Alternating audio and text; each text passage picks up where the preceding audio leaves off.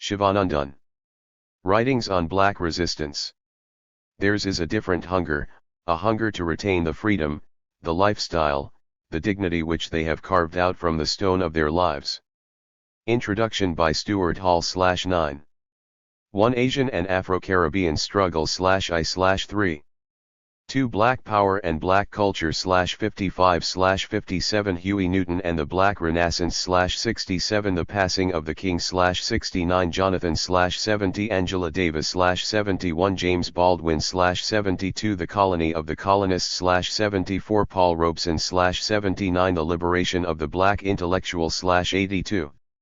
3 The Black Experience in Britain/99 Race, Class, and the State/IOI Grunwick/126 From Immigration Control to Induced Repatriation/131. 4 Racism and Imperialism/141 Imperialism and Disorganic Development in the Silicon Age/143 Race, Class, and Caste in South Africa/161.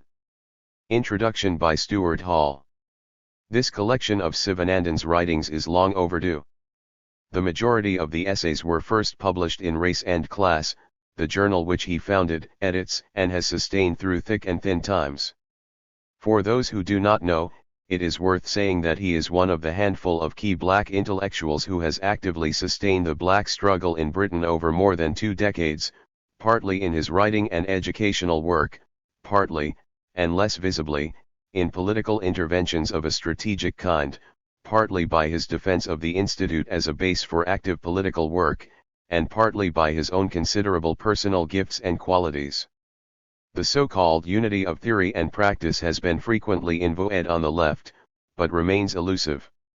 These essays represent something as closely approximating to that ideal as one is likely to find anywhere in recent British writing on the themes of black struggle. The essays deserve to be better known. Many of them will be already familiar to those engaged in the politics of black resistance, though it is good to have them at last between single covers. They have acquired, indeed, a remarkable underground reputation, thumbed over, read and reread, argued about and debated wherever these issues are taken seriously. They have also, frequently, been plagiarized, which is its own kind of recognition, usually without acknowledgement, which seems to be the fate, not only of Shiva's work, but of the Institute, the first telephone number which journalists and other seekers after truth can find when in search of the black connection, and the name they find most difficult to recall when the credits and acknowledgements begin to roll. Even amongst white activists who regard themselves as fully paid-up members of the anti-racist struggle, they are much less familiar than they deserve. I doubt whether these are matters that keep Sivanandan awake at night. Indeed, I suspect they must be numbered amongst the many rich ironies of political struggle which he so deeply relishes and from which he has extracted so much humor. Over the years, this capacity to take some pleasure from the richly contradictory nature of black struggle in a white society is a quality which has infuriated numerous white audiences, and is not always well understood even amongst his friends and would-be supporters. The black cause, as we know, is a serious matter, hence black intellectuals are expected to be serious, noble, and dignified at all times, above all, simple in their indignation. Sivanandan has, however, systematically refused to be simple in this way. I have always regarded this complexity, in the best sense, his doubleness, as a political, as well as a personal, strategy. Surrounded as he has been by the ambiguities, duplicities, the multiple masks of his so-called host society, Sivanandan has actively cultivated a number of appropriate personae. One face, extremely polite, especially when pointing out the contradictory toils in which the speaker is currently entwining himself, and full of a rich but cunning show of innocence, is sometimes turned to allies and enemies alike, above cruelty. Another, principled, militant, intransigent in opposition, yet gentle in personal relationship, is reserved for comrades and friends with whom he has become linked and bound in struggle, below ground. His enemies would be well advised not to mistake the one for the other.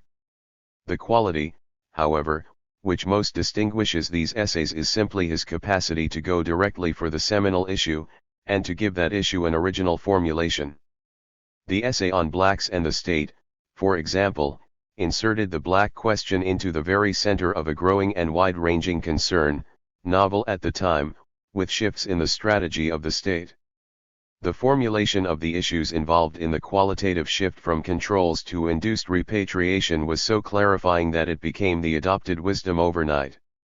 It formed a watershed in the thinking about the structural position of blacks in Britain. The connections between blacks workers, the new technology and the new international division of labor were powerfully posed in what for years remained as the only political discussion readily at hand. The analysis of such key struggles as Grunwick and the riots of summer 1981 has become something of a test case for political analysts of the left. Shiva's accounts are amongst the few which deserve to be preserved and which stand rereading years. 11. After.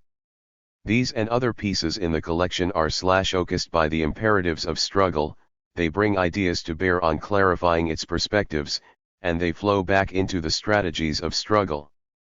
Few writers can claim to have approached so clearly the organic connection between analysis and practice, which is the hallmark of the political intellectual. Those involved in or committed to these struggles will, therefore, have much to gain from reading or rereading these essays. But, historical memories being so short, it is worth reminding them of the story of how the base for this kind of work was laid. Behind these essays lies the history of the Institute itself, the focal point for race relations research in the early days, then, like Card, polarized and fractured by the growing politicization of black struggle in the 1960s, the critical moment when the race relations industry was first identified, and its project analyzed. These are crucial moments, at each of which Sivanandan played a critical role. Few know the story of how he simply hijacked the Institute from under their very noses, took the material resources which he has helped, painfully, to accumulate, packed them up, and walked out with them, as it were, under his arm, transferring them to a less salubrious and less respectable part of town, bearing the official title with him, to a base where the brothers and sisters had a far better idea what to do with them than those he had left behind.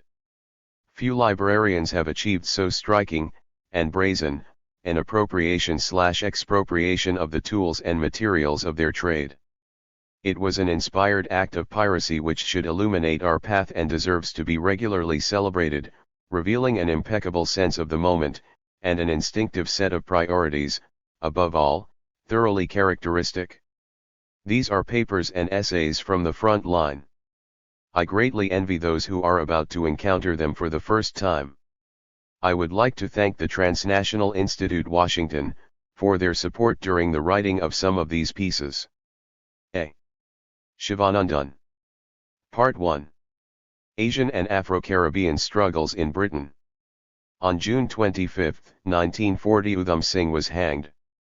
At a meeting of the Royal Asiatic Society and the East India Association at Caxton Hall, London, he had shot dead Sir Michael O'Dwyer, who had presided over the massacre of unarmed peasants and workers at Jallianwala Bagh, Amritsar, in 1919. Udham was a skilled electrician, an active trade unionist and a delegate to the Loka Trades Council, and, in 1938, had initiated the setting up of the first Indian Workers' Association, in Coventry. In October 1945 at Chorlton Town Hall in Manchester, the Fifth Pan-African Congress, breaking with its earlier reformism, pledged itself to fight for the absolute and complete independence of the colonies and an end to imperialism, if need be through Gandhian methods of passive resistance. Among the delegates then resident in Britain were Kwame Nkrumah, Jomo Kenyatta, George Padmar, Wallace Johnson, C.L.R. James and R.A.S. Makonnen. W.E.B. Du Bois, who had founded the Pan-African Congress in America in 1917, presided. In September 1975, 3 young West Indians held up a Knightsbridge restaurant for the money that would help set up proper schools for the black community, finance black political groups and assist the liberation struggles in Africa. Of such strands have black struggles in Britain been woven. but their pattern was set on the loom of British racism. In the early period of post-war Reconstruction, when Britain, like all European powers, was desperate for labor, racialism operated on a free market basis, adjusting itself to the ordinary laws of supply and demand. So that in the sphere of employment, where too many jobs were seeking too few workers, as the state itself had acknowledged in the Nationality Act of 1948, racialism did not debar black people from work per se. It operated instead to deskill them, to keep their wages down and to segregate them in the dirty, ill-paid jobs that white workers did not want, not on the basis of an avowed racialism but in the habit of an acceptable exploitation. In the sphere of housing, where too many people were seeking too few houses. 4. Racialism operated more directly to keep blacks out of the housing market and to herd them into bedsitters in decaying inner city areas. And here the racialism was more overt and sanctioned by society. For the selection of tenants, wrote Ruth Glass scathingly, is regarded as being subject solely to the personal discretion of the landlord. It is understood that it is his privilege to bar Negroes, Sikhs, Jews, foreigners in general, Cockneys, socialists, dogs or any other species which he wants to keep away. The recruitment of workers, however, in both state and private enterprises is a question of public policy, determined explicitly or implicitly by agreements between trade unions, employers' associations, and government. As a landlord, Mr. Smith can practice discrimination openly; as an employer, he must at least disguise it. In the sphere of housing, tolerance is a matter of private initiative; in the sphere of employment, it is in some respects nationalist.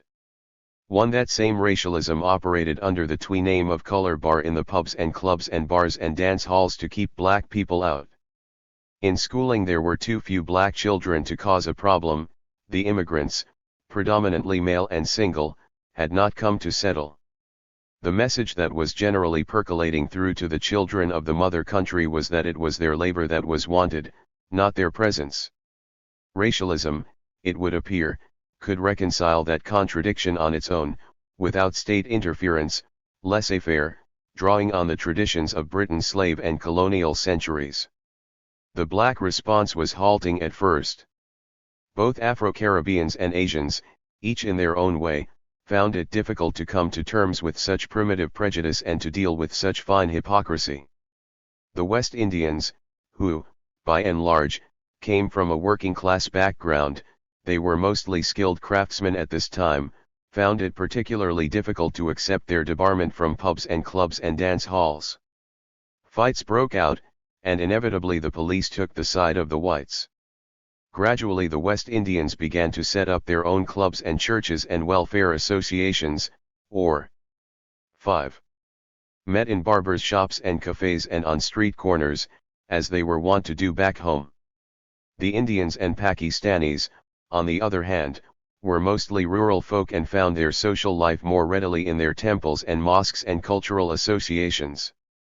Besides, it was through these and the help of elders that the non-English-speaking Asian workers could find jobs and accommodation, get their official forms filled in, locate their kinsmen or find their way around town. In the area of work, too, resistance to racialism took the form of ad hoc responses to specific situations grounded in tradition. Often those responses were individualistic and uncoordinated, especially as between the communities, since Asians were generally employed in factories, foundries, and textile mills, while recruitment of Afro-Caribbeans was concentrated in the service industries. And even among these, there were ethnic jobs, LLKE in the Bradford textile industry, and, often, ethnic shifts. A racial division of labor kept the Asian and Afro-Caribbean workers apart and provided little ground for common struggle. Besides, the black workforce at this time, though concentrated in certain labor processes and areas of work, was not in absolute terms a large one, with West Indians outnumbering Indians and Pakistanis. Hence, the resistance to racial abuse and discrimination on the shop floor was more spontaneous than organized, but both individual and collective. Some workers left their jobs and went and found other work. Others just downed tools and walked away. On one occasion a Jamaican driver, incensed by the racialism around him, just left his bus in the high street and walked off. But there were also efforts at collective action on the factory floor. Often these took the form of petitions and appeals regarding working conditions, facilities, even wages, but, unsupported by their white fellows, they had little effect. On occasions, there were attempts to form associations, if not unions, on the shop floor. In 1951, for instance, skilled West Indians in an ordnance factory in Merseyside met secretly in the lavatories and washrooms to form a West Inn. 6. Dion Association, which would take up cases of discrimination. But the employers soon found out and they were driven to hold their meetings in a neighboring barber's shop, from which point the association became more community-oriented. Similarly, in 1953 Indian workers in Coventry formed an association and named it, in the memory of Udham Singh, the Indian Workers' Association. But these early organizations generally ended up as social and welfare associations. The Merseyside West Indian Association, for instance, went through a period of vigorous political activity, taking up cases of discrimination and the cause of colonial freedom, but even as it grew in numbers and out of its barber's shop premises and into the white-run Stanley House, it faded into interracial social activity and oblivion. 2. Discrimination in housing met with a community response from the outset. It was not, after all, a problem that was susceptible to individual solutions. Denied decent housing, both Asians and Afro-Caribbeans took to pooling their savings till they were sizable enough to purchase property. The Asians operated through an extended family system or mortgage clubs and bought short lease properties which they would rent to their kinsfolk and countrymen. Similarly, the West Indians operated a partner or susu system, whereby a group of people would pool their savings and lend out a lump sum to each individual in turn. Thus their savings circulated among their own communities and did not go into banks or building societies to be lent out to white folk. It was a sort of primitive banking system engendered by tradition and enforced by racial discrimination. Of course, the prices the immigrants had to pay for the houses and the interest rates charged by the sources that were prepared to lend to them forced them into overcrowding and multi-occupation, invoking not only further racial stereotyping but, in later years, the rigors of the Public Health Act. Thus it was around housing principally, but through traditional cultural and welfare associations and groups, that black self-organization and self-reliance grew, unifying the respective communities. It was a strength that was to stand them in good 1. stead in the struggles to come. There was another area, too, where such organization was significant, and offered up a different unity, the area of anti-colonial struggle. There had always been overseas students' associations, African, Asian, Caribbean, but in the period before the First World War these were mostly in the nature of friendship councils, social clubs, or debating unions. But after that war and with the race riots of 1919 still fresh in their mind, West African students formed the West African Students' Union in 1925, with the explicit aim of opposing race prejudice and colonialism. It was followed in 1931 by the predominantly West Indian League of Colored Peoples. This was headed by an ardent Christian, Dr. Harold Moody, and devoted to the welfare of colored peoples in all parts of the world and to the improvement of relations between the races. But its journal, Keys, investigated and exposed cases of racial discrimination, and in 1935, when colonial seamen and their families, especially in Cardiff, were being subjected to great economic hardship because of their color, indicted the trade union, the police, and the shipowners of cooperating smoothly in barring colored colonial seamen from signing on ships in Cardiff. 3. The connections, between colonialism and racialism, between black students and black workers, were becoming clearer, the campaigns more coordinated. And to this was added militancy when in 1937 a group of black writers and activists, including C.L.R. James, Wallace Johnson, George Padmar, Jomo Kenyatta, and R.A.S. Makanan, got together to form the International African Service Bureau. In 1944 the Bureau merged into the Pan-African Federation to become the British section of the Pan-African Congress movement. From the outset, the Bureau was uncompromising in its demand for democratic rights, civil liberties, and self-determination for all subject peoples. As the Second World War drew to a close and India's fight for Swaraj stepped up, the movement for colonial freedom gathered momentum. Early in 1945 Asians, Africans, and West Indians then living in Britain came together in a Subject Peoples 8th Conference. Already in February that year, the Pan-African Federation, taking advantage of the presence of colonial delegates at the World Trade Union Conference, had invited them to a meeting at which the idea of another Pan-African Congress was mooted. Accordingly, in October 1945 the Fifth Pan-African Congress met in Manchester and, inspired by the Indian struggle for independence, forswore all gradualist aspirations and pledged itself to the liquidation of colonialism and imperialism. Nkrumah, Kenyatta, Padmar, James, they were names that were to crop up again in the history of anti-racist and anti-imperialist struggle. 3 years later India was free and the colonies of Africa and the Caribbean in ferment. By now, there was hardly an Afro-Caribbean association in Britain which did not espouse the cause of colonial independence and of black struggle generally. Asian immigrants, however, were past independence and the various Indian leagues and workers' associations which had earlier taken up the cause of Swaraj had wound down. In their place rose Indian workers' associations concerned with immigrant issues and problems in Britain, though still identifying with political parties back home, the Communist Party and Congress in particular. So that two broad strands begin to emerge in IWA politics, one stressing social and welfare work and the other trade union and political activity, though not exclusively so. In sum, the anti-racialist and anti-colonial struggle of this period was beginning to break down island and ethnic affiliations and associations and to reform them in terms of the immediate realities of social and racial relations, engendering in the process strong community bases for the shop floor battles to come.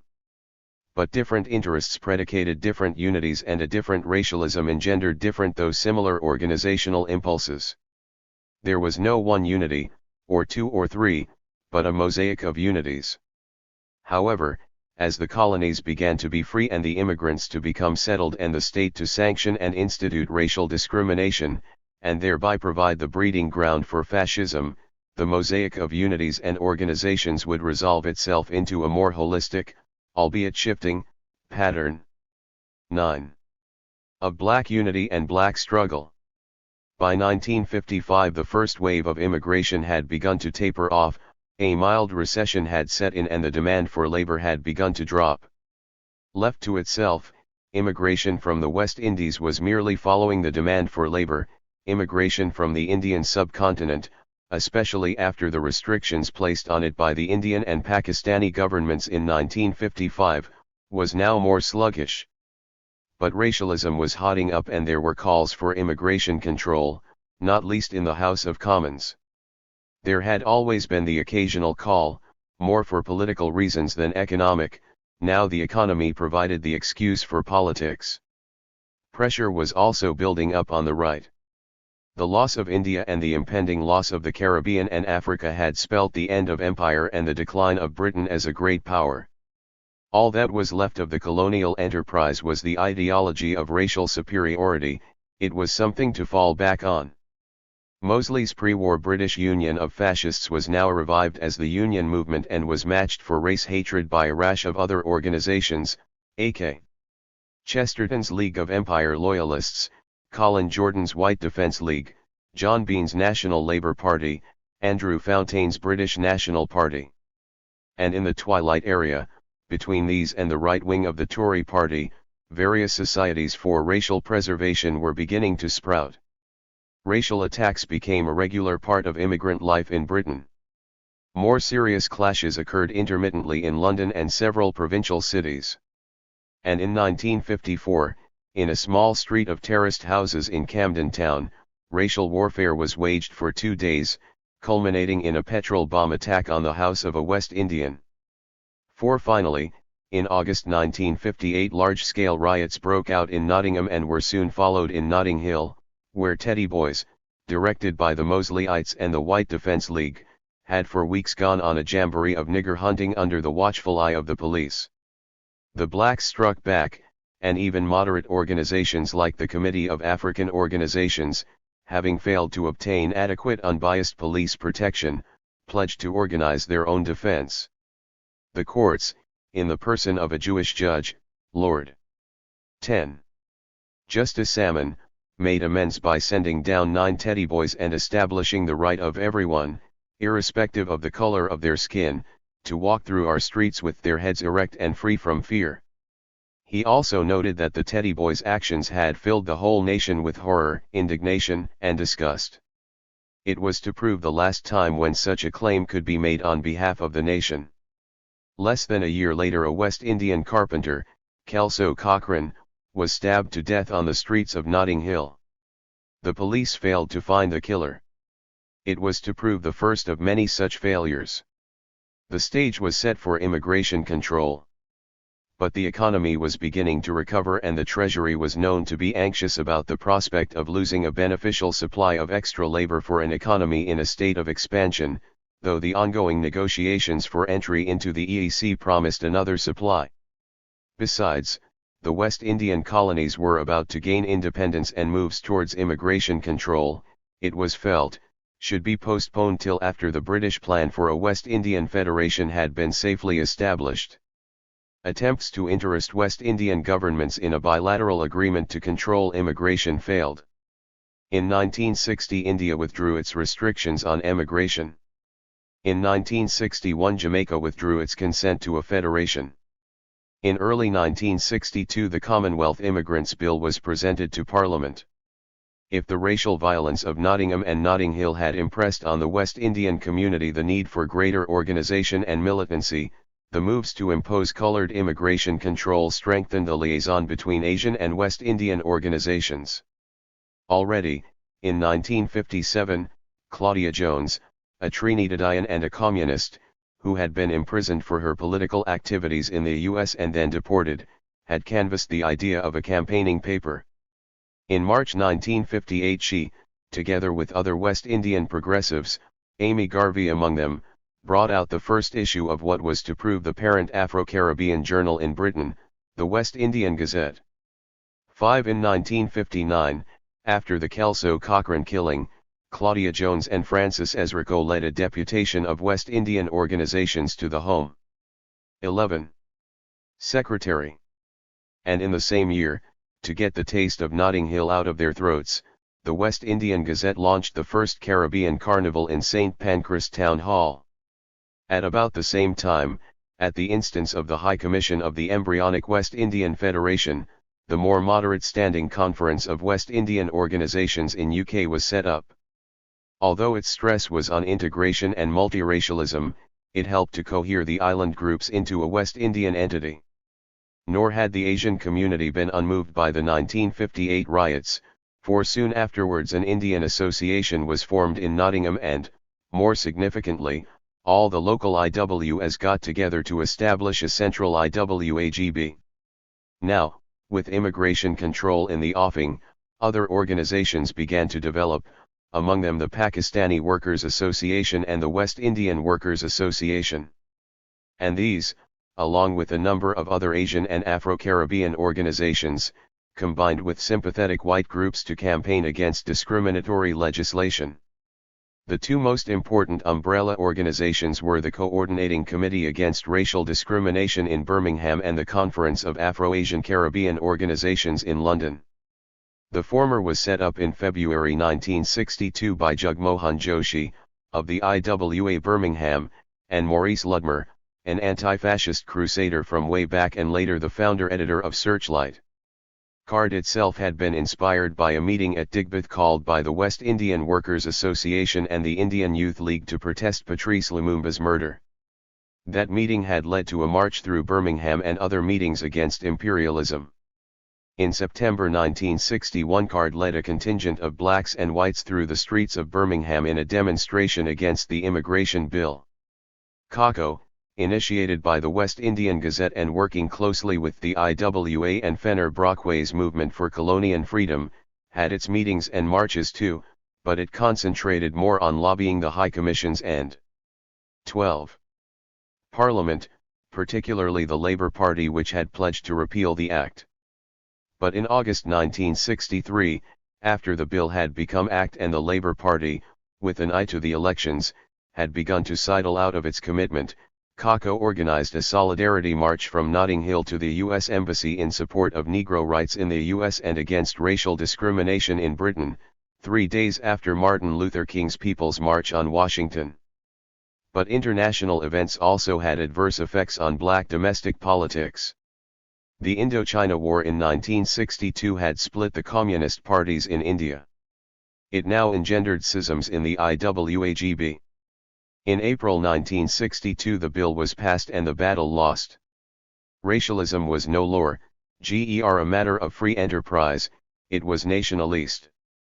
If labor from the colored Commonwealth and colonies was still needed, its intake and deployment was going to be regulated not by the market forces of discrimination but by the regulatory instruments of the state itself. The state was going to say at the very port of entry which blacks could come and which blacks couldn't, and where they could go and where they could live, and how they should behave and deport themselves. Or else. There was the immigration officer at the gate and the fascist within. Racism was respectable, sanctioned, but with reason.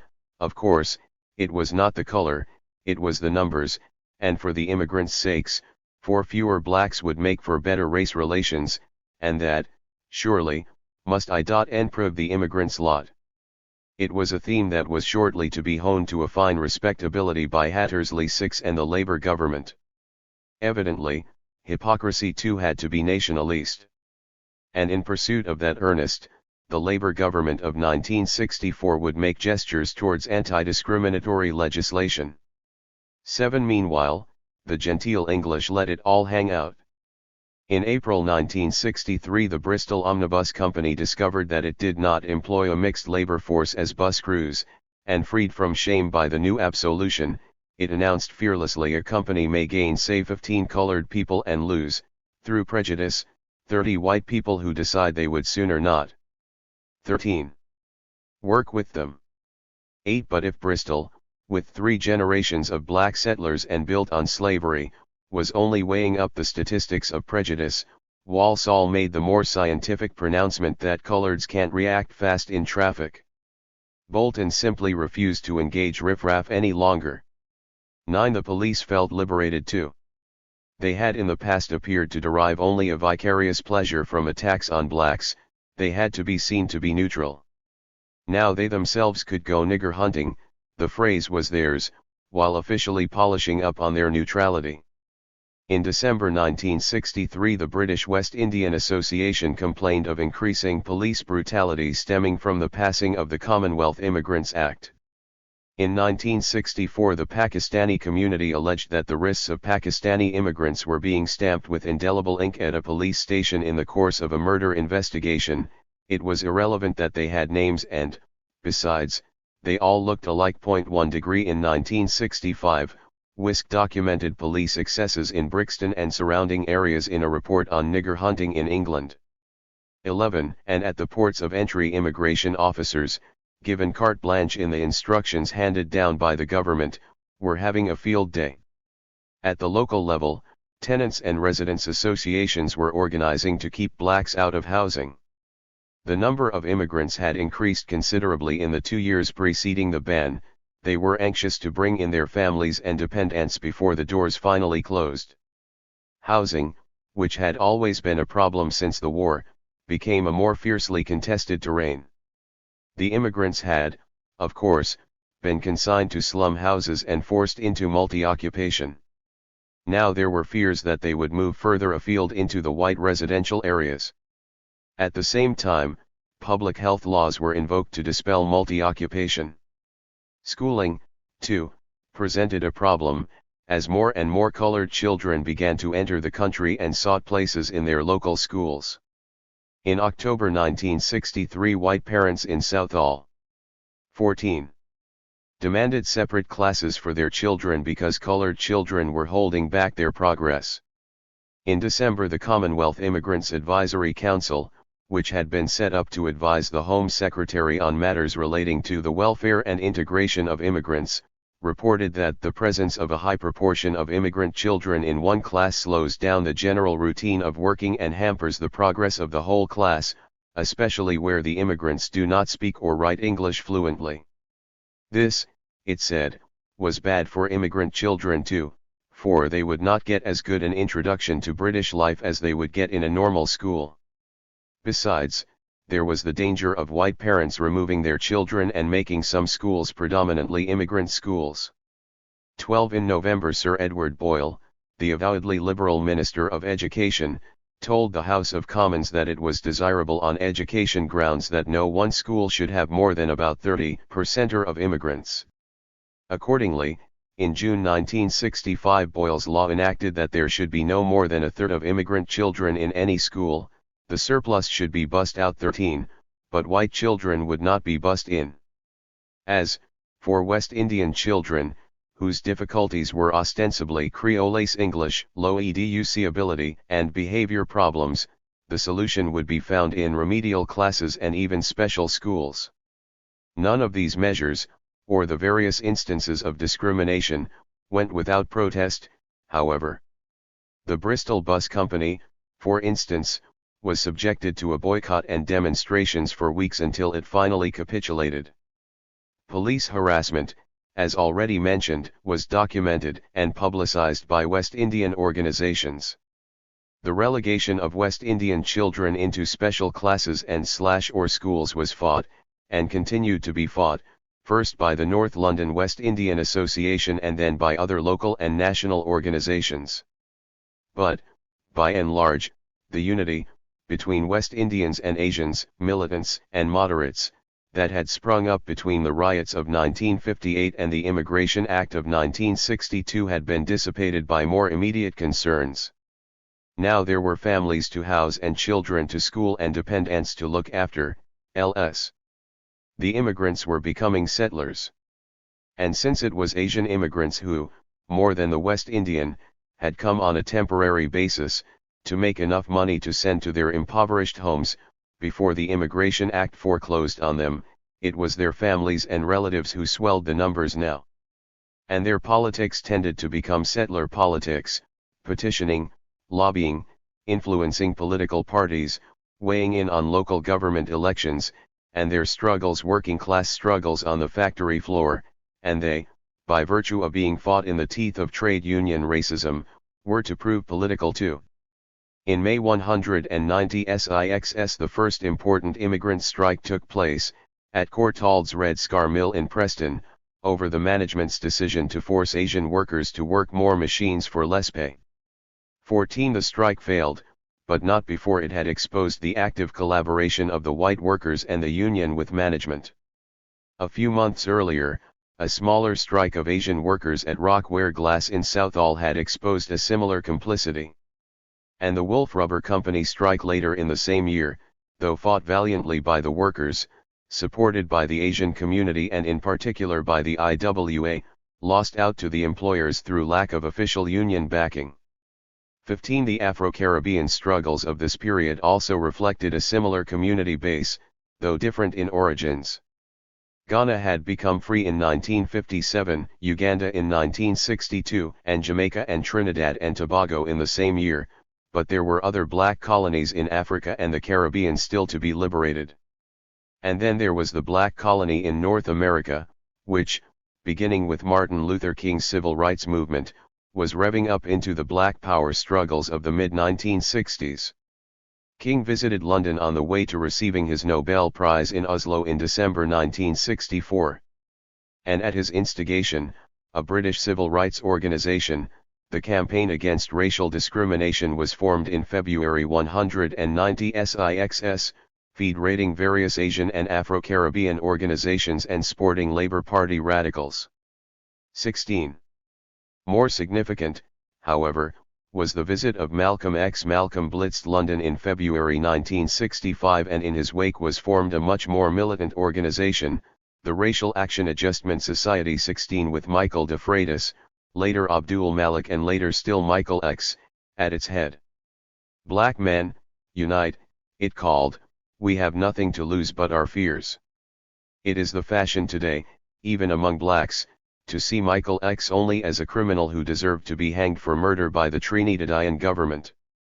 But it was Michael and Roy Saw and their colleagues in RAAS who, as we shall see, more than anybody else in this period freed ordinary black people from fear and taught them to stand up for their rights and their dignity. 7. It was out of RAAS, too, that a number of our present-day militants have emerged. It is also alleged, in hindsight and contempt, that RAAS had no politics but the politics of thuggery. But it was RAAS who descended on Red Scar Mills in Preston to help the Asian strikers.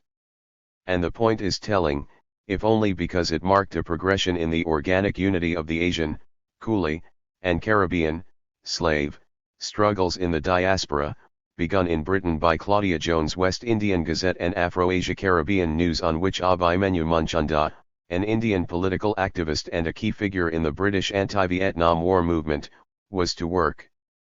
But RAAS, or Black Milita.NCY generally, would not have had the backing it did but for the growing disillusion with the Labour Party's policies on immigration control and, therefore, racism.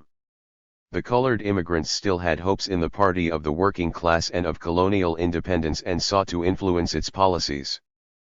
But after the 1964 general election, Labour's position became clearer. Peter Griffiths, the Tory candidate for Smethwick, had campaigned on the basis of ending immigration and repatriating the coloureds.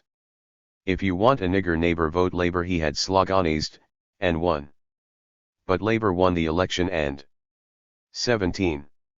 Harold Wilson, the incoming Prime Minister, denounced Griffiths as a parliamentary leper. However, Wilson's policies were soon to become lepers too. The Immigration Act was not only renewed in the White Paper of August 1965 but went on to restrict colored immigration further on the basis that fewer numbers made for better race relations. In pursuit of that philosophy, Labour then proceeded to pass a Race Relations Act, which threatened racial discrimination in places of public resort with conciliation. It was prepared, however, to penalize incitement to racial hatred, and promptly proceeded to prosecute Michael X. Equally off-target and ineffectual were the two statutory bodies that Labour set up, the National Committee for Commonwealth Immigrants and the Race Relations Board, the one chiefly to liaise with immigrants and ease them out of the difficulties which prevented integration, and the other, as mentioned above, to conciliate discrimination in hotels and places through conciliation committees. To ordinary blacks these structures were irrelevant. Liaison and conciliation seemed to define them as a people apart who somehow needed to be fitted into the mainstream of British society, when all they were seeking were the same rights as other citizens. They were themes that were to rise again in the area of police-black relations, this time as substitutes for police accountability, and not without the same significance.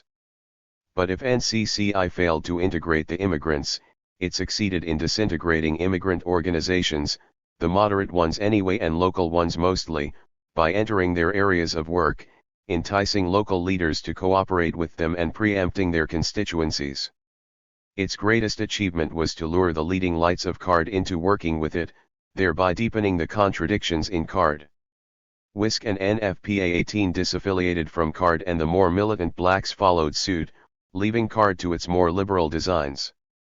The government had effectively shut out one area of representative black opinion.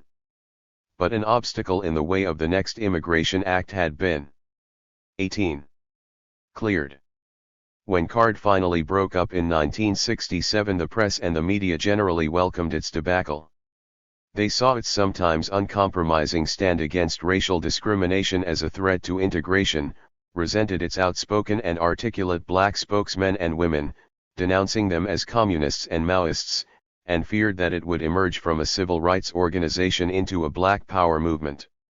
The paper of the top people, having warned the nation of the Dark Million in a series of articles in the months preceding the August 1965 White Paper, now wrote, "There are always heavy dangers in riding tigers, and these dangers are not reduced when the animal changes to a black panther. And a Times News team was later to write that the ominous lesson of card is that the mixture of pro-Chinese communism and American-style black power on the immigrant scene can be devastating. 19. The race relations pundits added their bit. The Institute of Race Relations commissioned a book giving the liberal version. Although an independent research organization, replete with academics, the IR had already been moving closer to government policies on immigration and integration, backing them with objective findings and research. 20. The race scene was changing, radically. The immigration acts, whatever their racialist promptings, had stemmed from an economic rationale, fashioned in the matrix of colonial capitalist practices and beliefs.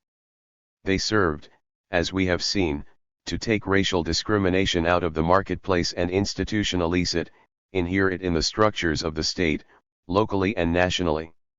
So that at both local and national levels race became an area of contestation for power. It was the basis on which local issues of schooling and housing and jobs were being, if not fought, sidetracked. It was an issue on which elections were won and lost. It was an issue which betrayed the trade unions' claims to represent the whole of the working class, and so betrayed the class. It had entered the arena of politics and swelled into an ideology of racism to be borrowed by the courts in their decision-making and by the fascists for their regeneration. 21. Racial attacks had already begun to mount.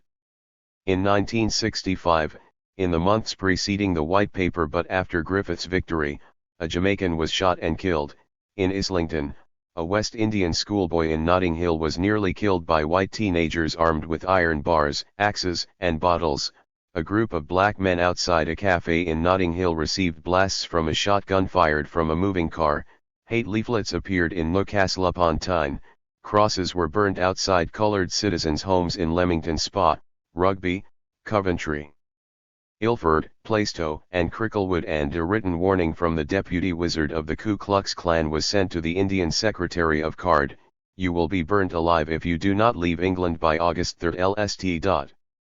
22. The British fascists, however, denied any connection with the Klan, not, it would appear, on a basis of fact, but in the conviction that there was now a sufficient groundswell of grassroots racism to float an electoral party. Electoral politics, of course, were not going to bring them parliamentary power, but they would provide a vehicle for propaganda and a venue for recruitment, and all within the law. They could push their vile cause to the limits of the law, within the framework of the law, forcing the law itself to become more repressive of democratic freedoms. By invoking their democratic right to freedom of speech, of association, etc. By claiming equal TV time as the other electoral parties and by gaining legitimate access to the Press 1 MD radio, they would propagate the cause of denying others those freedoms and legitimacies, the blacks in the first place. They would move the whole debate on race to the right and force incoming governments to further racist legislation, on pain of electoral defeat. And so, in February 1967, the League of Empire Loyalists, the British National Party and local groups of the Racial Preservation Society merged to form the National Front, and in April that year put up candidates for the Greater London Council elections. But they, and the government, reckoned without the blacks. The time was long gone when black people, with an eye 20 to returning home, would put up with repression. They were settlers now. And state racism had pushed them into higher and more militant forms of resistance, incorporating the resistances of the previous period and embracing both shop floor and community, Asians and Afro-Caribbeans, sometimes in different areas of struggle, sometimes together. RAAS, as we have seen, was formed in 1965. It was wholly an indigenous movement arising out of the opposition to native British racism but catalyzed by Malcolm X and the black Muslims. And so it took in, on both counts, the African, Asian, Afro-Caribbean and Afro-American dimensions of struggle and the struggles in the workplace and the community. It had, almost as its first act, descended on the Red Scar Mills in Preston to help the Asian strikers. It then set up office in a barber's shop in Reading and worked and recruited in the North and the Midlands with Abdullah Patel and Roy Shah as its organizers there. In London, too, RAAS gathered a sizable following through its work with London busmen and its legal service for black people in trouble with the police. It was written up in the press, often as a novel and passing phenomenon, and appeared on BBC's Panorama programme. The disillusion with cards swelled RAAS's numbers. And the indictment of Michael X in 1967 for an inflammatory speech against white people, when white people indulged freely in racist abuse, served to validate RAAS's rhetoric. At Speaker's Corner, Roy Shah and other black speakers would inveigh against the white devil and the Anglo-Saxon swine, and find a ready and appreciative audience. In June 1967 the Universal Colored People's Association was formed, headed by a Nigerian playwright, Obi Egbuna. It too arose from British conditions, but, continuing in the tradition of the struggle against British colonialism, stressed the need to fight both imperialism and racism. The anti-white struggle was also anti-capitalist and anti-imperialist, universal to all colored peoples. And so its concerns extended from racism in Britain and elsewhere to the war in Vietnam, the independence of Zimbabwe, the liberation of Portuguese Africa, the Cultural Revolution in China. It was, of course, inspired and influenced by the Black Power struggle in America and, more. 21. Immediately, by Stokely Carmichael's visit to London in July that year. Black Power, Egbuna declared at a Vietnam protest rally in Trafalgar Square in October 1967, means simply that the blacks of this world are out to liquidate capitalist oppression of black people wherever it exists by any means necessary. Black people in Britain, the UCPA pointed out, though numerically small, were so concentrated in vital areas of industry, hospital services, and transport that a black strike could paralyze the economy. Some UCPA speakers at meetings in Hyde Park urged more direct action. Roy Shah urged colored nurses to give wrong injections to patients, colored bus crews not to take the fares of black people. Indian restaurant owners to put something in the curry. 23 Alex Watson, a Jamaican machine operator, was reported to have exhorted colored people to destroy the whites. 24 Ajo Yugos, an unemployed Indian, pointed out that to kill whites was not murder, and Uyurnumu Ezekiel, Nigerian electrician, having derided the Prime Minister as a political prostitute, said that England was going down the toilet. 25 They were all prosecuted, Ezekiel was discharged, the others fined. But UCPA rhetoric was helping to stiffen black backs, its meetings and study groups to raise black consciousness, its ideology to politicize black people. The prosecution of its members showed up the complicity of the courts, protection rackets for the police, the Secretary of WISC was to call them. And its example, like that of RAAS, encouraged other black organizations to greater militancy. RAAS, it would appear, stressed black nationalism, while the UCPA emphasized the struggles of the international working class. But they were in fact different approaches to the same goals. RAAS's nationalism, stemming as it did from the West Indian experience, combined an understanding of how colonialism had divided the Asian and African and Caribbean peoples with an awareness of how that same colonialism made them one people now, they were all blacks. Hence the black house that RAAS was. 22. Briefly to set up on 1970 did not, like Leroy Jones/Amory Baraka's Spirit House which was its inspiration, exclude other coloreds, the historical experience was different.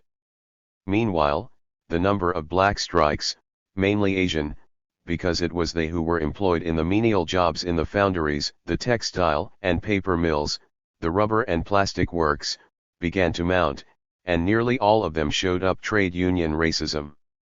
Working conditions in the foundries were particularly unendurable. The job itself involved working with molten metal at 1400 degrees centigrade. Burns and injuries were frequent. The wage was rarely more than £14 a week and promotion to skilled white-only jobs was unthinkable. Every action on the part of the Asian workers was either unsupported or opposed by the trade union to which they belonged, for example in the strike at Konigra Foundry in April 1967 and again in October 1968, at the Midland Motor Cylinder Co. in the same year and at Newby Foundry a year later. But the support from their communities and community organizations was unwavering.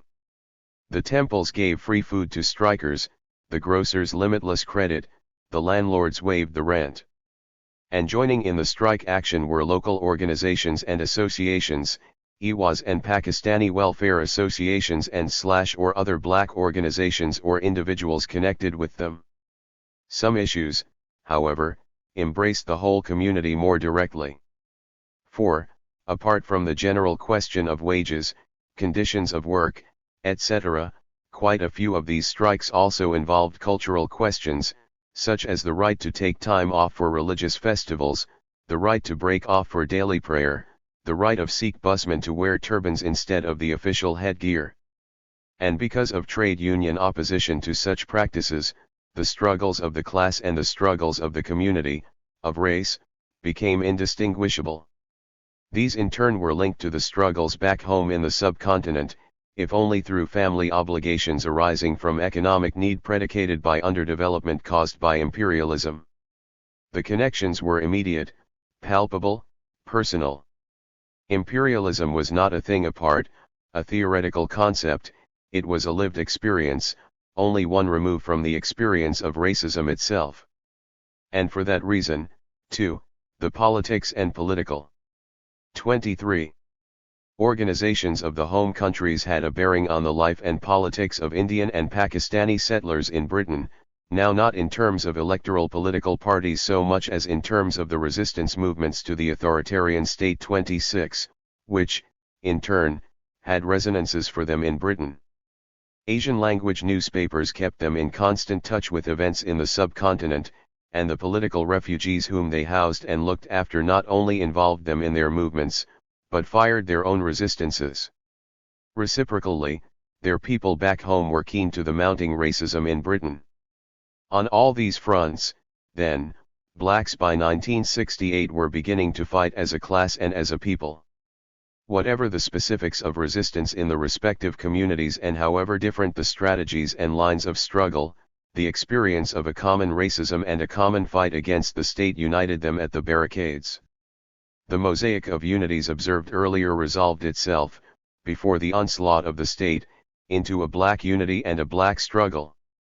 It would recede again when the state strategically retreated into urban aid programs and the creation of a class of black collaborators, only to be forged anew by another generation, British-born but not British.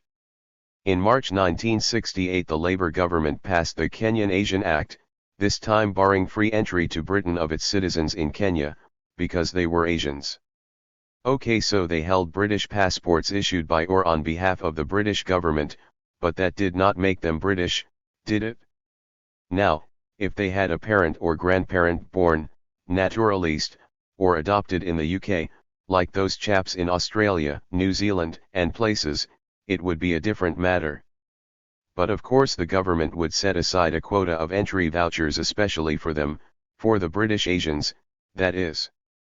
The reasons were not racial, as Prime Minister Wilson pointed out to the Archbishop of Canterbury, but geographical. 27 Between conception and passage the Act had taken but a week.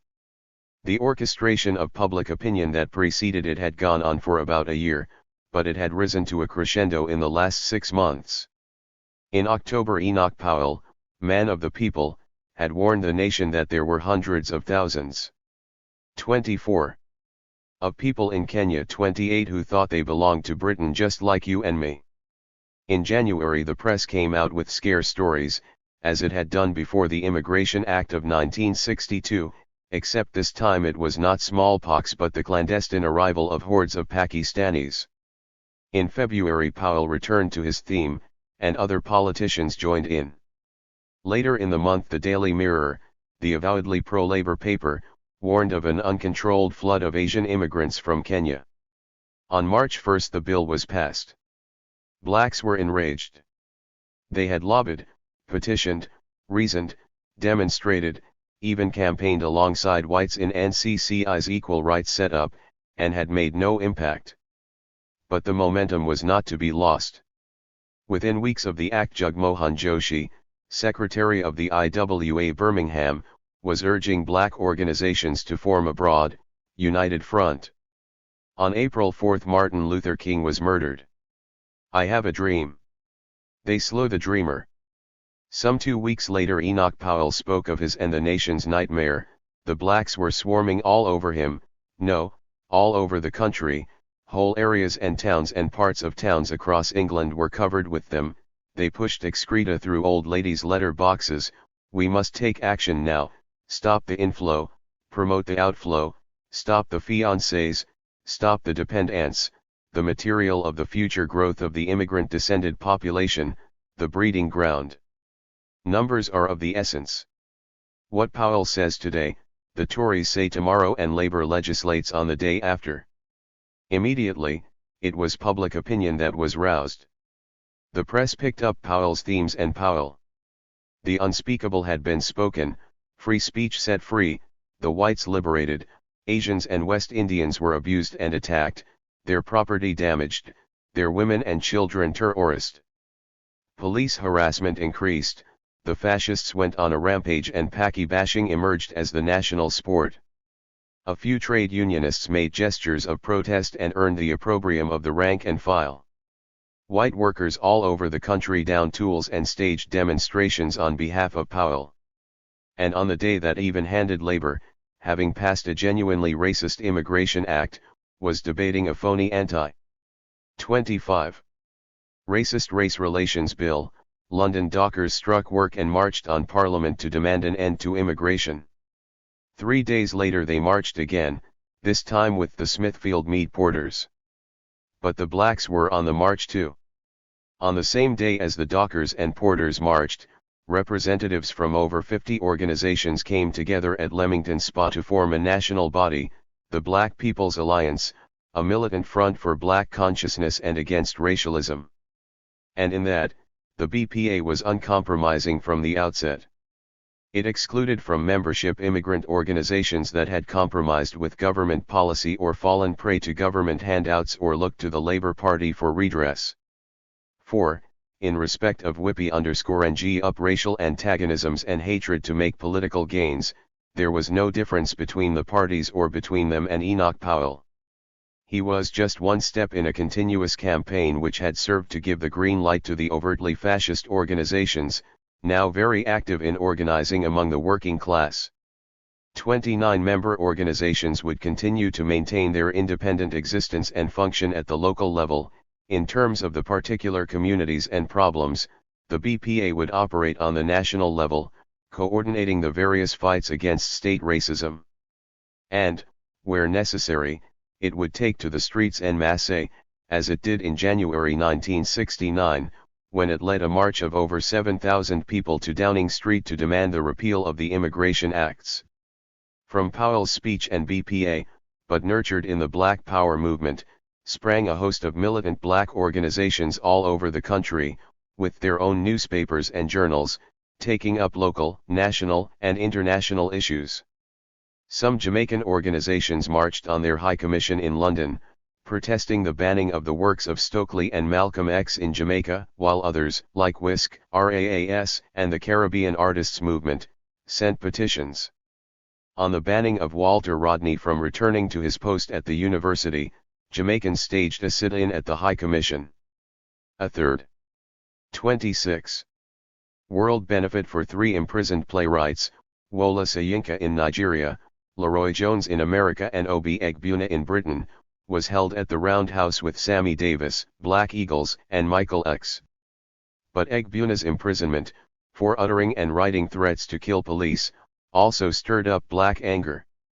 Unless something is done to ensure the protection of our people, wrote the Black Panther movement in its circular of October 3, 1968, we will have no alternative but to rise to their defense.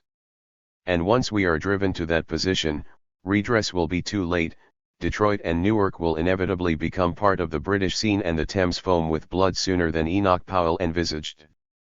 3. Less than 6 months after Powell's speech, Heath, the Tory leader, having sacked Powell from the shadow cabinet, himself picked up Powell's themes.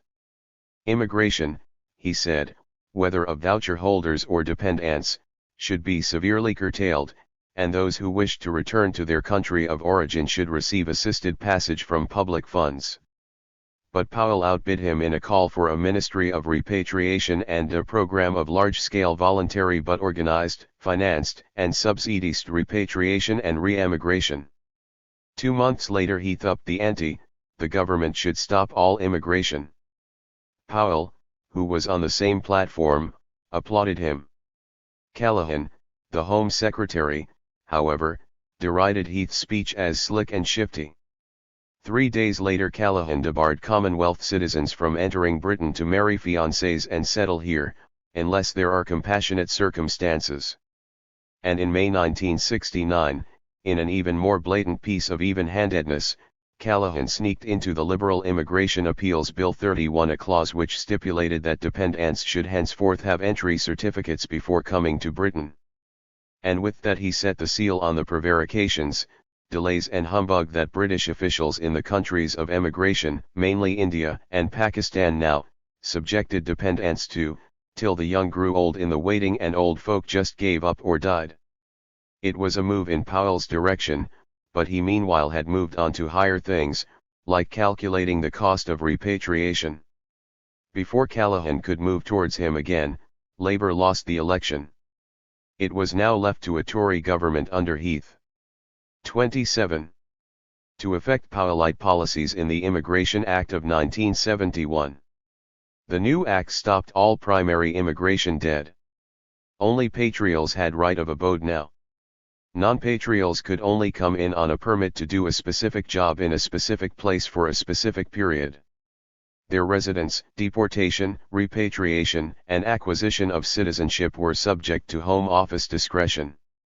But constables and immigration officers were empowered to arrest without warrant anyone who had entered or was suspected to have entered the country illegally or overstayed his or her time or failed to observe the rules of the Act in any other particular. Since all blacks were, on the face of them, non-patriots, this meant that all blacks were illegal immigrants unless proved otherwise. And since, in this respect, the Act would be retrospective, illegal immigrants went back a long way. Entry of dependents of those already settled in Britain would continue to be made on the basis of entry certificates issued by the British authorities, at their discretion, in the country of emigration. Eligibility, as to age, dependency, relationship to the relative in the UK, etc., would have to be proved by the dependent. Children would have to be under 18 to be eligible at all and parents over 65. But entry clearances did not guarantee entry into Britain. It could still be refused at the port of entry by the immigration officer on the ground that false representations were employed or material facts were concealed, whether or not to the holder's knowledge, for the purpose of obtaining clearance, which they were not asked for in the first place. And as for those who wanted to be repatriated, every assistance would be afforded. On the face of it, the Act appeared no more racist than its predecessors. Bans and entry certificates, stop and search arrests and SUS, detention and deportations were already. 28. Everyday aspects of black life. Even the distinction that the Act made between the old settlers and the new migrants to make them all migrants again did not seem to matter much, they had never been anything but colored immigrants. But there was something else in the air. The philosophy had begun to change, the raison d'etre of racism. It was not that racism did not make for cheap labor anymore, but that there was no need for capital to import it. Instead, thanks to advances in technology and changes in its own nature, capital could now move to labor, and did. The transnational corporations saw to that. 32. The problem was to get rid of the labor, the black labor that was already here. And racism could help there, with laws and regulations that kept families apart, sanctioned police harassment, invited fascist violence and generally made life untenable for the black citizens of Britain. And if they wanted to return home, assisted passages would speed their way. To get the full flavor of the Immigration Act of 1971, however, it must be seen in conjunction with the Industrial Relations Act of the same year.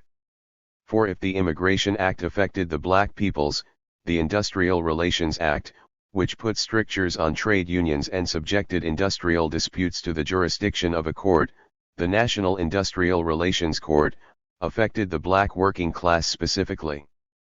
As workers, they were subject to the Industrial Relations Act's overall attack on the class. As blacks, they were subject to the Immigration Act's threat of deportation, as illegal immigrants or for acting in ways not conducive to the public good.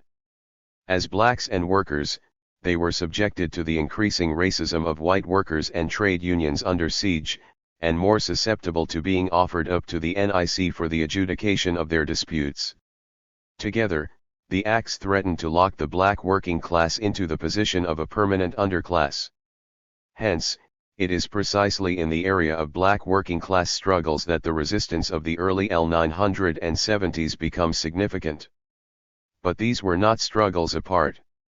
They were, because they were black, tied up with other struggles in the community, which in turn was involved in the battles on the factory floor. The corn.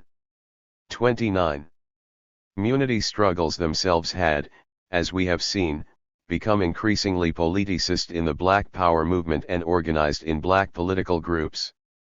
And they, after the failure of the white left to acknowledge the special problems of the black working class or the need for black self-help and organization, began to address themselves to the problems of black workers, in the factories, in the schools, in their relationship with the police.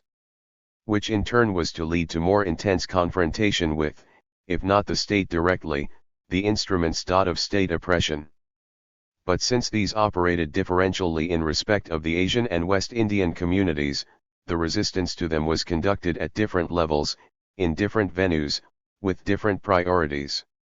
The energies of the Asian community, for instance, were taken up with trying to get their families and dependents in, and once in, to keep them from being picked up as illegal immigrants. Since these required a knowledge of the law and of officialdom, it was inevitable that their struggles in this respect would be channeled into legal battles, mainly through the Joint Council for the Welfare of Immigrants 33 with its expertise and commitment, and into petitioning and lobbying. This aspect was further reinforced by the issue of the shuttle Caucasians, those British Asians in East Africa who were bandied about from country to country before eventually being imprisoned in Britain prior to admission. 34 From 1972 Asian leaders and organization were also preoccupied with the resettlement of British Asian refugees from Amiens, Uganda. If the struggles to gain entry for their families and dependents drained the energies of the Asian community at one level, the abuse and the humiliation that those seeking entry were submitted to by immigration officials served to degrade and sometimes demoralize it. The instances are legion and have been documented elsewhere. 35 But the most despicable of them all was the vaginal examination of women for virginity, in itself an appalling violation but, for women from a peasant culture, a violation beyond violence. Further debilitating of the community was the police use of informers to apprehend suspected illegal immigrants individually and through fishing raids, generating 30. Thereby suspicion and distrust among families.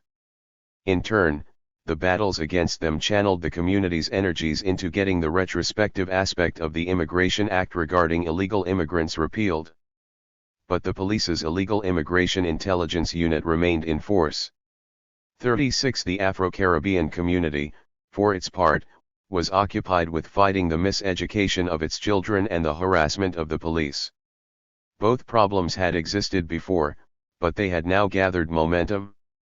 West Indian children were consistently and right through the schooling system treated as uneducable and as having unrealistic aspirations together with a low IQ. Consequently, they were banded into classes for backward children or dumped in ESN schools and forgotten.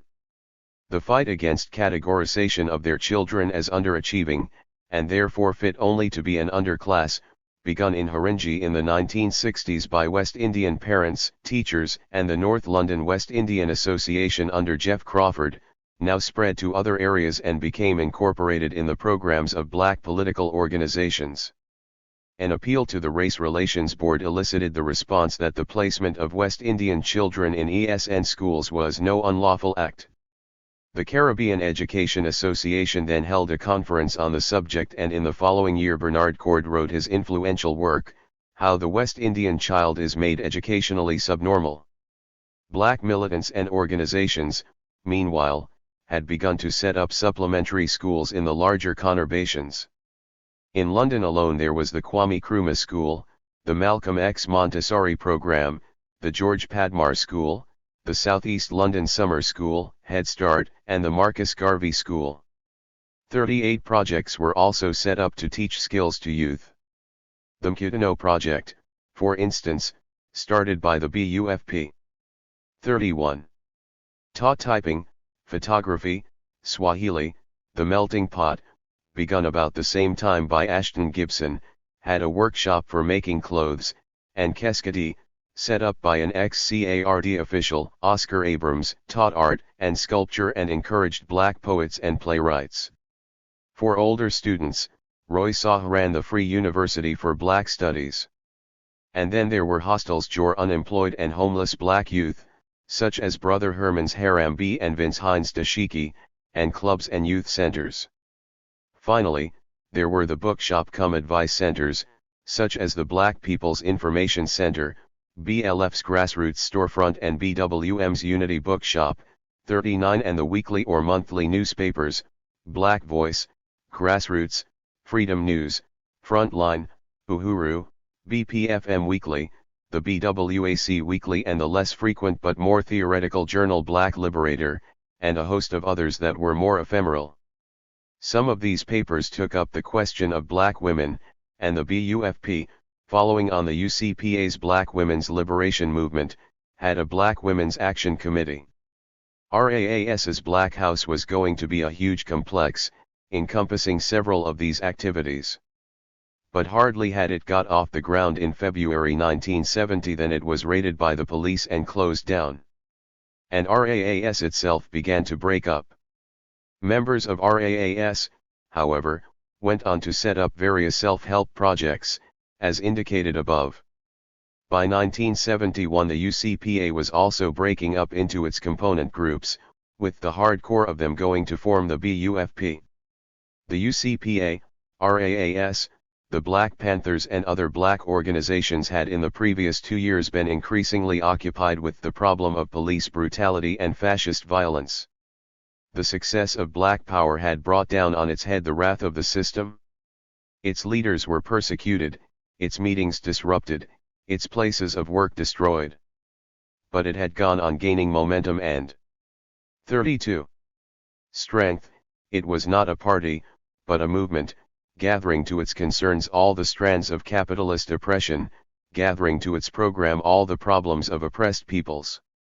There was hardly a black in the country that did not identify with it and, through it, to all the non-whites of the world, in one way or another. And as for the British-born youth, who had been schooled in white racism, the movement was the cradle of their consciousness. Vietnam, Guinea-Bissau, Zimbabwe, Azania were all their battle lines, China and Cuba their exemplars. The establishment was scared. The media voiced its fears. There were rumors that Black Power was about to take over Manchester City Council.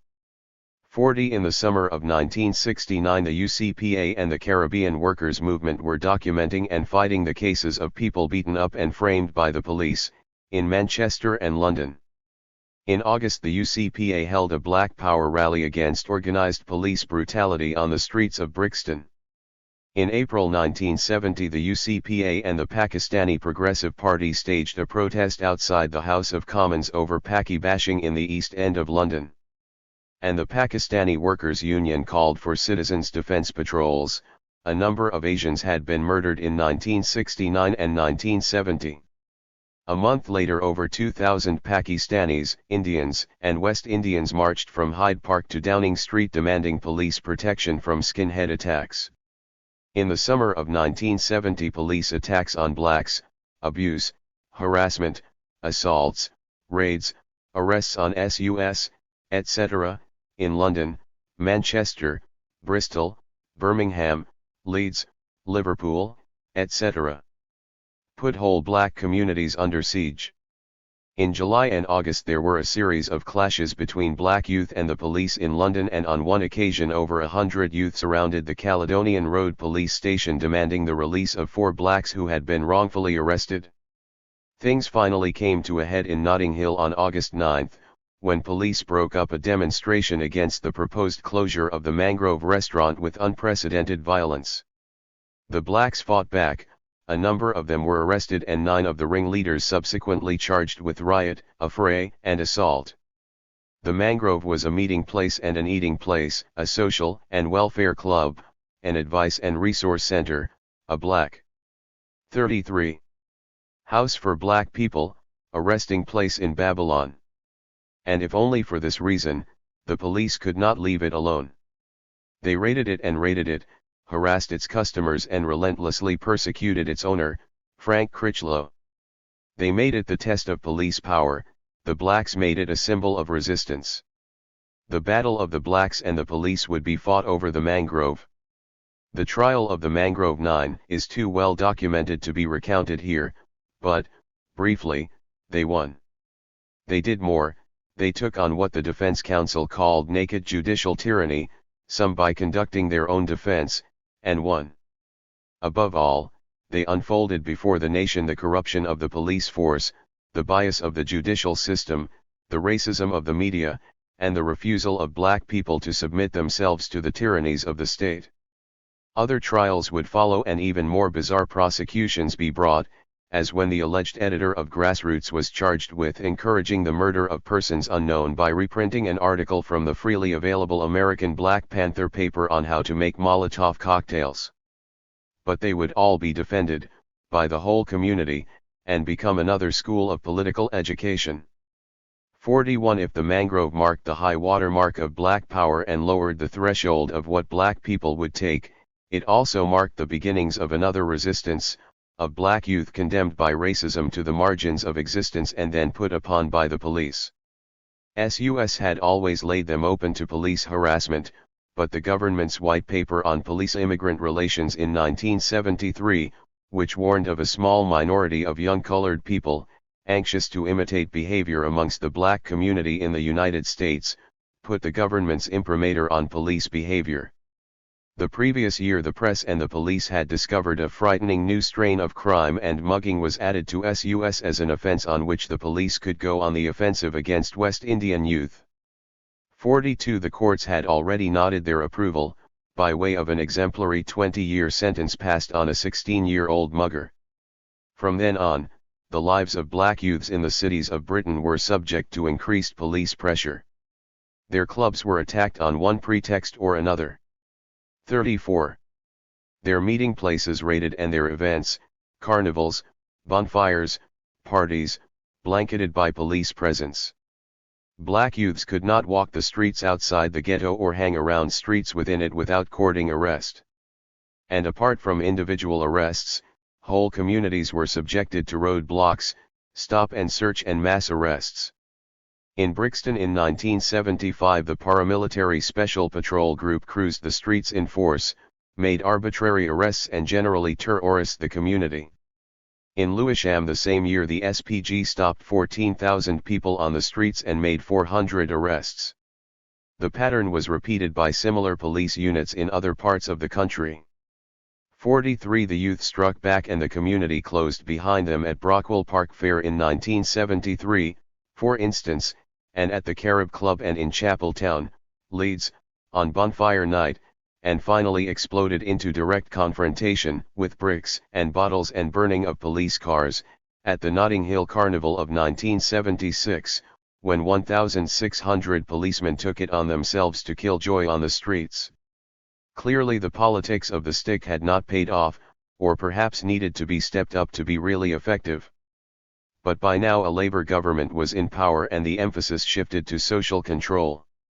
Meanwhile, the struggles in the workplace were throwing up another community, a community of black class interests, linking the shop floor battles of Pakistanis, Indians, and West Indians, sometimes directly through roving strike committees, sometimes through black political organizations, while combating at the same time the racism of the trade unions, from within their ranks.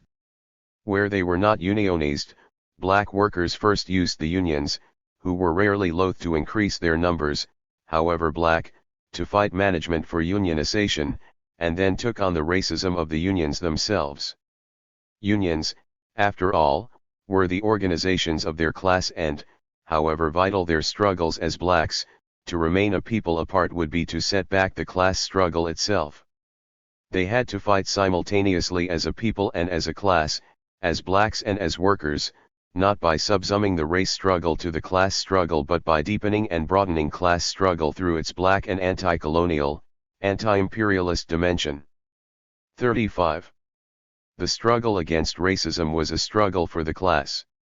A series of strikes in the early 1970s in the textile and allied industries in the East Midlands and in various factories in London illustrate these developments. In May 1972, Pakistani workers in crepe sizes in Nottingham went on strike over working conditions, redundancies, and pay. They composed the lowliest two-thirds of the workforce, were subjected to constant racial abuse by the white foremen and worked, without adequate safety precautions and toilet and canteen facilities, an 84-hour week for £40.08. And yet 5 of their number had been made redundant, after the workers had joined the Transport and General Workers Union. There was no official support from the union, however, till a solidarity committee composed of the wives and families of the strikers and of other Asian workers, community organizations, and the Nottingham-based BPFM forced the TGWU to act. In June the management capitulated, agreeing to union recognition and the reinstatement of the workers who had been made redundant. The strike of Indian workers at Mansfield hosiery mills in Loughborough in October 1972 was for higher wages and against the denial of promotion to jobs reserved for whites. The white workers went along with the wages claim but not promotion, and the union, the National Union of Hosiery and Knitwear Workers, first prevaricated and then decided to make the strike official, but not to call out the white workers. Once again, community associations, Asian workers at another company factory and political organizations like the BPFM and the BWM provided, in the Mansfield Hosiery Strike Committee, the basis for struggle. So that when strikes by Asian workers at the Courtauld and Harwood Cash Lawn Mills in Mansfield and E. Jaffe and Malmaclace in Nottingham broke out in the middle of 1973, the Mansfield Hosiery Strike Committee was at hand to give them support. More importantly, from a long-term view, the Strike Committee, pursuing its policy of pushing the trade union movement to fight racism not just in word but in deed, now called for a conference of trade unions against racialism. Accordingly, in June 1973 350 delegates from all the 36 the major unions and representatives from black community groups and black political organizations 44 came together at a conference in Digbeth Hall, Birmingham. From this emerged the Birmingham Conference Steering Committee, which in turn led to the setting up of the National Committee for Trade Unions Against Racialism. Meanwhile, in the London area in June 1972, West Indian workers at Stanmore Engineering Works struck work demanding wage increases recommended by their union, the Amalgamated Union of Engineering Workers. They went further, they staged a sit-in.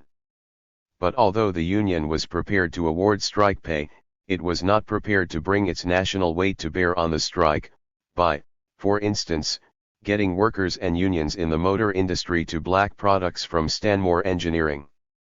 The strikers were eventually removed by a court injunction and sacked. Trade union racism showed up again a year later in the strike at Standard Telephone and Cables, a subsidiary of ITT, over promotion of West Indians to Whittianly jobs. The craft unions, like the metal mechanics, remained stubbornly craft/race oriented. The Electrical Trades Union opposed the strike as detrimental to its members, into whose ranks blacks sought promotion.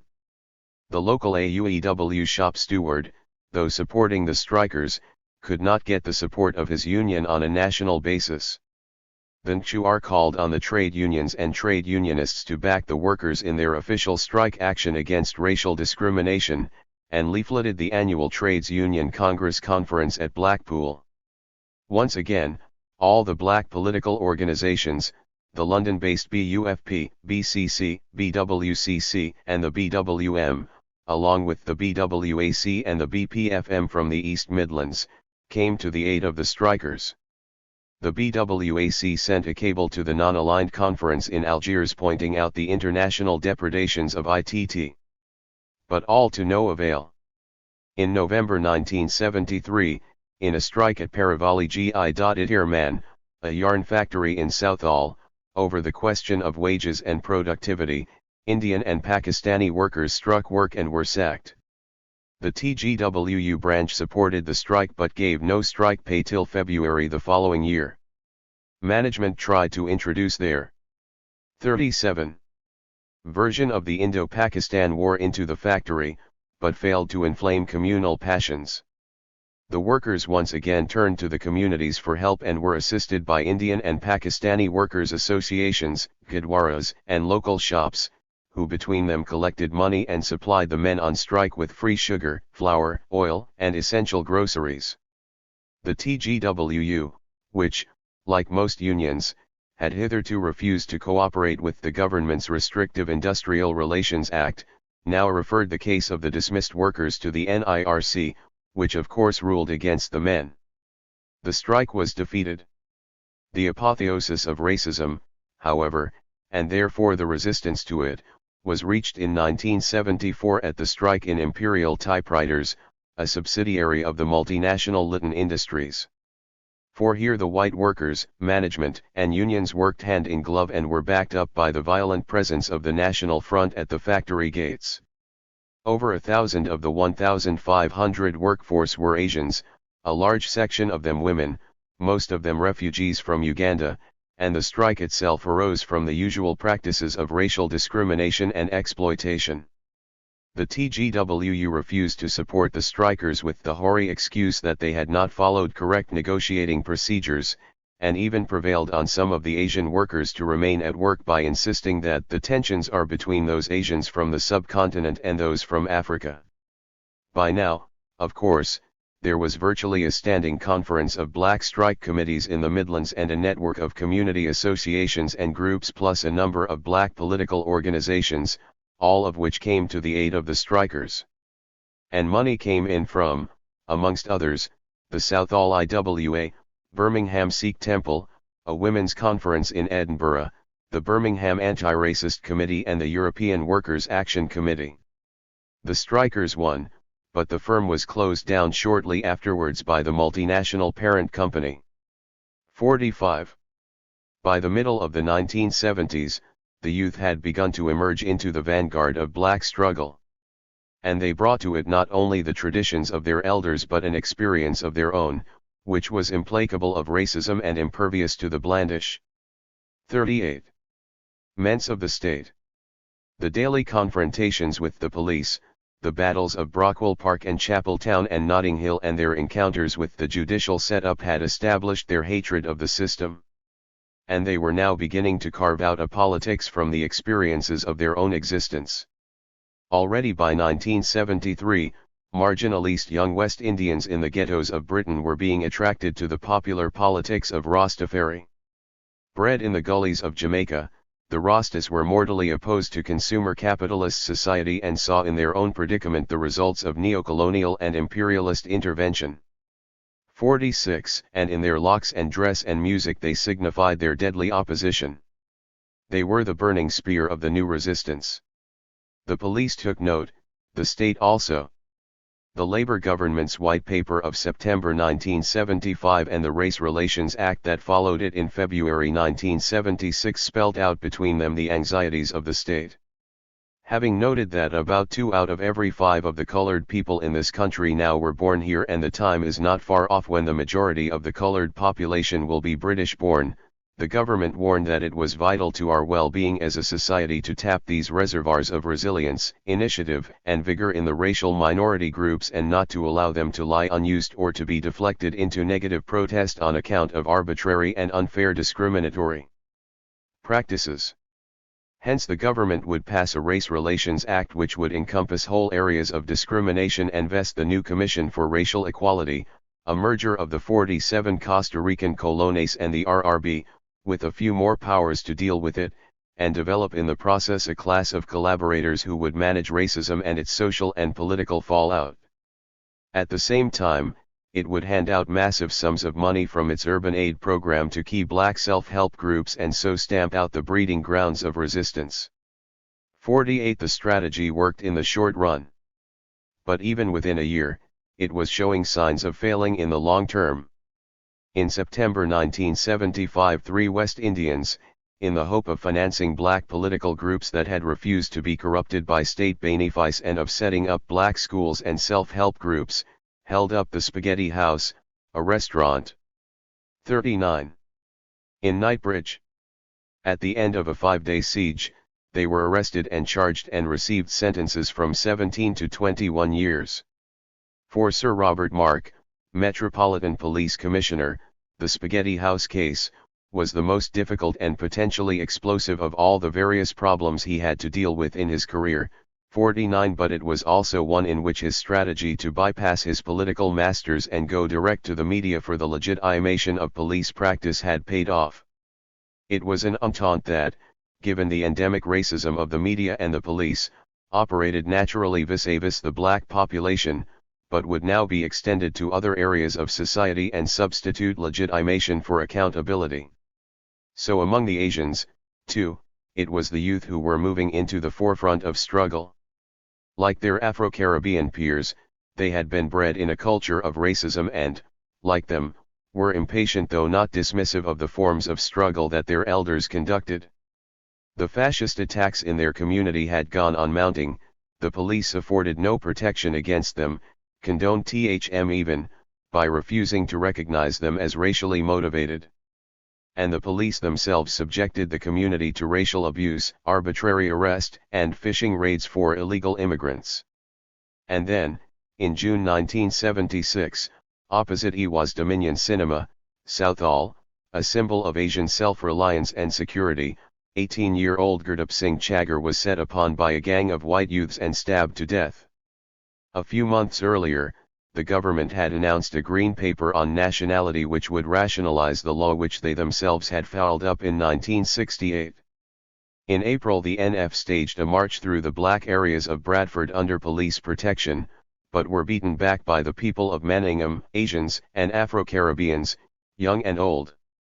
In May the press started a concerted campaign against immigration with the revelation that a homeless British Asian family expelled from Malawi was being housed in a 4-star hotel at a cost of £600 per week to the British taxpayer. Later that month, Enoch 40. Powell announced that he had secret information from a suppressed government report which said that bogus dependants and wives from India were making their way into the country. The press picked up Powell as Powell had picked up the press. And the attacks on the Asian invaders became more intense through the days of May. On June 4 Chaggar was killed. 11 The community was stunned. A meeting was held and the elders went about it in the time-honored way, passing resolutions, making statements. The youth took over, marched to the police station, demanding redress, stoning a police van en route. The police arrested 2 of them. They sat down before the police station and refused to move, until their fellows were released. They were released. The following day the Southall Youth Movement was born. Various Asian youth movements sprang from this initiative, whenever and wherever there was need and in response to specific circumstances. But since these circumstances were invariably connected with fascist attacks and murders and or police inability either to protect or apprehend, 52 the youth movements tended to center largely around the defense of their communities, and their organizations to reflect that purpose. In the course of the next couple of years a number of youth organizations and defense committees sprang up, in London, Manchester, Leicester, Bradford, several of them in London alone, in Brick Lane after the murders of Altab Ali and Ishaq Ali, in Hackney after the murder of Michael Ferreira, in Newham after the murder of actor Ali Beg. And, like the strike committees earlier, the youth groups moved around aiding and supporting each other, joining and working with West Indian youth groups in the process, sometimes on an organizational basis, sometimes as individuals, often coalescing into political groups. At another level, political groups were consciously formed by Afro-Caribbeans, Asians, and Africans who had been active in 41 white left movements but had left them because they did not speak to the black experience. And they took on not only the black condition in Britain, but that of black peoples everywhere. They were anti-racist and anti-imperialist, and they were active in their communities. Their publications showed these concerns and helped further to politicize black people. Samaj-in Babylon, in Urdu and English, and the group that produced the paper, came out of Chaggar's murder, the Notting Hill riots and Soweto. Black Struggle was its theoretical but accessible counterpart, Mukti its successor. Black Socialist Alliance would comprehend them all for a while and shift the emphasis to campaigning material. Blacks Against State Harassment would later address itself specifically to state racism. Other papers and journals and defense committee sheets and newsletters came and went, like their organizations, as the struggle rose and fell, moved and shifted, reformed, but moving always in one direction, against the police, the government, racism. And the sheep-goat distinction that the state had hoped, by selective openings in higher education, to achieve, had broken down. The educated gave of their skills to the community and the community grounded them in the realities of political struggle. Stop at Heathrow a minute, at the airport, as you are coming in or, if you are lucky, going out. Look around you, and you will see the division of labor that characterizes the workforce of Britain. Cleaning and sweeping the lavatories, the halls, the stairways are Asian women from nearby Southall. Among the porters you will find a scattering of Asian and West Indian men. In the catering section, white women pack the food on the trays, while Asian women pack the same trays with cutlery. The menials in the kitchen are invariably Asian women, plus a few men, perhaps, for the heavier work. And, of course, there is no question of promotion. Indeed, they are lucky if the agency that employs them does not sack them and re-employ them at some other terminal, at the same wage if not a lower one. Their union, the TGWU, has been indifferent to their demands, and in 1975, when 450 Asian workers, 42, walked out on their own initiative, the union declared the strike unofficial. The women managed, though, to elicit a few concessions on their own, and went back to work. 53. The strike at Grunwick Film Processing Plant in North London in August 1976 is, of course, more celebrated, not only because the Asian workers, most of them women from East Africa, sustained it in wet and snow and police harassment of pickets for over a year, but also because the whole force of the unions and of government appeared to be gathered at last on behalf of black workers. Not only were the strikers given strike pay by their union, but were also supported by the national unions, TGWU, TUC, and UPW, and by local union branches, shop stewards committees, trade councils, the lot. And cabinet ministers appeared on the picket lines. The basic issue for the strikers was the question of racist exploitation with which union recognition was involved, but, in the course of accepting union support, they also accepted the union line that union recognition by management was really the basic issue, losing in the process the lasting support of the black community. Union recognition would not have of itself got the vast backing of the unions, let alone that of cabinet ministers. It had never happened before, but there was now a deal between the government and unions which, in exchange for workers not striking, ensured, through the Employment Protection Act, that employers did not prevent unionization. And that put Grunwick in the middle of it. As the strike dragged on into a year and the media and the management and its supporters threatened to involve more fundamental political issues such as the closed shop and the mass picket, the unions lost interest and left. In November 1977, 4 Asian strikers, 2 of them women, started a hunger strike outside the TUC headquarters. They were immediately suspended by their union and their strike pay withdrawn. Len Murray, General Secretary of the TUC, suggested that they take up their hunger strike at the factory gates and not outside his office.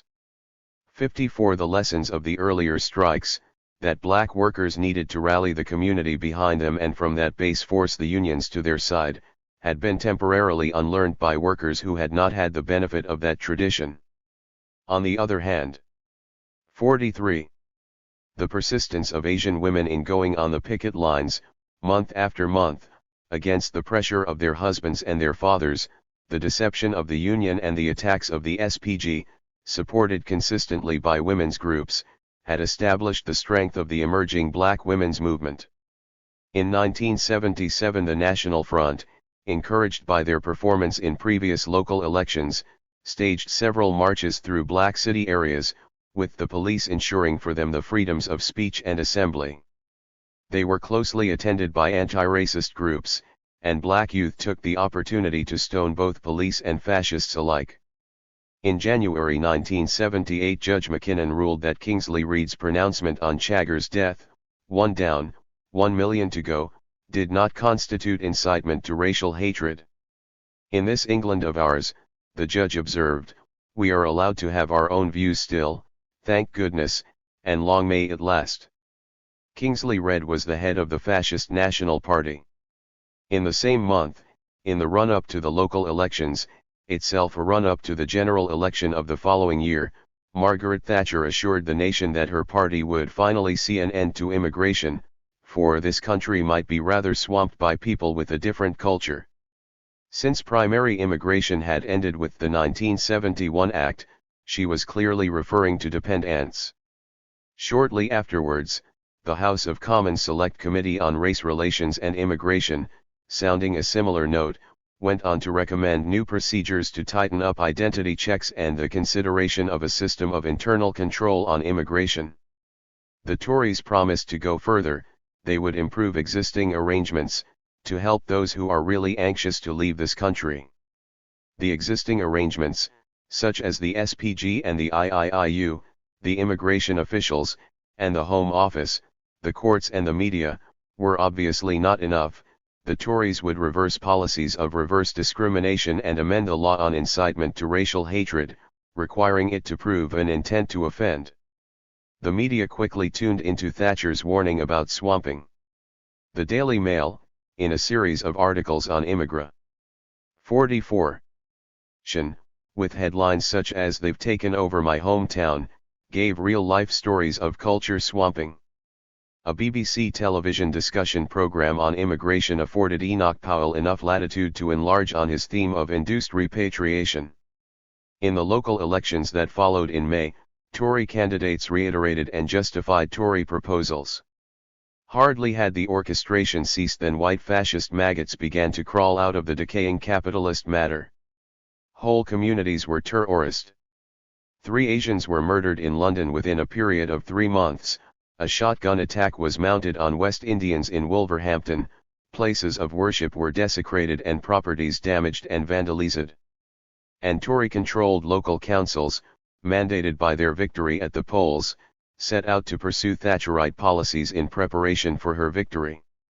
55 Emboldened by these events, but also wishing to show the country that they were the true party of fascism, the NF in April the following year requested permission from the local council to hold an election meeting at Southall Town Hall. Permission had been refused elsewhere and, even in Ealing, refused by the previous Labour-controlled council.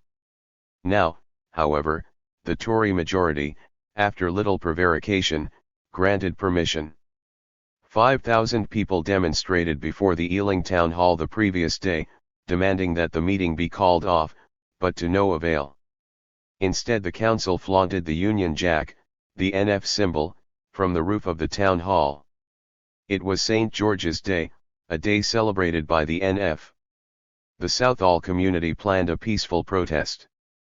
But on the day, 2,756 police, including SPG units, with horses, dogs, vans, riot shields and a helicopter, were sent in to crush the protest, and the whole town centre declared a sterile area.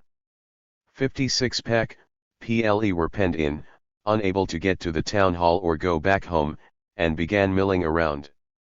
The police went berserk. Police vans were driven at crowds of people, and when they scattered and ran, officers charged after them, hitting out at random. Blair Peach, a relentless anti-racist campaigner and teacher, was beaten to death and hundreds of others injured, many seriously. The offices of People's Unite were vandalized by police in readiness for the Tory council to demolish them, years before. 45. The scheduled date. Asian newspapers recalled the Amritsar massacre of that other April in 1919. The trials of the Southall 342 were held 25 miles away, far from the eye of the community, in Thatcher country. The magistrates rushed rapidly through the cases, convicting with abandon, 80% in the first weeks of the trials, before the community could alert public opinion and the conviction rate was brought down to 50%. The SPG officer who had bludgeoned Blair Peach to death remained unidentified and untried. The government refused to hold an inquiry. The Home Secretary tutted the SJ.G. and, despite a massive public outcry against the unit, let it go back to its former devices. The Metropolitan Police Commissioner, Sir David McNay, summed it all up in an epigram: if you keep off the streets in London and behave yourselves, you won't have the SPG to worry about. But Southall knew, would not lightly be invaded again, as the 3rd of July was to prove. 57. The Tory government of 1970, with its Immigration Act and Industrial Relations Act, its White Paper on Police-Immigrant Relations and other bits and pieces of policy, had begun the moves from the control of blacks at the gates to their control within. The Labour government had continued in the same vein, and not always by default. There was the Child Benefit Law 58 and the Green Paper on Nationality, and, of course, there was their unwavering support for the police and their practices. The Tory government of 1979 now sought to perfect these measures, carry them to a logical conclusion, a final solution, within an overall attack on the working class and the welfare state in the framework of a law and order society. In articulating and clarifying the ideology of British racism in the run-up to the elections, Thatcher had established a climate in which officials in the health service, employment, education, housing, social and welfare services would, without benefit of edict, insist on passports and identity checks before affording a service to black citizens. Her Nationality Bill, by providing for various classes of citizenship, would tend to regularize these practices. 59. Britain was effectively moving to a pass law society. 46. The resistance of the black community went up a notch and, as so often before, threw up new types of struggle and new leaderships, this time in the form of the Black Women's Movement, which would encompass all the struggles and add its own particular perspective to the resistance of the late 1970s. A few Afro-Caribbean women's groups had been in existence for over a decade, taking up issues that neither the white women's movement nor the black parties would concern themselves with. Asian women had begun to support their sisters through industrial strikes, on the Grunwick picket line, for instance, and outside Heathrow Airport. By 1978, black women's groups, Asian and Afro-Caribbean, had sprung up all over Britain and came together to form one powerful national body, the Organization of Women of Asian and African Descent, with its paper FAOAD. OAOD would hold national conferences and work with other national black groups, whilst allowing its constituent groups autonomy of work in their communities. Through OAAD, the Asian and Afro-Caribbean experiences and campaigns could cross-fertilize and develop particular lines of struggle that would benefit the whole black community. For they were taking up issues of discrimination against class, race, and gender at once, in the face of harassments which, under the new Tory regimen, went deep into community life, into households, into children's welfare.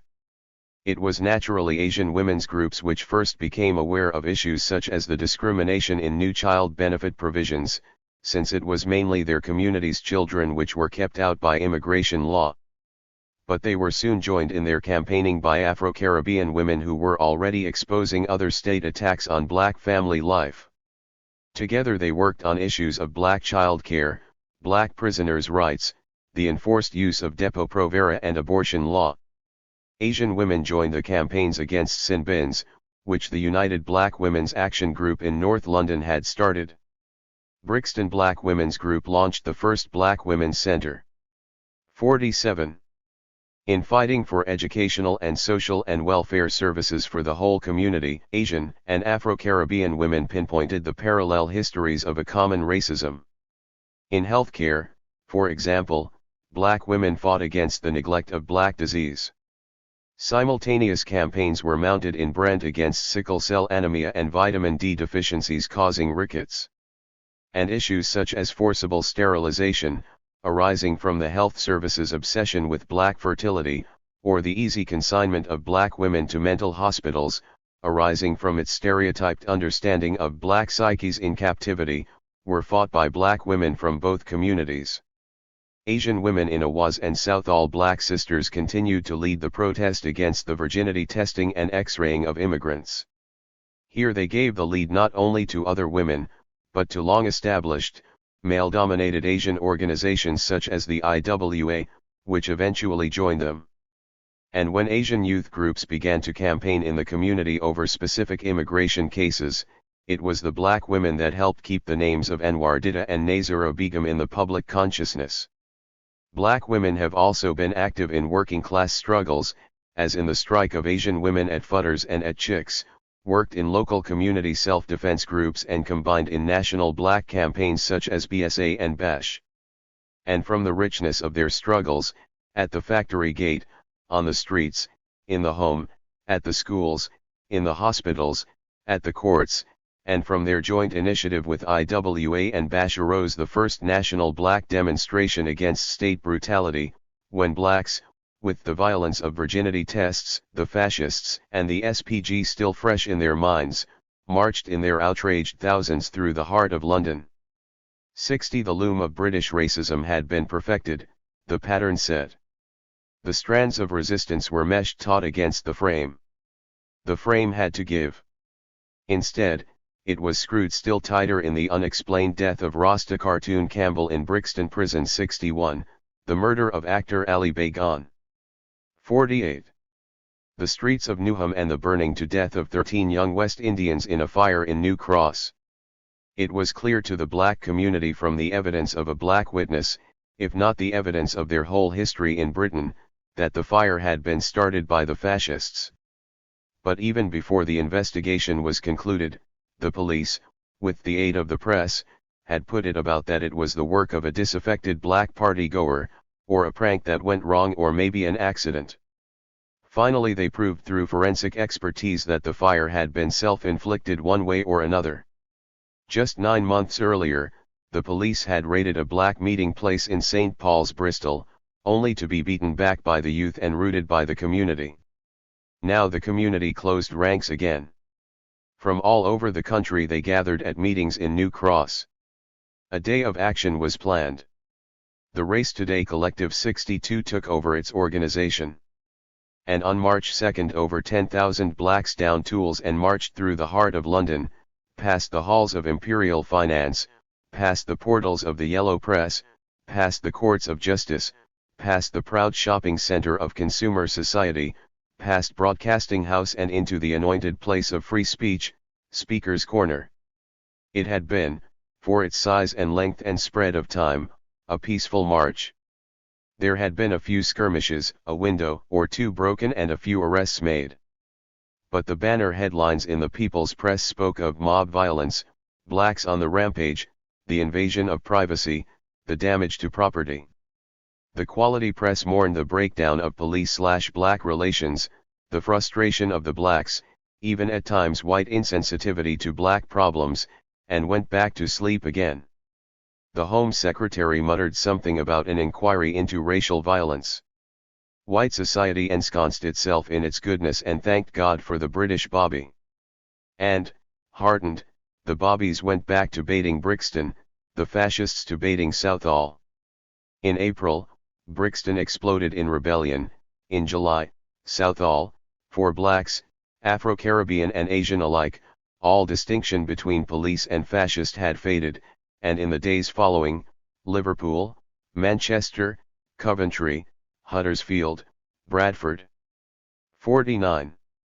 Halifax, Blackburn, Preston, Birkenhead, Ellesmere Port, Chester, Stoke, Shrewsbury, Wolverhampton, Southampton, Newcastle, High Wycombe, Knaresborough, Leeds, Hull, Derby, Sheffield, Stockport, Nottingham, Leicester, Luton, Maidstone, Aldershot and Portsmouth. Black and white, rebellion in slum city. For the deprived, the state was the police. Nowhere have the youth, black and white, identified their problems with unemployment alone. That has been left to the social analysts of a past age. The youth know, viscerally, that there will be no work for them, ever, no call for their labor. It was not just a matter of the recession, technology was taking over and the recession just gave them the chance to get rid of the workers and bring in the robots.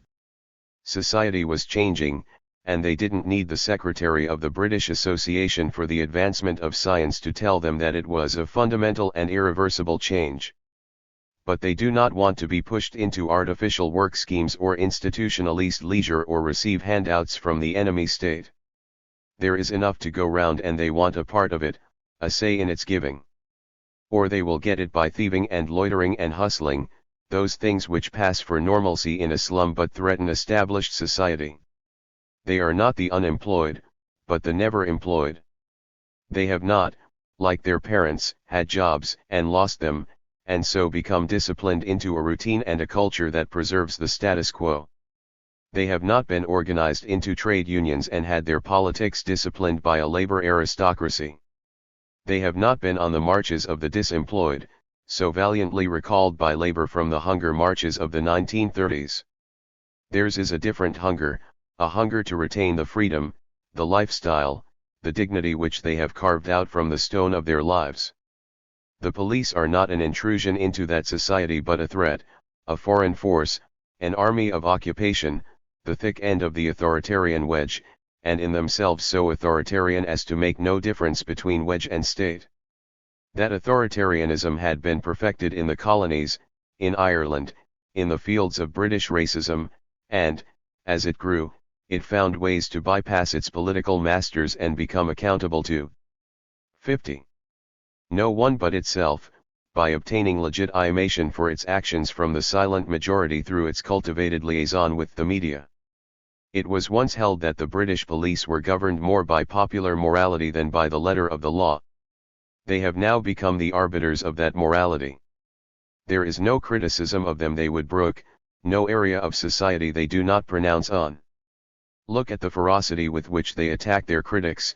63 Their refusal to be accountable to elected local police authorities, their pronouncements on the jury stem, the unemployed, homosexuality, etc.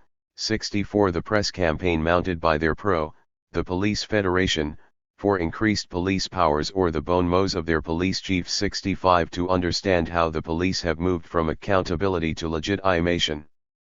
But then a government which is not accountable to the people, a government which governs with the politics of the stick and the policies of 1,000 cuts, which is anti-working class and anti-women and anti-youth, must have a police force that is accountable to it and not to the people. In turn, the government itself needs to be legitimate by an ideology of repression. And it is not mere that a free market economy requires a law and order state, but that, even in its passing, it leaves only the option of a mixed economy with a corporate state maintained by surveillance. They are but two shades of the same authoritarianism, the one more modern than the other, but neither speaking to the birth of a new society that waits in the wings of the new industrial revolution. Part 2. Black Power and Black Culture. The movement for Black Power, which began in the U.S. in the mid-1960s, was to alter profoundly our very perceptions of what political struggle was, and how it needed to be waged. It influenced radically, both in content and form, the movements of personal and political liberation that followed in its wake, including the women's movement. It was the catalyst which showed up the essential unity of the struggles against white power and privilege, whether in the U.S. itself, in Britain, in Southern Africa, or in the former colonies of the Caribbean. Through it, black became a political color with which other Third World activists and radicals could identify. The Dalit Panthers from among the untouchables of India took their name from the Black Panthers of the U.S. The first piece in this section, Black Power, The Politics of Existence, presages some of the themes that are taken up more fully a decade later, in the first essay in this book, From Resistance to Rebellion. Black Power threw up, from within its own ranks, its own thinkers and activists, its own spokesmen and women. Some of these came to symbolize and epitomize the movement they were part of: George Jackson and Angela Davis, Huey Newton and Bobby Seale of the Black Panther Party. Other individuals have been almost forgotten: Jonathan, George's younger brother, while the type of publicity that surrounds Muhammad Ali today obscures his earlier importance. Paul Robeson is certainly not forgotten, yet his stature and importance for the black movement has rarely been truly recognized. The final essay in this section, written in 1972, takes up the theme of struggle against white domination, this time in the sphere of culture, the struggle to decolonize the mind, and lay the foundation for a new culture, new values. In doing so, it charts the journey of the black intellectual from race to class, from taking conscience of himself to coming to consciousness of class. Black Power is a political metaphor, comprehending, at once, the history, condition, manifesto and program of the black people of America.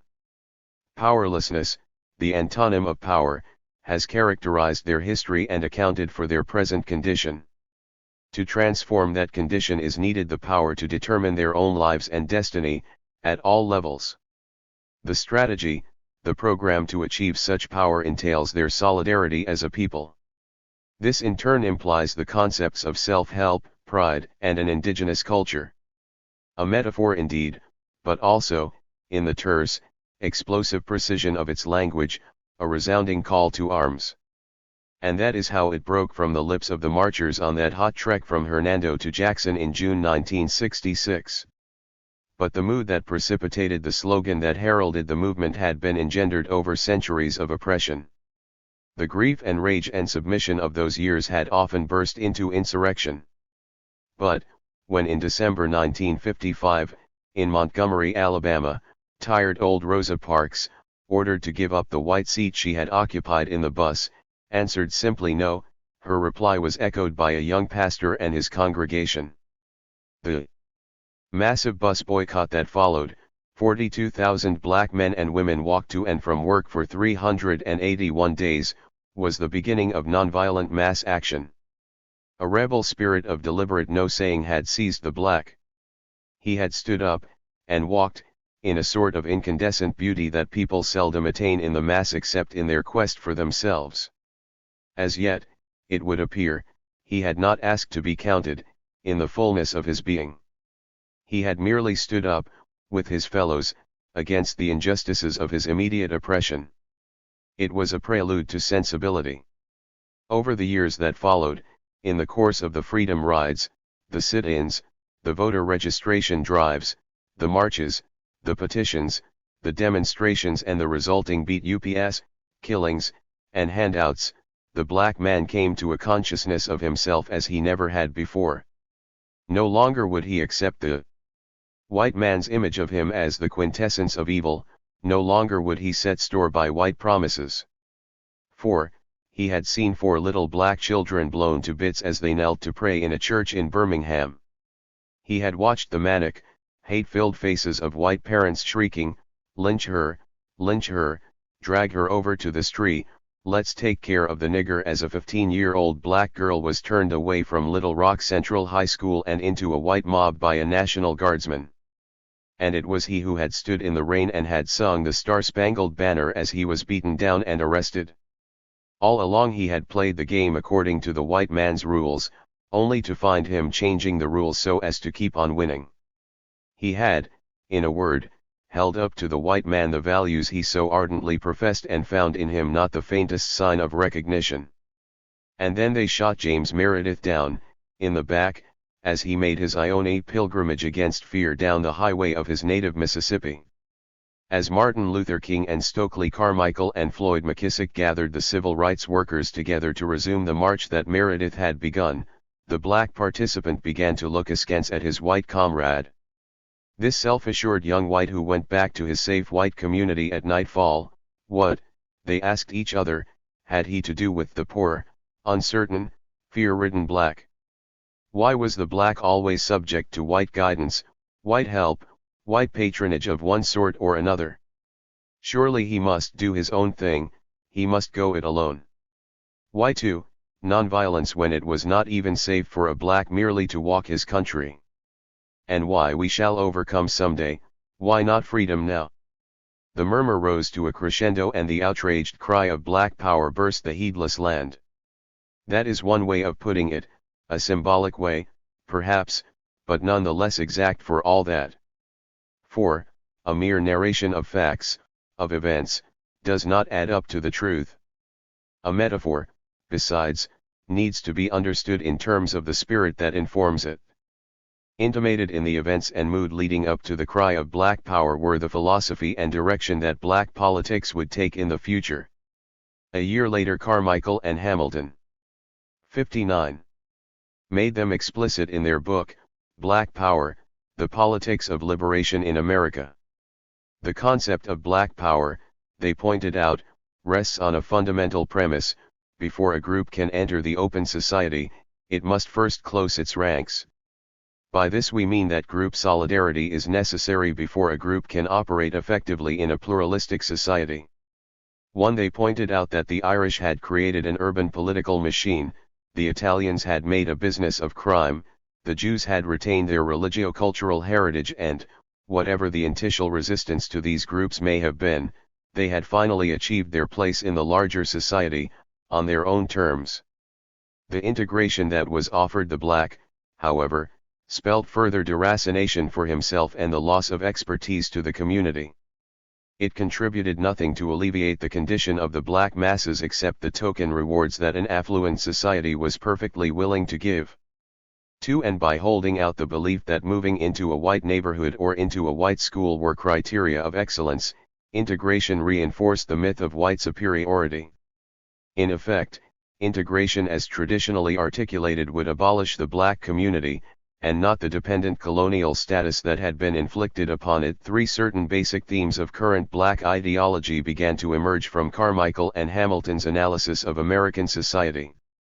The measure of equality meted out to a people in such a society would depend on their strength as a group.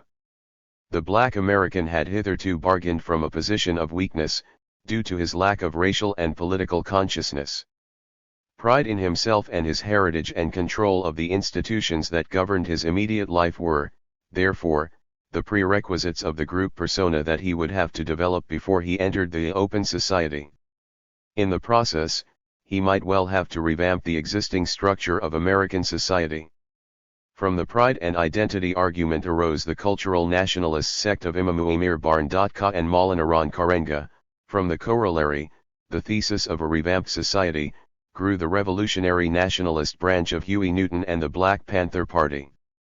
The first tacitly acknowledges the concept of a pluralist society and hopes, within it, to find the power that will give the Afro-American a 60. choice of opting out of or into white society.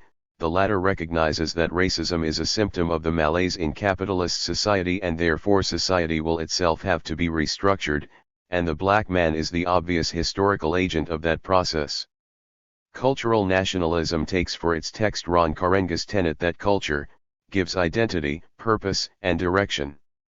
It tells us who we are, what we must do, and how we can do it. But culture itself is based on a value system, black culture on a black value system, and that could only be African, because we are Africans, no matter that we have been trapped in the West these few hundred years. 5. But however African their orientation, the cultural nationalists place no emphasis on the Back to Africa philosophy of Marcus Garvey or the separatist beliefs of the black Muslims. They stress, instead, the cultural traditions of Africa, African dress, hairstyle, names, language, religion, and the African sense of community. Spirit House, a 3-story tenement in Newark presided over by the poet, novelist, and dramatist, Amir Baraka, is a focal point of cultural activity. It is here that the African Free School imparts to black children and the black community development and defense to black adults a value system which will make them move, instinctively, to do what is best.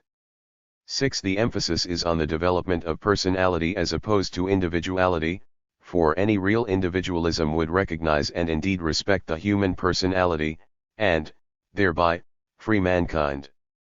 7. Politically, the people are organized along concrete, ad hoc issues geared to building up their own political machinery. Thus in Newark earlier this year, it was the organization and thrust of the cultural nationalists that were instrumental in securing the election of a black candidate as mayor. Business enterprises such as the First and Last store are run on cooperative lines to serve the needs of the black community. Black art, first fostered in Baraka's Black Arts Repertory School in Harlem, now flourishes in Spirit House and in similar community projects in the black urban areas across the nation. The revolutionary nationalists, on the other hand, recognize that no effective change can take place in the lives of the black people until the capitalist system itself is overthrown. But at the 61. Same time black people constituted a colony within the mother country. Their oppression was therefore twofold, as a class and as a nation. Class oppression could only be overcome by the broad masses of the people over a period of political time. Racial or national oppression, however, demanded immediate redress by the national minority. And for this purpose, the black community should be organized to defend itself against and, in the process, destroy the armies of institutional racism.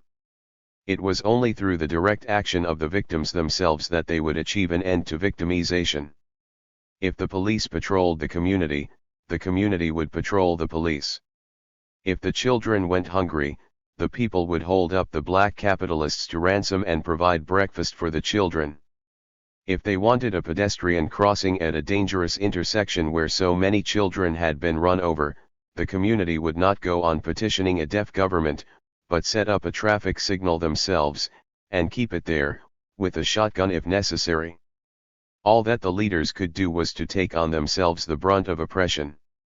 Through precept and example, self-discipline and sacrifice of life, through their good works in the community, they would educate and politicize their people. Of course, black culture and black identity are essential to the life of the community. But a black American is not just a displaced African. Africa determines his identity no more than America does. They are both his history, however, one tells him whence he came, the other where he is at, two strands of the same consciousness. To accept the one to the exclusion of the other is to submit once again to the type of double consciousness that Du Bois spoke of in another context, a sense of always looking at oneself through the eyes of others. 8. Black culture, while recognizing its African genesis, needs to embrace the American experience and squeeze out of it a culture and an identity uniquely Afro-American. It needs to be coherent and dynamic at the same time. To create oneself in terms of one's culture and to reshape society in terms of that creation are part and parcel of the same process. Becoming and doing belong to the same continuum. 9. By sequestering itself from meaningful social and political action over a wider area, black culture runs the risk of falling prey to black capitalism, which is no less 62. Dangerous than the white variety. To move against the system even as one discovers one's identity is to prevent such a contingency.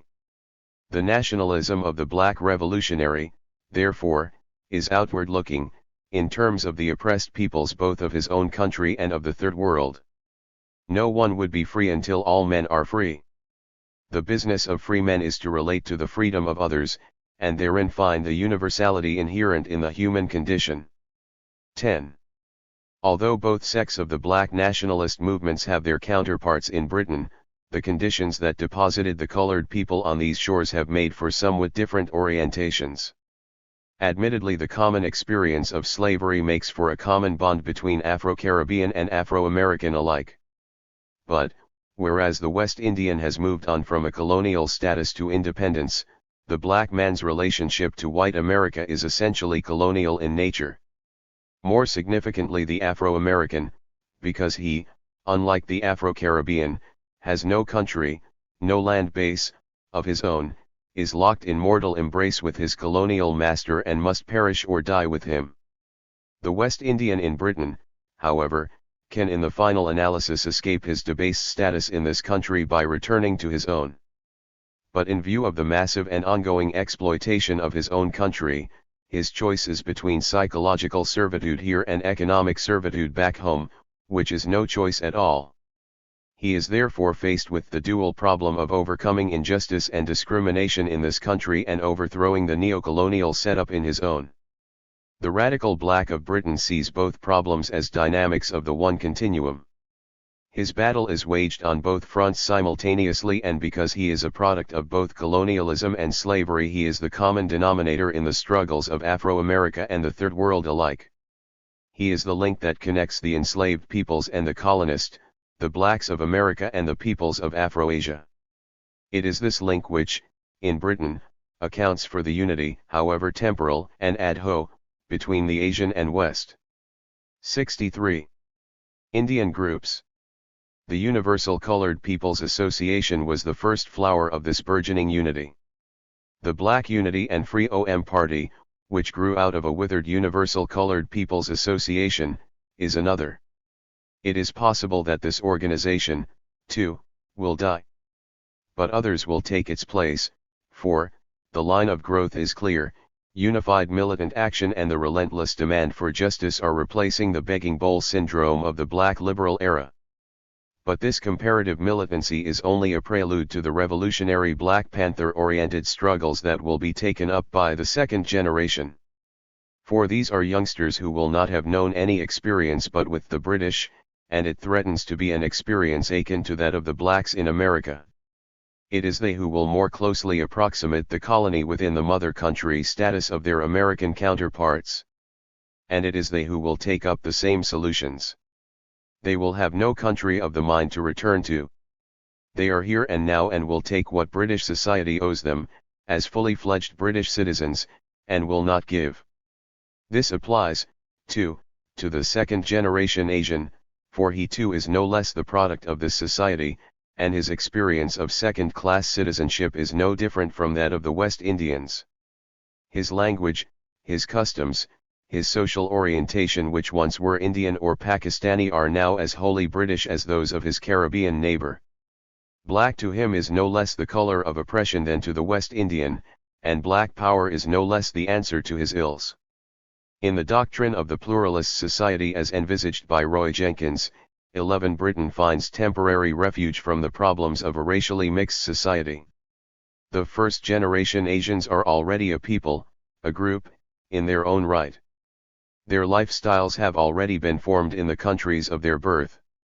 And they can, as a group, be slotted into a pluralist structure. The first-generation West Indian, on the other hand, is only now beginning to discover that he is not British after all. He had been weaned on mother country mythology, had come home to see his queen, to play his and their game of cricket, only to be rejected without ceremony. He was not white after all, he was not British. And so he sets about looking for himself and, out of his blackness. 64. Squeezes out an identity which is sheerly his own. Black pride, black culture, black self-determination, black capitalism, he has heard the cry abroad. Now it is his own. From the spirit house of Amir Baraka rises the black house of Abdul Malik. He finds solidarity in his group, he has become his own person. But will he enter the pluralist society? Or will he move on, through his growing political consciousness, to a point where, along with his denigrated black British children, he challenges the very structure of this society? Or will he return home to create a revolutionary situation there, as some have already attempted to do in Trinidad? The answers are not dear, but the trend is unmistakable. And given that the contagion of black consciousness grows much faster than white recompense, the auguries for a truly multiracial society in this country are bleak indeed. What the black power movements of Britain and America and comparable movements in the Third World indicate is the end of white hegemony. For almost half a millennium, Europe had ravaged the countries of Africa, Asia, and America, imposed her religions and cultures on their peoples, and committed them to one sort of bondage or another. In the wake of that civilizing mission, 1,500 million natives 12 lay torn and rootless. For a while the native had allowed himself to be guided by the bright white lights of Europe's capitals, a beacon in the world of his dark savagery. For a while he had believed in the white world's narcissistic dialogue 13 of eternal values. He had accepted that he himself represented not only the absence of values but also the negation of values, the corrosive element disfiguring all that has to do with beauty or morality. 14 And he had learned to keep his distance, know his place. He had moved only at the white man's behest, and only so far as the white man had allowed him. Had he so much as quickened his step or shifted from his allotted place, he had been brought back by force, which, after all, was the only language he understood. At the same time, he had looked abroad and seen, with growing envy, that the white man's world was a well-fed world, free, healthy, full of good things, of laughter, of children growing straight and strong, while his 65 benighted world was stricken with hunger and disease, and his children wizened at birth. Violated in every aspect of his being, he had life to fear rather more than death. 15 Gradually, it dawned on the native that white values were meaningless and white promises ineffectual. The white man, it was obvious, did not believe in them himself. His ideology, as Sartre has observed, was nothing but an ideology of lies, a perfect justification for pillage, its honeyed words, its affectation of sensibility, only alibis for aggression. 16 It was futile to expect that the native would be handed his freedom on a platter. He must, instead, wrest it from his oppressor, with force, the only language he understood. Violence lay like an incubus on his mind. Violence would release him from inaction and despair, violence would regenerate him and make him man. The sequence of action and reaction, of violence and counter-violence, is clear: the whites act, the blacks react, and in terms of history, there is no doubt as to where the sequence begins. To argue, in the circumstances, that violence is a matter of choice, that it is self-defeating, is to be impervious to the fact that for some of the oppressed peoples of the world, for the black man in America's cities, certainly, violence is not a matter of choice, but a symptom of the fact that there is no other. 17 That anyone's range of choice should be so reduced to this one inescapable condition is itself the measure of the violence that has been visited on him. And violence in our time does not need to be overt and obtrusive to be recognized as violence, for poverty is violence and racism, and the coincidence of poverty and racism is a violence beyond endurance. To argue, too, that black power in its reaction to racism is itself racist is to overlook the fact that racial prejudice is essentially the white man's problem. The black man is concerned merely to achieve his humanity. What keeps him from this achievement is white oppression. The need to oppress, the primitive notion of racial superiority, is the white man's burden.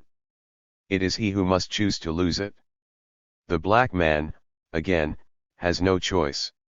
To put it differently, white racism is at one level a matter of choice, at another a matter of privilege, but at all levels an exercise in oppression.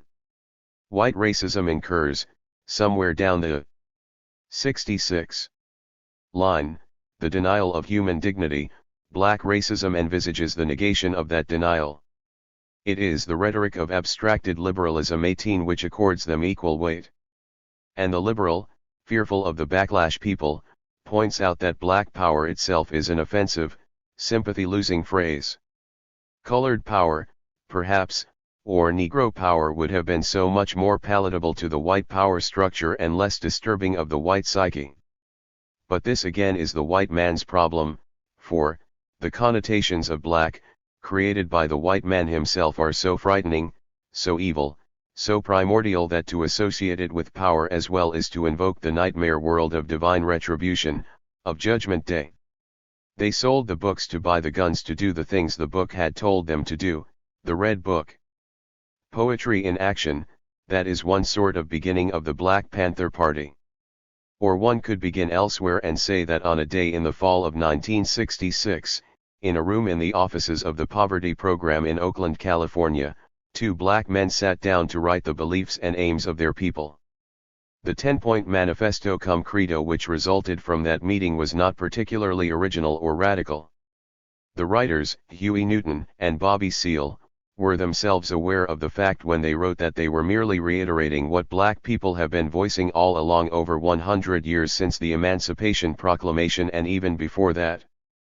Basically, Huey was talking about some full employment, some decent housing, some education, about stopping those pigs from brutalizing us and murdering us. Basically, too, each of the party's aims was tied to the needs, beliefs, and idiom of the lumpen proletariat.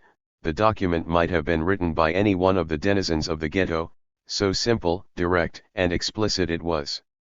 That same simplicity and directness manifested itself in the way Huey Newton and his Black Panther Party for self-defense went about achieving their aims.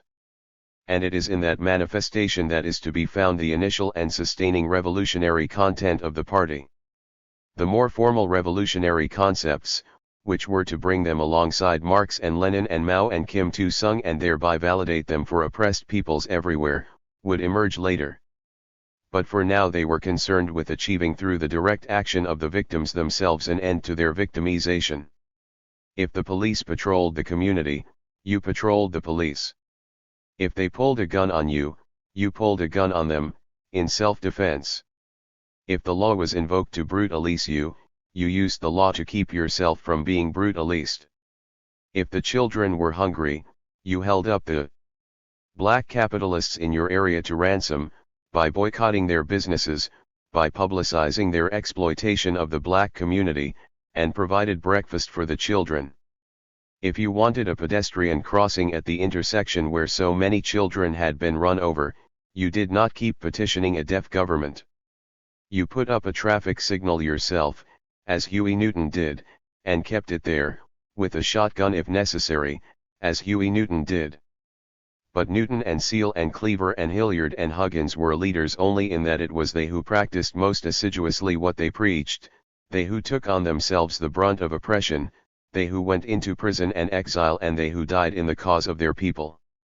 By precept and example, self-discipline and sacrifice of life, by their good works in the community, they educated and politicized their people.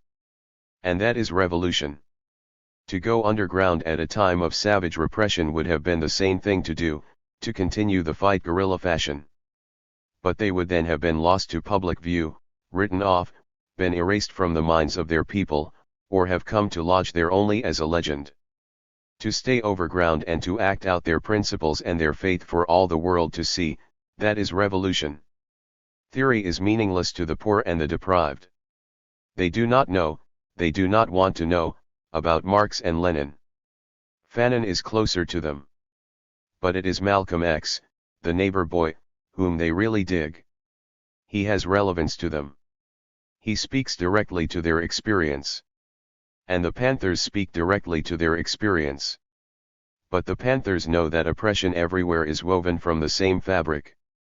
And so they listen to other voices, other minorities, revolutionaries of other lands, they relate to them, enter into ad hoc coalitions, spark off comparable movements among the poor whites, the Chicanos, the Puerto Ricans and set humanity afire. But their eternal base is in their own community. And there, if we would but only look, a new religion is being born, a new Messiah is come, not a single but a collective Messiah, New Testaments are being written, values hewn out anew, a new man is being born. From the arid wastes of our prisons and our ghettos come the sound and the smell of man creating himself. Out of the rubble of our civilization, out of the wilderness of unlove. The prophets are among us, and the preachers and the poets, as it was in the year 00, if we would but only hear. There is no setback in history except that we make it so. Tonight the black world weeps that their king has passed away. But tomorrow and tomorrow and tomorrow, every black man will have become his own king, for that is the legacy that Muhammad Ali leaves us even as he leaves the ring. The white world had willed that the king should die. But it took the might of the most powerful, the most designing judicial system in the world to bring the king down. Joe Frazier was the unreckoning tool of that design. Heavyweight boxing had, until the advent of Muhammad Ali, come to be associated with brute force. If it once had been the province of elegant gladiators like gentleman Jim Corbett, it was as the sport of white men. But as the black man began to claim the game more consistently, the game itself became tainted with the stereotype image of the nigger. It was a thing for brutes, hefty, slow-moving, slow-thinking subhumans, a blood sport from which the white man would gather profit and pleasure at no great cost to himself. It was satisfying too, to his psyche, if he could gather the myriad frustrations that in his daily life he visited on niggers in general and embody them in a single super-nigger. 2 super-niggers would be doubly cathartic, and the more explosive they were, the more orgasmic his release. At worst it was a game of make-believe, a confidence trick wherein the thing, by being allowed to become a super thing, believed it passed for man. Or so it would have seemed, until the black renaissance of the 60s. Even the civil rights struggle had only served to cordon off the black athlete. In a Bantustan of sport, it was left to Malcolm X and the Black Power movement to threaten the total release of the Negro. Muhammad Ali is the finest epitome of that release. And it is this that bugs white society so. He is not just a prize fighter, he is not even one man. He is many men in one, and all of them black. Out of the very blackness, which white society decrees as evil, he squeezes out an image of himself and of his people which is both peerless and profound. Out of the very handicaps inherent in the medium he works in, he reconstructs a style which is also the lifestyle of his people. His people dance, he dances. His people sing, he sings, in verse. His people stand with wearied heads, he brings them erect again. His people brave their broken bodies, he gives a swagger to them. And to the sport itself, to the most heavy-footed sport of all, he brings an artistry unsurpassed by Pavlova. Out of an elegy he makes a hymn. Jonathan. He was 7 when they took his brother from him, his big brother, and put him in jail, because, or so they said, he had stolen $70 from a petrol station.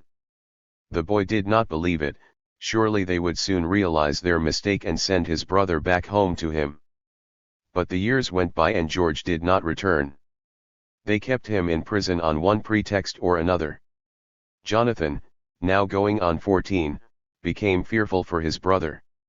At the Catholic primary school to which his parents had sent him, hoping in their love to spare him the burden of his blackness, he had been a promising pupil and a popular one.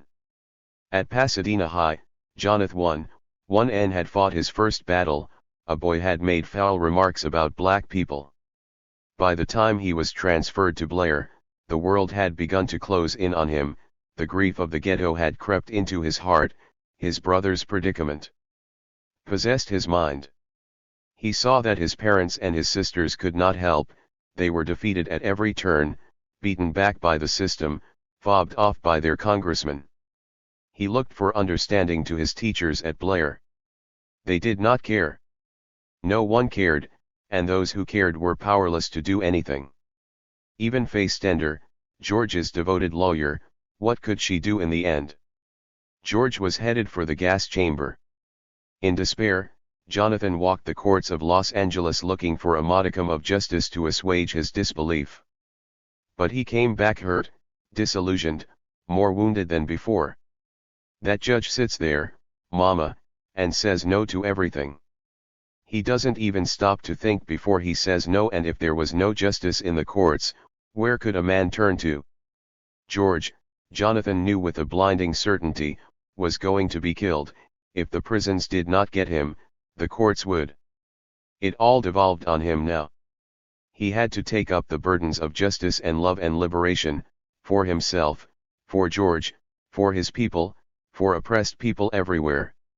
And so he stood there, that morning of August 7, 1970, a boy barely turned 17, in the Marin County Courthouse, gun in hand, a judge as hostage, demanding that the Soledad brothers be freed by 12:30. Minutes later Jonathan was dead. But even as he died, a moment of justice flickered like a miracle through America, And the moment of a miracle is unending lightning. Take a black child. Drop him in the ghetto. School him in the ways of poverty, discrimination, and delinquency. When he graduates into crime and steals so much as $75, incarcerate him. If by some chance he rehabilitates himself in prison, and black rehabilitation means a total and complete understanding of the black condition, keep him there. Inveigle him into tawdry misdemeanors, keep him there. If out of his blackness he finds a larger political credo, stay him from parole, engineer misadventures for himself and his friends, keep him there. If he then makes prison a massive foco of resistance, plan his death, keep him there no more, shoot him down. And if somewhere in the world outside he has a friend, a lover, a brother, then bleed them white, railroad them into prison, harass them into the grave. If at the end of the year, or two, or more, the ordinary peoples of the world will not let you keep them in prison any longer, bring out the banners, fly high the American flag. Justice has been done. Grotesque, the recipes for prison and the recipes for justice. Charades, macabre dances of death. And little punk white journalists caught up in the blind bright light of their whiteness can't see the stark, dark world of the blacks.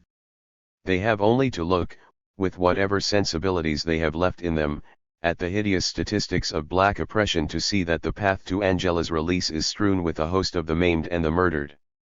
They have only to look at Angela herself to see how in gathering and focusing in her own person the varied liberation movements of our time, as woman, as black, as intellectual engage, as communist, she alone could have roused the people of the world and her jurors to justice. She alone could have shown, with the abounding love of the true revolutionary, that power belongs to the people, that justice resides in their vigilance, that if they come for her in the morning, like George before her, out of her shackles she showed us chained, out of dust she made us into men. We try to forget Baldwin, or rather, we try to remember him as the author of The Searing Fire next time, or of that superbly documentary novel, Go Tell It on the Mountain.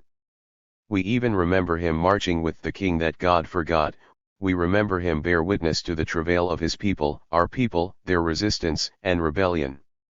We see him taking conscience of himself in his history and wanting to change it. But when the fight for rights was over, for the vote and property and a place in the American sun, opening up the road ahead for the long and protracted and deathly struggle against capital and the state, against exploitation on a world scale, against death-dealing imperialism, Baldwin was not there. He was writing in Paris and London and Istanbul, or rapping pointlessly with Margaret Mead and her ilk, or making an arse of himself on BBC television, returning endlessly to the themes of love and redemption and the life interior. If we are going to change history, we have got to change ourselves because we are history. True, he rallied, momentarily, to the cause of Angela Davis, but without the faintest notion of what the larger issues were all about, an innocent abroad, from another country, another world, the world of the writer qua writer. Baldwin himself had declared very early on in his career that he was a writer first and a black who happened to be American, after. But because what he wrote about, his condition and therefore that of his people, was of historical moment, he was caught up in the vortex of racial struggle. But as that phase yielded to class war, Baldwin remained stranded on the shores of another time.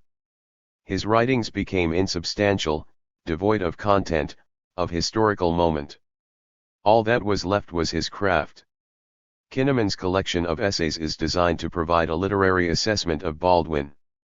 They have been culled mostly from American journals ranging over a period of time, from Langston Hughes in 1956 to DeMott in 1972.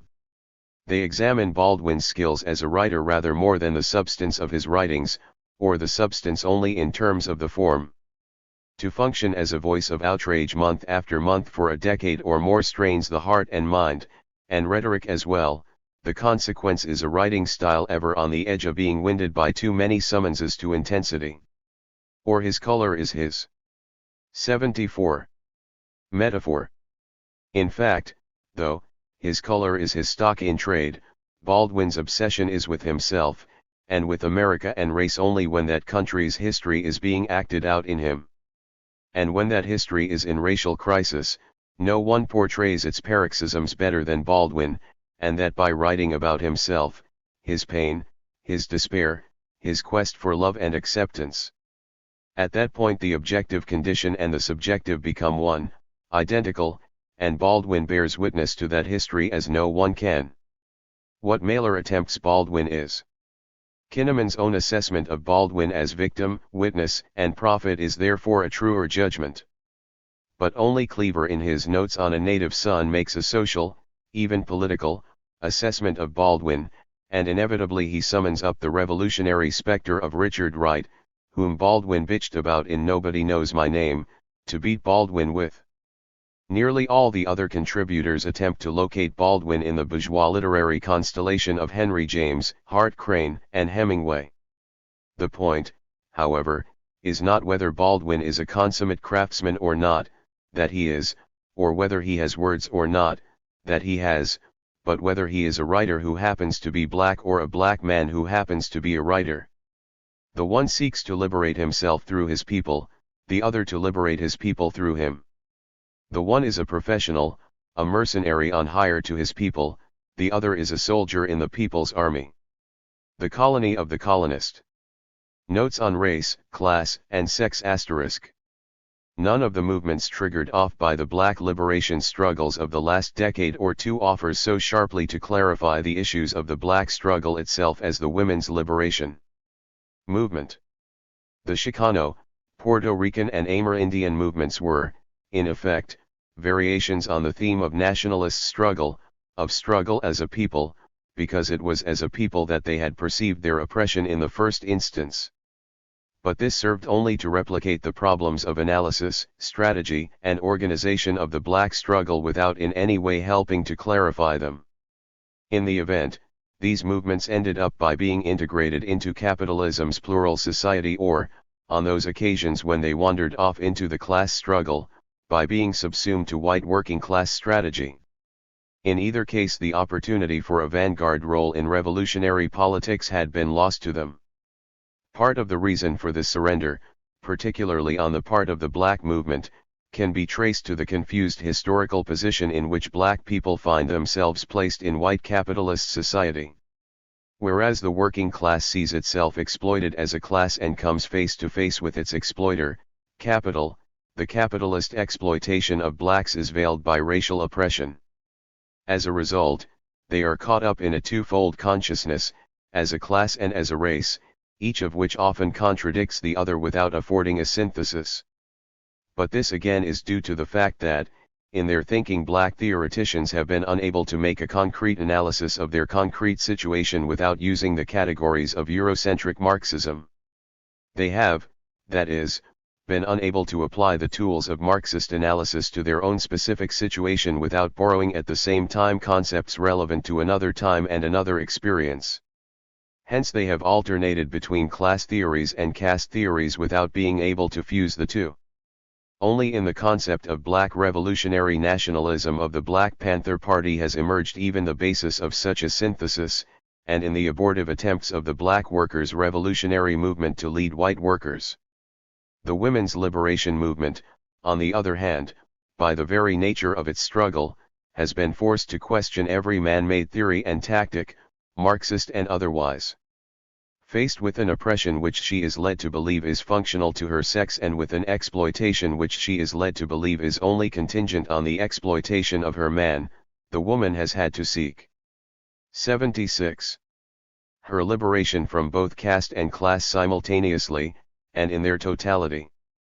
Released from her class, she may still be oppressed as a woman, released from her caste she may still be exploited in her class. Even when she is not exploited as a wage slave in a factory, she is exploited in her home as the slave of a wage slave. Even when she is not producing commodity for capital, she is producing the laborer who will produce the commodity that capital requires. Or she is being exploited in both places at once, producing and reproducing for capital at once. In her caste and in her class, in the workplace and at home, her role in the cycle of social production is unending and total. Thus her exploitation and her oppression are both direct and derivative, overt and concealed, but in bringing them to the surface and in confronting them directly she is forced to address herself to the specificity of her problem without help from anyone.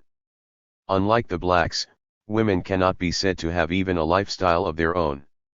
Everything the woman has got by way of culture has been handed down to her by her oppressor and must necessarily implicate her in her oppression.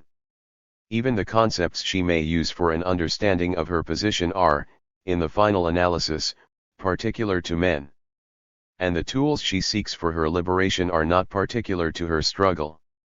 The interpretations, analyses, strategies of other liberation movements avail her very little.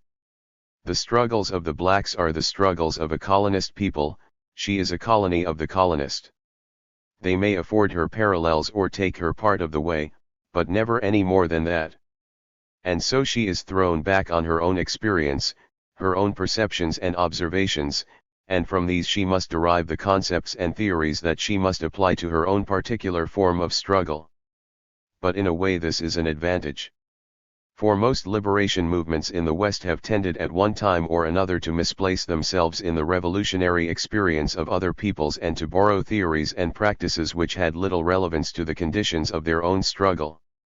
Even the Black American struggle failed to fulfill its potential role as a revolutionary vanguard precisely because it did not use the specificity of its experience, as a nation and as a class both, at once, to redefine class and the class struggle itself.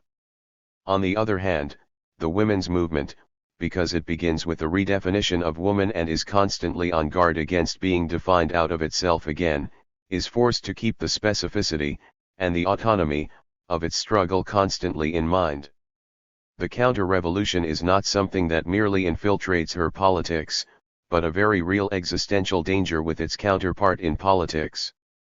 Caught up in a world that men have made, she must continuously construct and reconstruct her reality, in herself and in her struggle, subjectively and objectively, in a daily act of renewal, as it were, and in renewed struggle. It is a sort of permanent revolution in which merely to hold on to the reality which the woman finds for herself constitutes a revolutionary act, if only because that really is a refusal to accept the world as defined for her, a refusal to accept the status quo. It may be that not all things that men have made are bad, it may be that the revolutionary struggles that men have entered into have something to tell her about her own, it may even be that in the final analysis the only way to expect change in society is through class struggle. But whatever the truth of the matter, the woman must come to it herself, related to the specific experience of her own specific oppression and exploitation, travel from the particular experience to the general, from caste to class, and in the process bring to the class struggle itself some of the perspectives and directions and leadership which the black struggle had finally failed to give it and which it so sorely requires. Western working class movements have belied their own class experience by refusing to reassess both their class instinct and their class position in the light of new historical forces, especially the forces of revolution removed from their own. Partly this has been due to the rigors of working class dogma, but it has also been due to the working class acceptance of capitalist cultural norms. And some aspects of this culture such as racial superiority and male supremacy are so ingrained in the white working class that any attack on them is either explained away as an aberration from the norm or is reduced to its basic economic causes and subsumed to the principal economic struggle of class. Thus denied its own dynamic of struggle, the cultural. 18. Rebellion is prevented from bringing to the class struggle valid new insights and perspectives. It, in turn, loses its political thrust. As a result, capitalism is able to absorb and negate the cultural revolt while at the same time perpetuating its cultural hegemony over the working class. To put it differently, in concentrating so exclusively on the economic determinants of the class struggle, the working class has ignored the cultural superstructure which not only reinforces the capitalist base but produces its own categories of oppression and exploitation which further divide the working class. The culture of racial superiority puts the white worker in a class above the woman. In both cases the exploited are used to further the exploitation of blacks and of women and thereby reinforce the capitalist economy which in turn exploits the worker. Quite clearly the economic and cultural aspects of struggle, the standard of living and the quality of life, are interdependent and retroactive. But capitalism over the years has been able not only to divide and separate the two but to conceal them from each other. In the process one aspect of the struggle passed on to the working class, and the other to sections of society denoted as caste, and the totality of the struggle was lost to view. The black movement, as has already been observed, tried to grasp this totality and failed because it was unable to redefine the class struggle in the light of its own history. All too conscious of his position as a black wage slave within capitalism, the black man has lost sight of that unique period of his history in which he had been designated a thing, a commodity, and therefore outside the scheme of the social relations of production. In his preoccupation with the present he had lost out on his past or misplaced it in Africa. He was denied, for the nonce, that historical sense which involves a perception not only of the pastness of the past, but of the present. Women in the home, on the other hand, have been considered as use values throughout history, not as producers of surplus value. Left out of the class reckoning, it was inevitable that in defining themselves women would redefine the nature of class itself.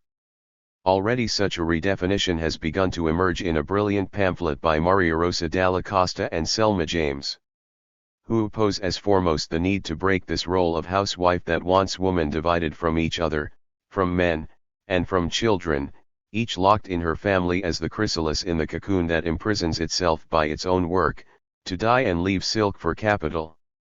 To power to the sisters and therefore to the class. In a remote village in the north of Ceylon many years ago, a group of boys, playing truant from school, crowded into the village bakery to look at their first wireless. The owner twiddled the knobs with a flourish, showing his audience how he could bring the world to his doorstep. And suddenly he stopped, at an English song, though he understood not a word. A man was singing what sounded like a song of his people that sounded so much like their own, and he sang as though the big H_ert of the radio itself would break. And they all fell silent, as though in prayer. I was one of those boys. The man's name escaped me then, but I was to stumble across it some years later in an essay by Alexander Wilcott called Colossal Bronze.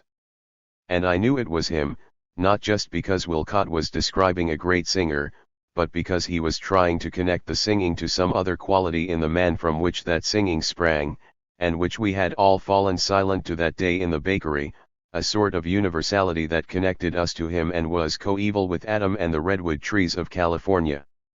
By what he does, thinks and is, wrote Wilcott, by his unassailable dignity and his serene incorruptible simplicity, Paul Robeson strikes me as having been made out of the original stuff of the world.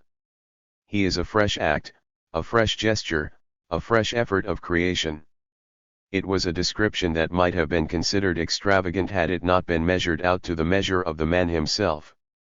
But not since then, and Wilcott was writing in the I-930s when Robeson's life was barely halfway old, his endeavors but half fulfilled, has anyone captured the size of the man as Philip Foner has done in this monumental work. And he does it not with fabulous language or metaphor, but with a meticulously researched, carefully documented, clinical presentation of Robeson through his own speeches, writings, and interviews.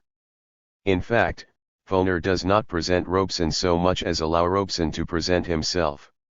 Even in the introductory essay, where editors are wont to fly the flag of their disposition, Foner does not intrude his opinions. Instead, he gives us findings, from the evidence in his book. It is indeed Robeson who speaks, no other, and no one can henceforth say that there is another Robeson. Robeson stands defined.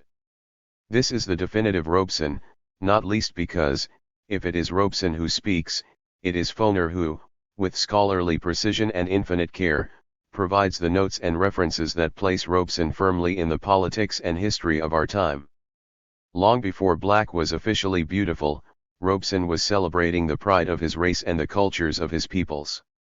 Long before the civil rights movement had taken root or the Black Power movement begun, Robeson was leading the battle against black second-class citizenship, challenging repressive laws, protesting the injustices of the courts, demonstrating on behalf of black activists and calling for boycotts, pickets and mass mobilization.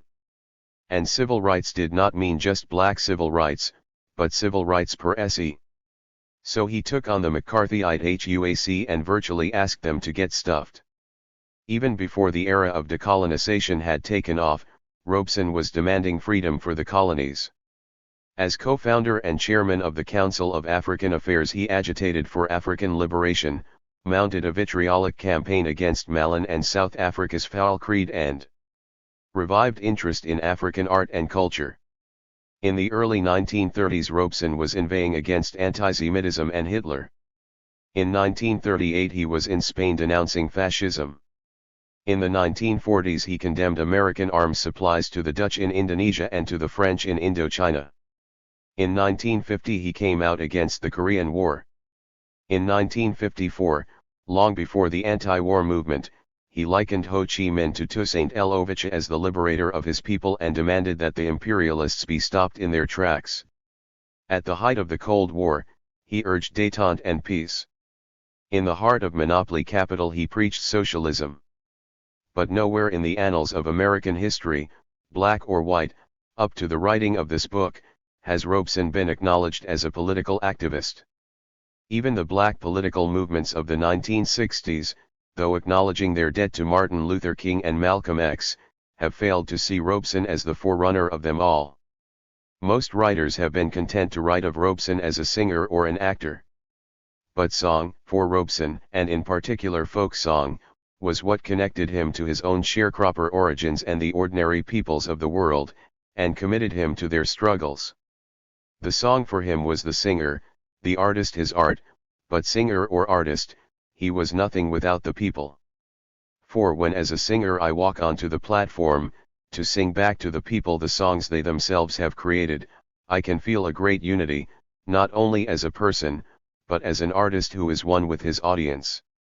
And it is that unity, that wholeness, that Robeson brought to his politics too, so that even song became merely an instrument in the battle, art his weapon. They would ban him from the concert hall and stage, but he could still sing his politics.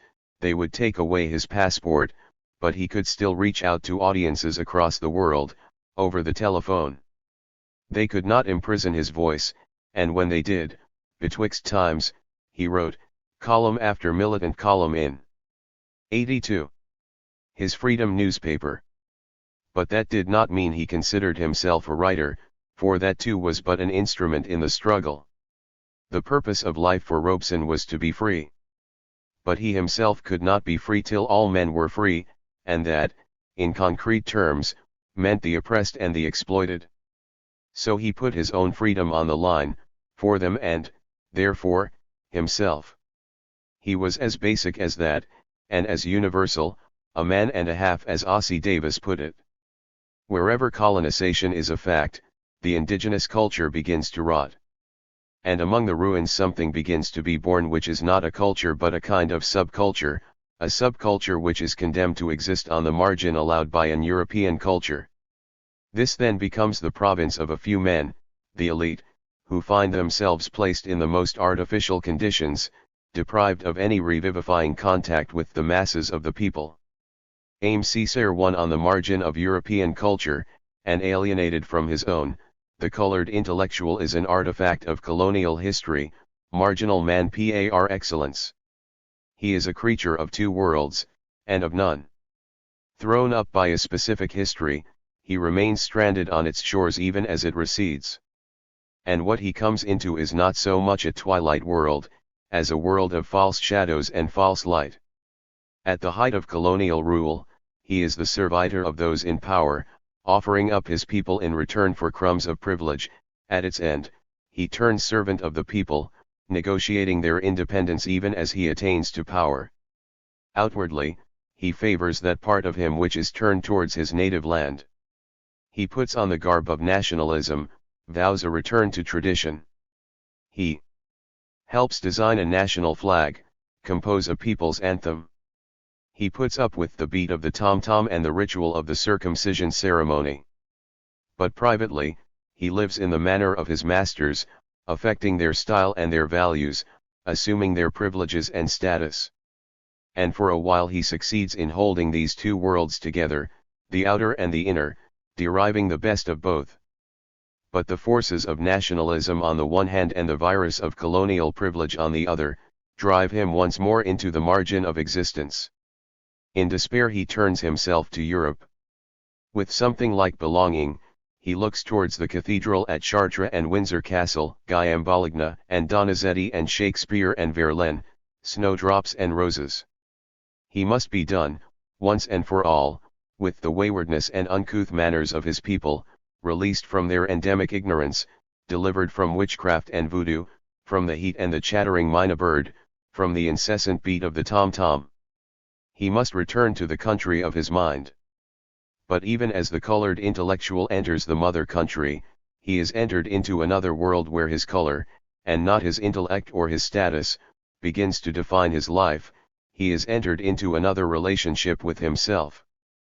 The porter, the immigration officer, the customs official, the policeman of whom he seeks directions, the cabman who takes him to his lodgings, and the landlady who takes him in at a price, none of them leaves him in any doubt that he is not merely not welcome in their country, but should in fact be going back, to where he came from.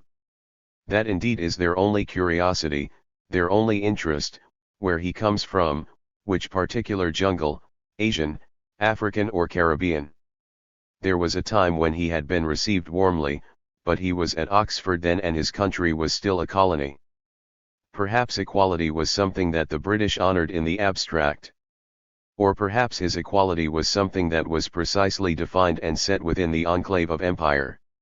He had a place somewhere in the imperial class structure. But within British society itself there seemed no place for him. Not even his upper-class affectations, his BBC accent, his well-pressed suit and college tie afford him a niche in the carefully defined inequalities of British life. 84. He feels himself not just an outsider or different, but invested, as it were, with a separate inequality, outside and inferior at the same time. At that point, his self-assurance which had sat on him like a silk hat on a Bradford millionaire too takes a cruel blow.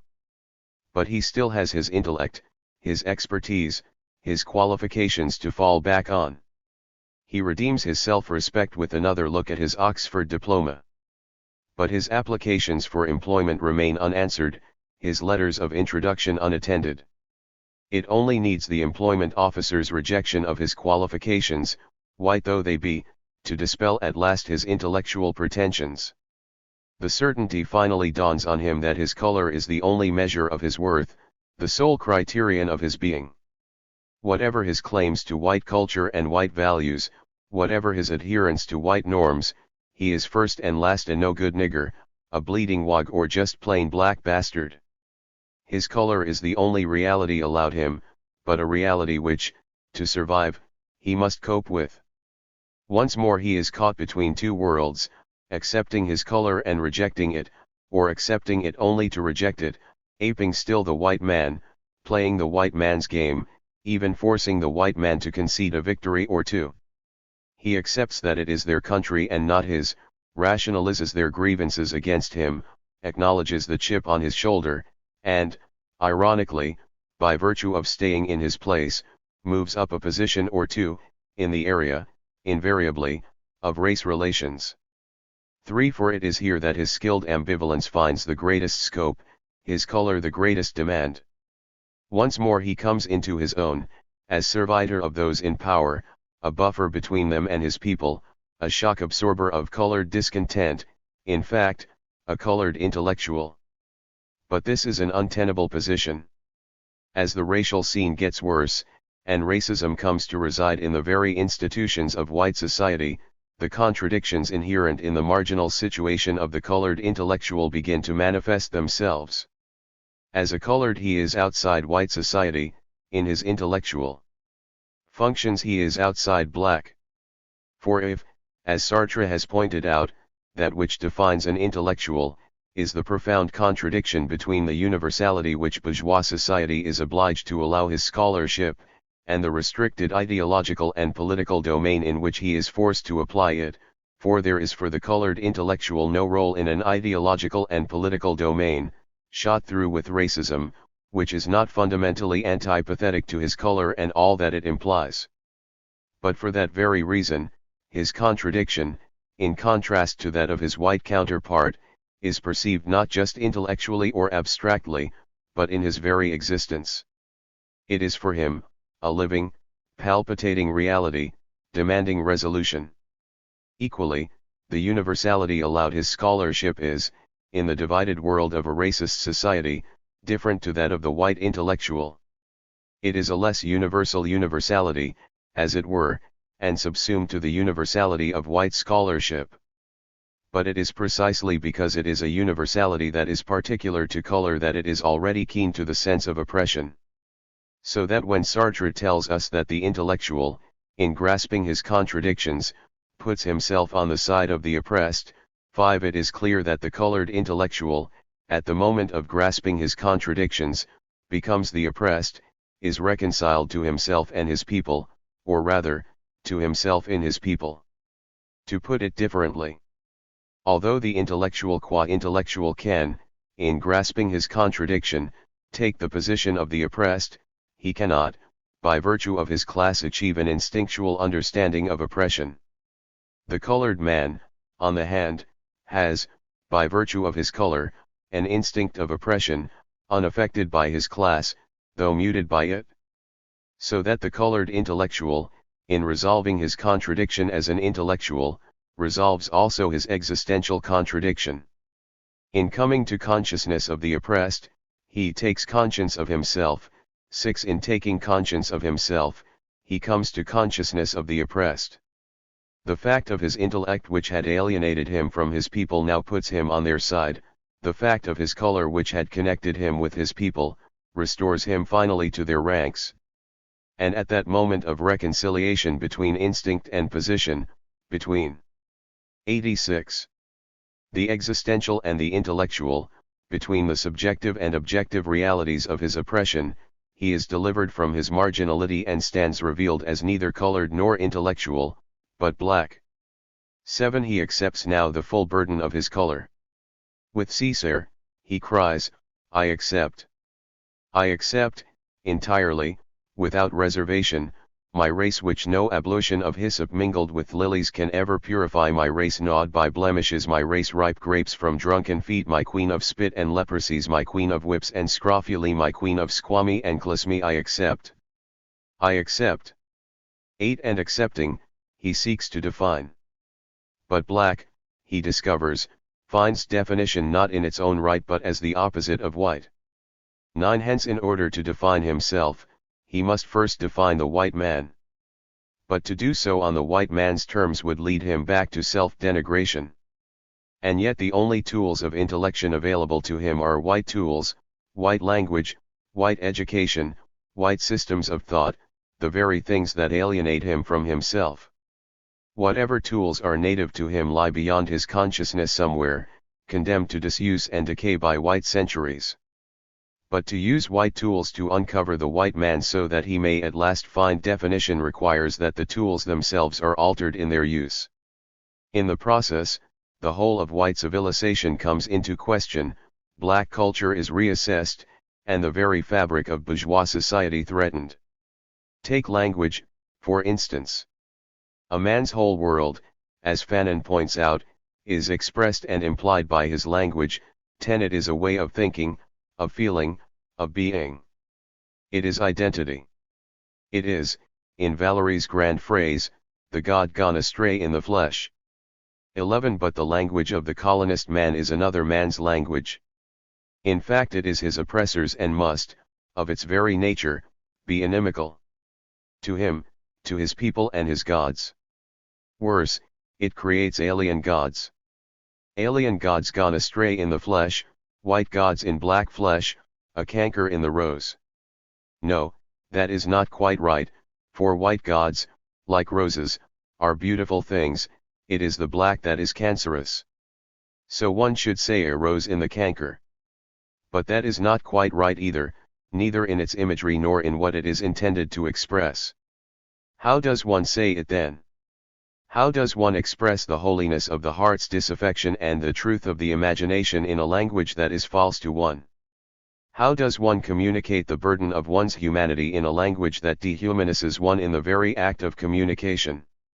Two languages, then, one for the colonizer and another for the colonist, and yet within the same language? How to reconcile this ambivalence?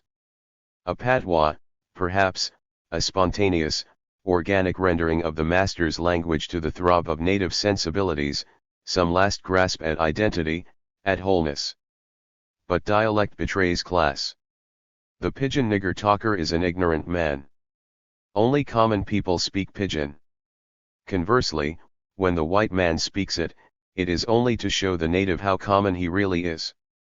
It is a way of classifying him, imprisoning him, primitivizing him. 12 Perhaps the native has a language of his own, even a literature. But compared to English his language is dead, his literature passé. They have no place in a modern, industrialist world. They are for yesterday's people. Progress is English, education is English, the good things in life are English, the way to the top is English. His teachers see to it that he speaks it in school, his parents that he speaks it at home, even though they are rejected by their children for their own ignorance of the tongue. But if the colonizer's language creates an existential deviation 13 in the native, white literature drives him further from himself. It disorientates him from his surroundings, the heat, the vegetation, the rhythm of the world around him. Already, in childhood, he writes school essays on the season of mists and mellow fruitfulness. He learns of good and just government from Rhodes and Hastings and Morgan. In the works of the great 88 historian, Thomas Carlyle, he finds that poor black Quashy, a swift supple fellow, a merry-hearted, grinning, dancing, singing, affectionate kind of creature could indeed be made into a handsome glossy thing with a penny worth of oil, but the tacit prayer he makes to you and to me and to all the world who are wiser than himself is compel me, to work. 14 In the writings of the greatest playwright in the world, he discovers that he is Caliban and Othello and Aaron, in the testaments of the most civilized religion that he is forever cursed to slavery. With William Blake, the great revolutionary poet and painter, mystic and savant, he is convinced that, my mother bore me in the southern wild, and I am black, but oh! My soul is white, white as an angel is the envious child, but I am black, as if bereaved of light. 15 Yet, this is the man who wrote the tiger.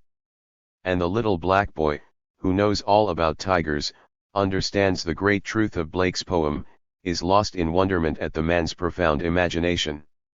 What then of the other Blake? Was it only animals he could imagine himself into?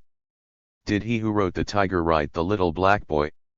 It is not just the literature of the language, however, that ensnares the native into huatitude, but its grammar, its syntax, its vocabulary. They are all part of the trap.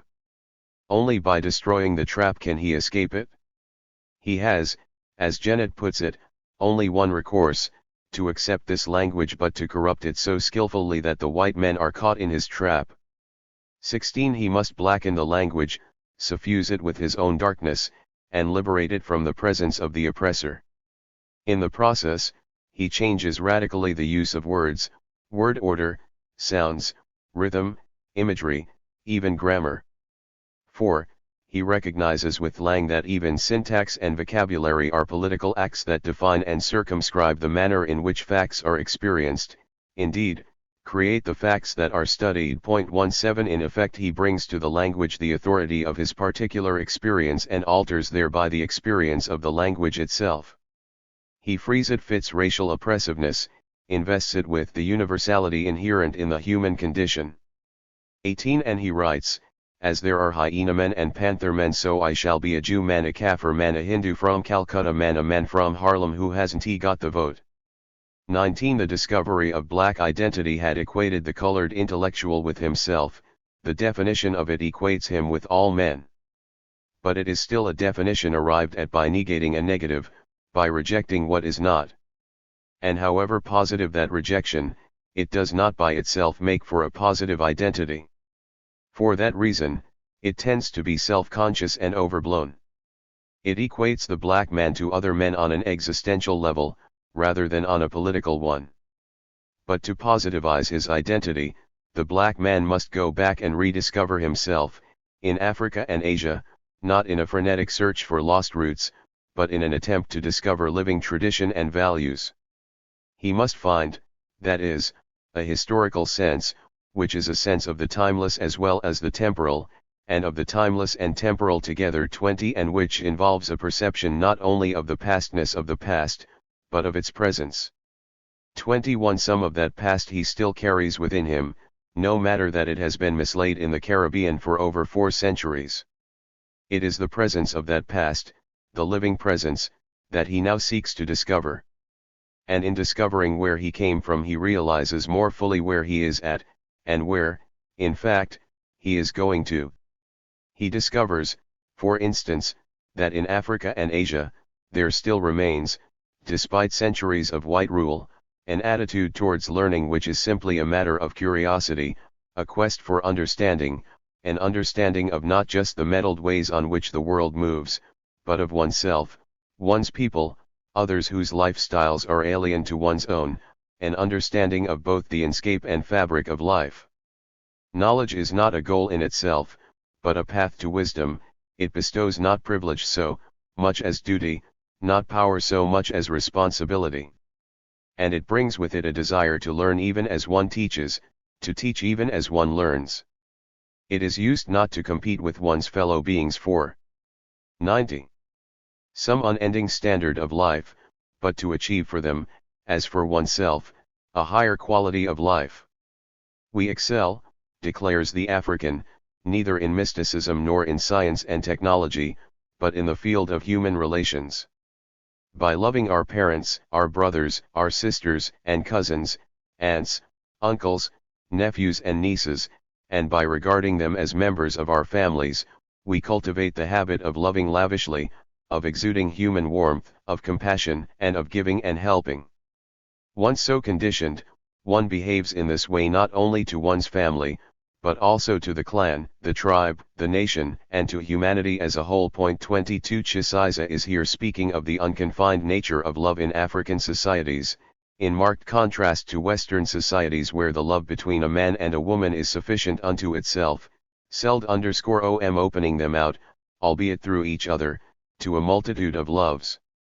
The heart needs the practice of love as much as the mind its thought. The practical expression of these values is no better illustrated than in the socialist policies of Nyerere's Tanzania.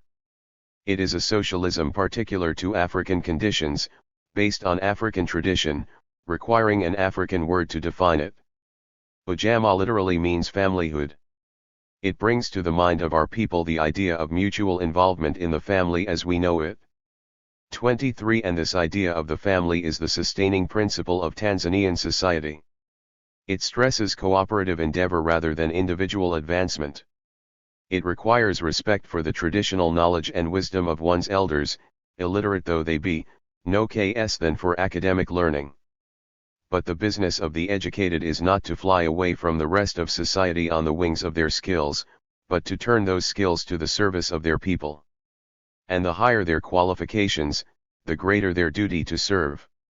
Intellectual arrogance, the Mwalimu has declared, has no place in a society of equal citizens. 24. The intellectual, that is, has no special privilege in such a society. He is as much an organic part of the nation as anyone else. His scholarship makes him no more than other people and his functions serve no interest but theirs. There is no dichotomy here between status and function. Hence he is not presented with the conflict between the universal and the particular of which Sartre speaks. And in that sense he is not an intellectual but every man. The same values obtain in the societies of Asia, sustained not so much by the governments of the day as in the folklore and tradition of their peoples. The same sense of familyhood, of the need to be confirmed by one's fellow man, the notion of duty as opposed to privilege, the preoccupation with truth rather than fact and a concept of life directed to the achievement of unity in diversity, characterize the Indian ethos.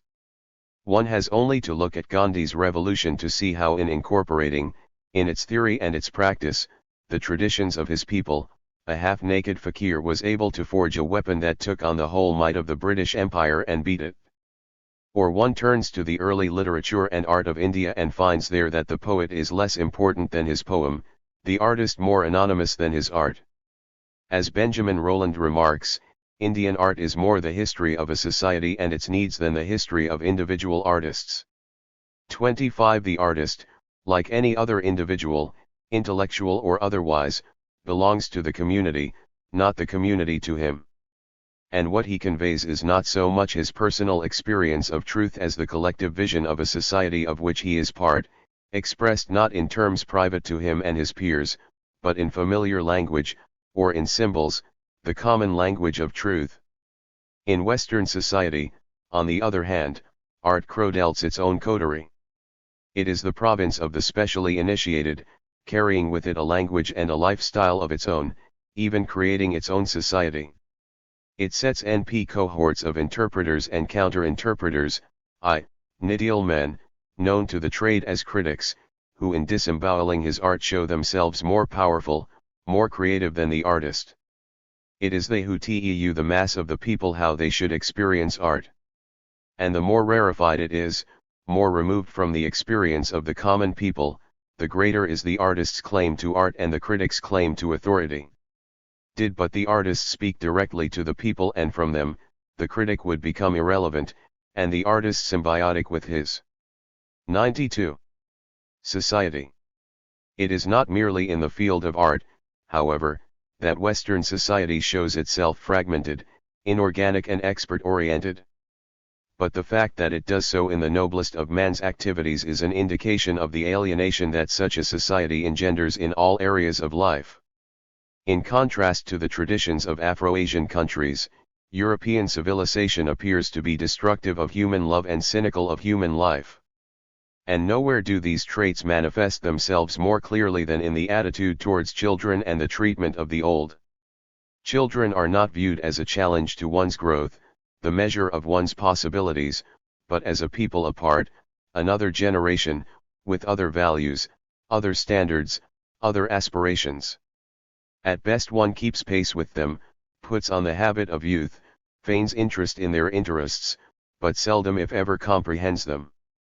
Lacking openness and generosity of spirit, the ability to live dangerously with each other, the relationship between child and adult is rarely an organic one. The adult occupies the world of the child far more than the child occupies the world of the adult. In the result, the fancy and innocence of children are crabbed and soured by adulthood even before they are ready to beget choice. Is it any wonder then that this tradition of indifference should pass on back to the old from their children? But it is a tradition that is endemic to a society given to CEASL's competition and ruthless rivalry, where even education is impregnated with the violence of divisiveness, and violence itself stems not from passion, but from cold and calculated reason. When to get and to spend is more virtuous than to be and to become, even lovers cannot abandon themselves to each other, but must work out the debit and credit of emotion, a veritable balance sheet of love. Distrust and selfishness and hypocrisy in personal relationships, and plain cruelty and self-aggrandizement in the art of government are the practice of such a society, however elevating its principles. Government itself is the art of keeping power from the people under the guise of the people's will. And the working people themselves are inveigled into acquiescence of the power structure by another set of middlemen, the union bosses. In the face of all this, the black man in a white society, the black man, that is, who has taken conscience of himself, established at last a positive identity, comes to see the need for radical change in both the values and structure of that society. But even the revolutionary ideologies that envisage such a change are unable to take into their perspective the nature of his particular oppression and its implications for revolutionary strategy. White radicals continue to maintain that color oppression is no more than an aspect of class oppression, that color discrimination is only another aspect of working class exploitation, that the capitalist system is the common enemy of the white worker and black alike. Hence they require that the color line be subsumed to the class line and are satisfied that the strategies worked out for the white proletariat serve equally the interests of the black. The black struggle, therefore, should merge with and find direction from the larger struggle of the working class as a whole. Without white numbers, anyway, the black struggle on its own would be unavailing. But what these radicals fail to realize is that the black man, by virtue of his particular oppression, is closer to his bourgeois brother than to his white comrade. Indeed, his white comrade is a party to his oppression. He too benefits from the exploitation of the black man, however indirectly, and tends to hold the black worker to areas of work which he himself does not wish to do, and from areas of work to which he himself aspires, irrespect/ve of skill. In effect, the black workers constitute that section of the working class which is at the very bottom of society and is distinguished by its color. Conversely, the attitude of racial superiority on the part of white workers relegates their black comrades to the bottom of society. In the event, they come to constitute a class apart, an underclass, the subproletariat. And the common denominator of capitalist oppression is not sufficient to bind them together in a common purpose. A common understanding of racial oppression, on the other hand, ranges the black worker on the side of the black bourgeois against their common enemy, the white man, worker and bourgeois alike. In terms of analysis, what the white Marxists fail to grasp is that the slave and colonial exploitation of the black peoples of 94. The world was so total and devastating, and so systematic in its devastation, as to make mock of working-class exploitation. Admittedly, the economic aspects of colonial exploitation may find analogy in white working-class history. But the cultural and psychological dimensions of black oppression are quite unparalleled. For, in their attempt to rationalize and justify to their other conscience the robbery, enslavement, and continued exploitation of their colored victims all over the globe, 26 The conquistadors of Europe set up such a mighty edifice of racial and cultural superiority, replete with its own theology of goodness, that the natives were utterly disoriented and dehumanist. Torn from their past, reified in the present, caught forever in the prison of their skins, accepting the white man's definition of themselves as quintessence of evil, representing not only the absence of values but the negation of values, the corrosive element disfiguring all that has to do with beauty or morality, 27 violated and sundered in every aspect of their being. It is a wonder that, like lemmings, they did not throw themselves in the sea. If the white workers' lot at the hands of capitalism was alienation, the blacks underwent complete deracination. And it is this factor which makes black oppression qualitatively different from the oppression of the white working class. The inability of white Marxists to accept the full import of such an analysis on the part of black people may be alleged to the continuing paternalism of a culture of which they themselves are victims. Or it may be that to understand fully the burden of blackness, they require the imagination and feelings systematically denied them by their culture.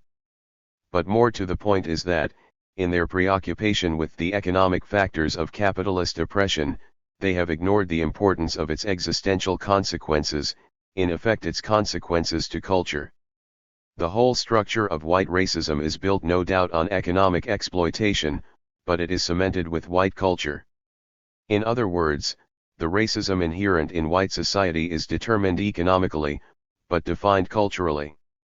And any revolutionary ideology that is relevant to the times must envisage not merely a change in the ownership of the means of production, but a definition of that ownership: who shall own, whites only or blacks as well? It must envisage, that is, a fundamental change in the concepts of man and society contained in white culture. It must envisage a revolutionary culture. For, as Gramsci has said, revolutionary theory requires a revolutionary culture. But to revolutionize a culture, one needs first to make a radical assessment of it. That assessment, that revolutionary perspective, by virtue of his historical situation, is provided by the black man. For it is with the cultural manifestations of racism in his daily life that he must contend. Racial prejudice and discrimination, he recognizes, are not a matter of individual attitudes, but the sickness of a whole society carried in its culture. And his survival as a black man in white society requires that he constantly questions and challenges every aspect of white life even as he meets it. White speech, white schooling, white law, white work, white religion, white love, even white lies, they are all measured on the touchstone of his experience. He discovers, for instance, that white schools make for white superiority, that white law equals one law for the white and another for the black, that white work relegates him to the worst jobs irrespective of skill, that even white Jesus and white Marx who are supposed to save him are really not in the same street, so to speak, as black Gandhi and black Cabral. In his everyday life he fights the particulars of white cultural superiority, in his conceptual life he fights the ideology of white cultural hegemony. In the process he engenders not perhaps a revolutionary culture, but certainly a revolutionary practice within that culture. For that practice to blossom into a revolutionary culture, however, requires the participation of the masses, not just the blacks. This does not mean, though, that any ad hoc coalition of forces would do. Coalitions, in fact, are what will not do. Integration, by any other name, has always spelt death, for the blacks. To integrate with the white masses before they have entered into the practice of cultural change would be to emasculate the black cultural revolution. Any integration at this stage would be a merging of the weaker into the stronger, the lesser into the greater. The weakness of the blacks stems from the smallness of their numbers, the lessness from the bourgeois cultural consciousness of the white working class. 96. Before an organic fusion of forces can take place, two requirements need to be fulfilled. The blacks must through the consciousness of their color, through the consciousness, that is, of that in which they perceive their oppression, arrive at a consciousness of class, and the white working class must in recovering its class instinct, its sense of oppression, both from technological alienation and a white-oriented culture, arrive at a consciousness of racial oppression. For the black man, however, the consciousness of class is instinctive to his consciousness of color. 28 Even as he begins to throw away the shackles of his particular slavery, he sees that there are others besides him who are enslaved too. He sees that racism is only one dimension of oppression in a whole system of exploitation and racial discrimination, the particular tool of a whole exploitative creed. He sees also that the culture of competition, individualism, and elitism that fostered his intellect and gave it a habitation and an INE is an accessory to the exploitation of the masses as a whole, and not merely of the blacks. He understands with Gramsci and George Jackson that all men are intellectuals 29 or with Angela Davis that no one is.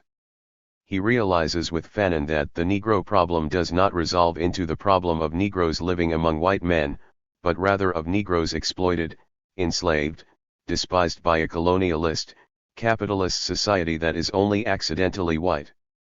30 He acknowledges at last that inside every black man there is a working class man waiting to get out. In the words of Sartre, at a blow the subjective, existential, ethnic notion of blackness 31 passes, as Hegel would say, into the objective, positive, exact notion of the proletariat. The white symbolizes capital as the Negro labor. Beyond the black-skinned men of his race it is the struggle of the world proletariat that he sings. 32 And he sings, I want to be of your race alone workers peasants of all lands, white worker in Detroit black peon in Alabama. Uncountable nation in capitalist slavery destiny ranges us shoulder to shoulder repudiating the ancient malediction of blood taboos we roll among the ruins of our solitudes if the flood is a frontier we will strip the gully of its endless covering flow if the Sierra is a frontier we will smash the jaws of the volcanoes upholding the Cordilleras and the plain will be the parade ground of the dawn where we regroup our forces sundered by the deceits of our masters as the contradictions among the features creates the harmony of the face we proclaim the oneness of suffering and the revolt of all the peoples on all the face of the earth. Part 3. The Black Experience in Britain. Within the space of a few years, from the early 1960s on, the terms of the debate on race in Britain had been set, a common language developed in which that debate was conducted, and its fundamental assumptions established. Blacks were the problem, fewer blacks made for better race relations. Immigration control was the answer, social control would follow. The intellectual backing for these assumptions was provided by the policy-oriented research of the Institute of Race Relations. The struggle to change the assumptions led to a struggle within the institute itself and transformed both the institute and the terms of debate. Race, class, and the state emerged from that struggle and the author's own involvement in it, to provide the first coherent class analysis of the black experience in Britain, overturning in the process the old race relations orthodoxies of both right and left. The pieces on the strike of black workers at Grunwick carry further the analysis begun with race, class, and the state, and are an attempt to comprehend and analyze an important development, even as it was unfolding, an analysis which was borne out by subsequent events. And from immigration control to induced repatriation, written just before Thatcher's Tory government came into power, warned of the changing nature of racism, from a rationale of exploitation to a rationale for repatriation, and predicted the onset of a pass law society. All these pieces were written in answer to the practical problems facing black struggle. Their theoretical contribution, though influential, was incidental. Race, class, and the state. The black experience in Britain *. For Wesley Dick, poet and prisoner. In some answer to his questions. Within 10 years Britain will have solved its black problem, but solved in the sense of having diverted revolutionary aspiration into nationalist achievement, reduced militancy to rhetoric, put protest to profit and, above all, kept a black underclass from bringing to the struggles of the white workers political dimensions peculiar to its own historic battle against capital. All these have been achieved in some considerable measure in the past decade and a half, and the process has already thrown up the class of collaborators so essential to a solution of the next stage of the problem, the political control of a rebellious second generation. And it is to this exercise that the White Paper of 1975 addresses itself. The political economy of immigration. The laissez-faire era. But to understand the politics of the White Paper, to see what it tells us about state power in one particular aspect, black labor, but an aspect which, like a barium meal, reveals the whole organism of the state and relates black experience to white struggle, one must first reappraise the immigration acts. Britain, after the war, like most Western European countries, was faced with a chronic shortage of labor. This shortage was in some measure alleviated by the 500,000 or so refugees, displaced persons, and prisoners of war who were admitted to Britain between 1946 and 1951. But even so, the Ministry of Labour found it necessary to systematize the recruitment of workers from other parts of Europe. Between 1945 and 1957 there was a net immigration of more than 350,000 European nationals into the United Kingdom. 1. Unlike most other European countries, however, Britain was in a position to turn to an alternative and comparatively uncompetitive source of labor in its colonies and ex-colonies in Asia and the Caribbean. Colonialism had already underdeveloped these countries and thrown up a reserve army of labor which now waited in readiness to serve the needs of the metropolitan economy. To put it more graphically, colonialism perverts the economy of the colonies to its own ends, drains their wealth into the coffers of the metropolitan country and leaves them at independence with a large labor force and no capital with which to make that labor productive. And it is to these vast and cheap resources of labor that Britain turned in the 1950s. At first the supply of labor from these countries was governed by the demand for it in the metropolis. Except for a few thousand workers who were recruited directly into London Transport and the British Hotels and Restaurants Association from Barbados, no effort was made to relate employment to vacancies. Instead it was left to the free market forces to determine the size of immigration. And this on the whole, as the excellent study by Siri Peach shows, worked very well. Thus periods of economic expansion led to a rise in immigration, periods of recession to a decline, and this sensitiveness of supply to demand characterized the whole stop-go period of the 1950s. but if the free market economy decided the numbers of immigrants, economic growth, and the colonial legacy determined the nature of the work they were put to, it was inevitable that in a period of full employment the indigenous worker would move upwards into better paid jobs, skilled apprenticeships, training programs, etc., leaving the dirty, hard, low-paid work to immigrant labor. Although, that is, the shortage of labor was general, the more dynamic and attractive sectors of industry were able to draw the best qualified labor from both the non-growth industries as well as the immigrant labor force. The non-growth sector, on the other hand, had only new entrants to the labor market to turn to. Thus the jobs which colored immigrants found themselves in were the largely unskilled and low-status ones for which white labor was unavailable or which white workers were unwilling to fill, in the textile and clothing industries, engineering and foundry works, transport and communication, or as waiters, porters, kitchen hands. And since the opportunities for such work obtained chiefly in the already overcrowded conurbations, immigrants came to occupy some of the worst housing in the country. The situation was further exacerbated by the exorbitant rents charged by slum landlords. Attempts on the part of the newcomers to break the landlord's hold by buying their own homes were often frustrated either by the difficulties of obtaining loans from regular sources or by the prohibitive rates of interest charged by the irregular ones, or even by the refusal of owners to sell to wogs and nignogs.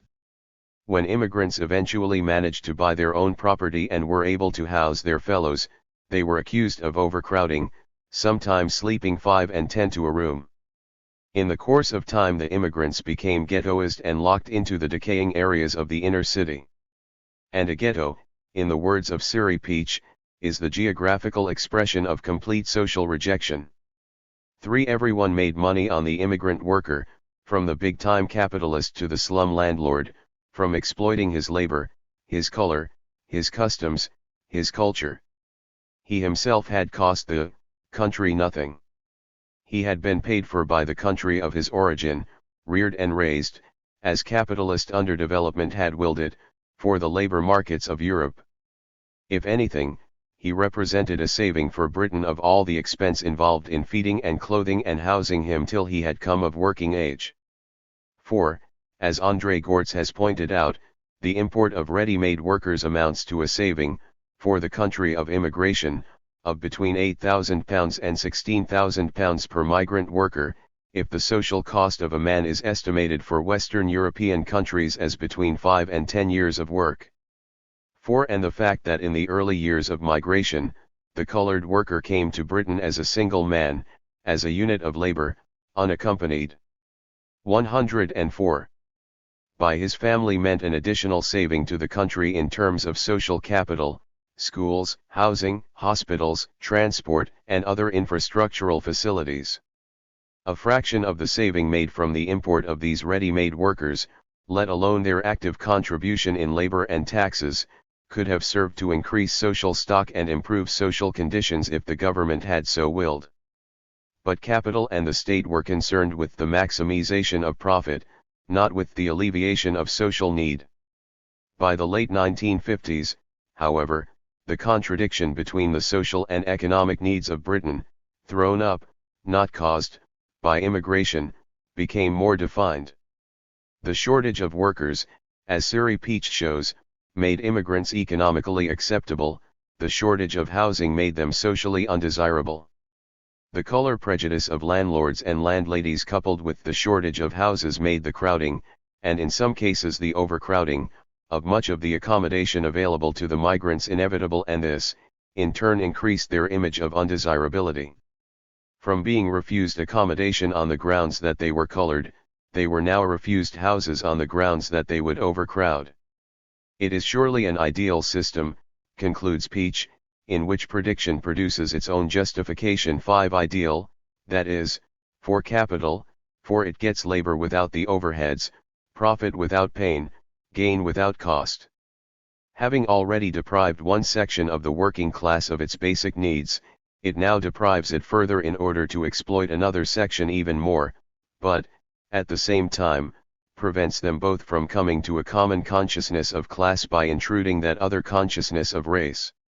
It prevents, in other words, the horizontal conflict of classes through the vertical integration of race, and, in the process, exploits both race and class at once. To put it differently, the profit from immigrant labor had not benefited the whole of society but only certain sections of it, whereas the infrastructural cost of immigrant labor had been borne by those in greatest need. That is not to say that immigrants had caused social problems. Britain, after all, was a country of net emigration, but that the forced concentration of immigrants in the deprived and decaying areas of the big cities highlighted existing social deprivation. Racism defined them as its cause. To put it crudely, the economic profit from immigration had gone to capital, the social cost had gone to labor, but the resulting conflict between the two had been mediated by a common ideology of racism. Prelude to control, that same ideology detonated the race riots of 1958, and revealed to the state that considerations of social need had now to be weighed against considerations of economic gain. Racism, though economically useful, was becoming socially counterproductive. And the state, which had hitherto acted in the economic interests of the ruling class, was now compelled to modify that role and assume its other function of appearing to act in the interests of society as a whole, in the national interest. The first step was to slow down immigration, thin out the black presence; the second to manage racism, keep it within profitable proportions. Relief for the depressed areas, urban aid, would follow. The economy in any case had, for the time being, absorbed all the unskilled labor it could. Additional units of labor applied to existing plant would not yield the returns that would make such addition justifiable. On the other hand, automation and new technology, capital-intensive production, would help Britain to compete with the rest of Europe in markets made more competitive by the loss of its colonies.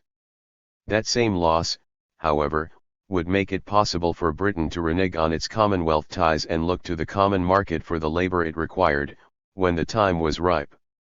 The stage was set for immigration control. To end immigration altogether would have been one answer. But given the periodic labor shortages characteristic of the capitalist countries of Western Europe, given the structural needs of late capitalism for the import of foreign workers, it was no answer at all. Migrant labor, precisely because it was migrant, seasonal and contractual, filling in the labor gaps in times of expansion and being fired in times of recession, served 106. To absorb the shocks of alternating booms and depressions. And by virtue of the fact that it was foreign, migrant labor yielded extra profit to the employer. 6. Most of Western Europe had worked out a migratory mechanism combining both these functions. Labor, on short-term permits, on contract, ensured the buffer function, and the fact that it was foreign, recruited from the underdeveloped southern extremities of Europe, ensured that it would not, by virtue of nationality laws freely agreed to, have the same rights as the indigenous worker and could therefore be discriminated against. And to discriminate is to exploit, to derive a surplus value larger than that afforded by the exploitation of the native worker.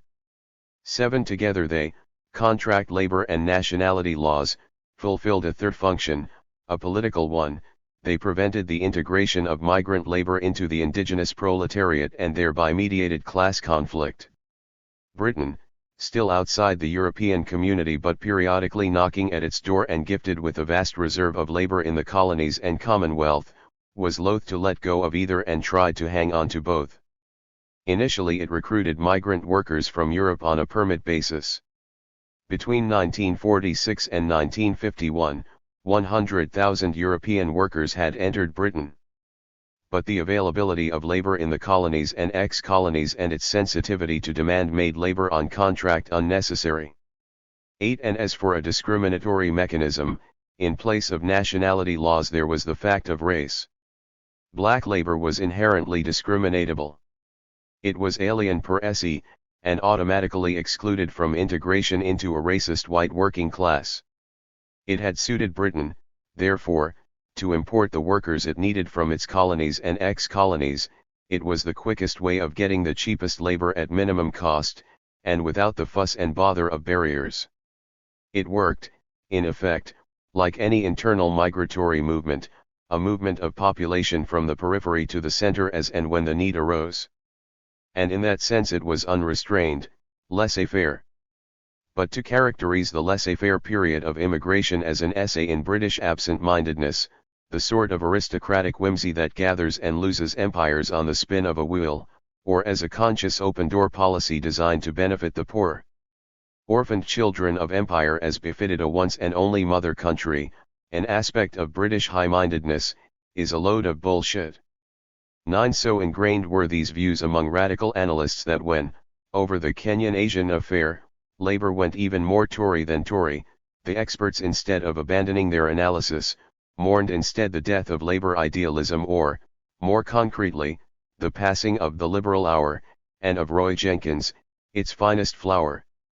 The fact of the matter was that laissez-faire immigration and laissez-faire discrimination had thrown up social problems which, after the riots of 1958 and the growing militancy of a black underclass, were taking on political proportions that the government, irrespective of party, could not ignore. It had to put an end to colored immigration and yet have recourse to a reserve pool of labor when required. The crux of the problem, therefore, was not migration but settlement, and not discrimination but racial discrimination. For the purposes of exploitation, it was labor and not color that had to be discriminated against, and that could be done on the basis of citizenship, of nationality, rather than of race. And since nationality laws by definition distinguished between citizen and alien, foreign, or migrant labor would be automatically subject to discrimination. To change British nationality laws so as to put Commonwealth citizens on a par with aliens was the most obvious solution, and it had the added advantage of debarring settlement as a matter of right. But, on the other hand, it would spell the end of a historical relationship which ensured the continuing dependency of the colonial periphery on the center. The aim, therefore, was to move gradually towards the European model of contract labor without foregoing the Commonwealth relationship. Eventually the Commonwealth relationship would have to be subordinated to the European relationship, and then the nationality laws would need to be tidied up, but for the time being a solution had to be found that did not require such a change. This meant, in concrete terms, that immigrants from the Commonwealth countries, though remaining British subjects, 108. Under British nationality law, would be debarred from entering Britain except as and when required by the British economy. Thus the formal links with the Commonwealth would be maintained, but the right of individual citizens to automatic entry would be denied. In terms of British nationality law, this would mean that a British citizen was not completely a British citizen when he was a black British citizen, somewhat on the lines of the American Constitution, which once decreed that a Negro was 3/5 of a person. Nevertheless, it would be a solution to black settler immigration. If it did not end settlement altogether, it would at least reduce the numbers.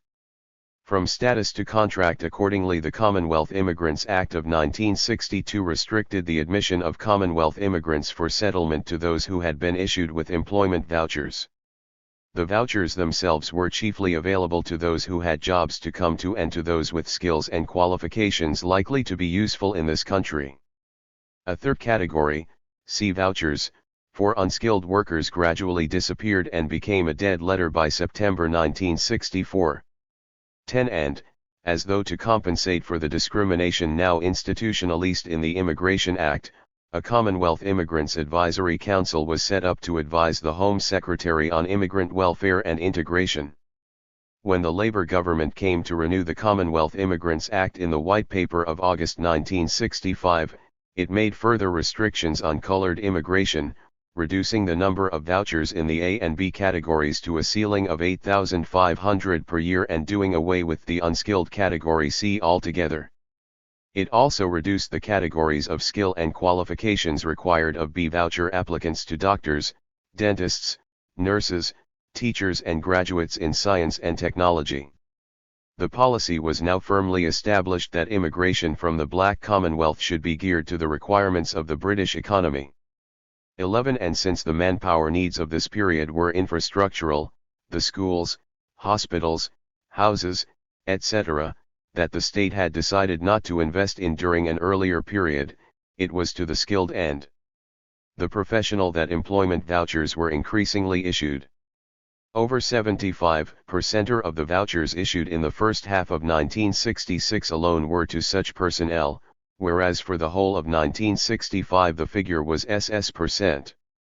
Or take another statistic, of the 3,976 B vouchers 12 issued to India in 1966, 1,511 went to doctors, 922 to technology graduates, 667 to teachers and 469 to science graduates. 13. Any lingering pretense that the employment of Commonwealth immigrants aided the Commonwealth was dispelled by a system which creamed off the most skilled and professional personnel from these countries while keeping out their unskilled. It was also a system which took discrimination out of the marketplace and gave it the sanction of the state. It made racism respectable and clinical by institutionalizing it. But in so doing it also increased the social and political consequences of racism. And to counter these the state set out to develop a more coherent policy of integration. Thus, the White Paper replaced the CIAC with the National Committee for Commonwealth Immigrants. In fact, the announcement of other legislation to deal with racial discrimination in public places and with the evil of incitement to racial hatred preceded the White Paper. But an examination of the politics of integration belongs to the second half of this paper. Here it is intended to pursue the investigation into immigration policies to see how they affected the transition of Commonwealth citizens from the status of citizens to laborers on contract. The Commonwealth Immigrants Act of 1968 is not essential to that investigation, except in that the circumstances which necessitated its enactment highlighted yet more the contradiction between British nationality laws and the Immigrants Acts and once again pointed to the passage of the Commonwealth citizen from status to contract. In 1967, following on the Africanization policies of the Kenyatta government, British Asians in Kenya, who had not opted for Kenyan citizenship at independence and had stayed loyal to the mother country, were granted only temporary residence. They were in effect asked to go home to Britain. Already in 1965 and 1966 6,000 Asians, possessing 110 British citizenship, who were not subject to immigration control, had entered the UK. But after the Kenyan legislation of 1967, the numbers increased and the British government, with an eye to all those other British Asians and British Chinese whom Britain had used and abandoned on the darker shores of the once empire, decided that they were not as British as their passports warranted. They were only as British as Commonwealth citizens. And since they were liable to the voucher system, the British Asians in Kenya would also be liable to the same procedure for admission, but would be allocated special vouchers as distinct from work vouchers. Given the devaluation of British citizenship in 1962, the distinction between Commonwealth citizens and Kenyan British Asian was only a legal nuance, except that, unlike the former, the Kenyan Asians had nowhere but Britain to go to, they were potentially stateless. And this aspect plus the fact that they were more middle class and British than the normal run of immigrants particularly outraged British liberal opinion. But the blacks, post-1962, had seen the act merely as the correction of an anomaly in the policy of reducing all black British citizens to the lowest common denominator of contract labor. As usual, new anti-discriminatory legislation and integrationist policies went hand in hand with the new Immigrants Act, but these again will be dealt with in the next section. The 1962 and 1965 Immigrants Acts had ensured the supply of skilled and professional workers from the Black Commonwealth. For the seasonal unskilled jobs Britain turned to foreign workers. The Kenyan Asian episode had temporarily swelled the number of settlers beyond immediate employment needs. And the 1968 Act had in effect brought coloured UK passport holders within the provisions of the Immigration Acts. Black settler migration was firmly under control, but it was still settler and not migrant. Once in, the black immigrant could remain in the UK indefinitely, and after 5 years he had the right to British citizenship. He was still not a fully fledged Gastarbeiter. That situation was remedied by the Immigration Act of 1971 which put him, finally, on the same footing as the foreign worker. He could only come in on a permit to do a specific job in a specific place for an initial period of not longer than 12 months.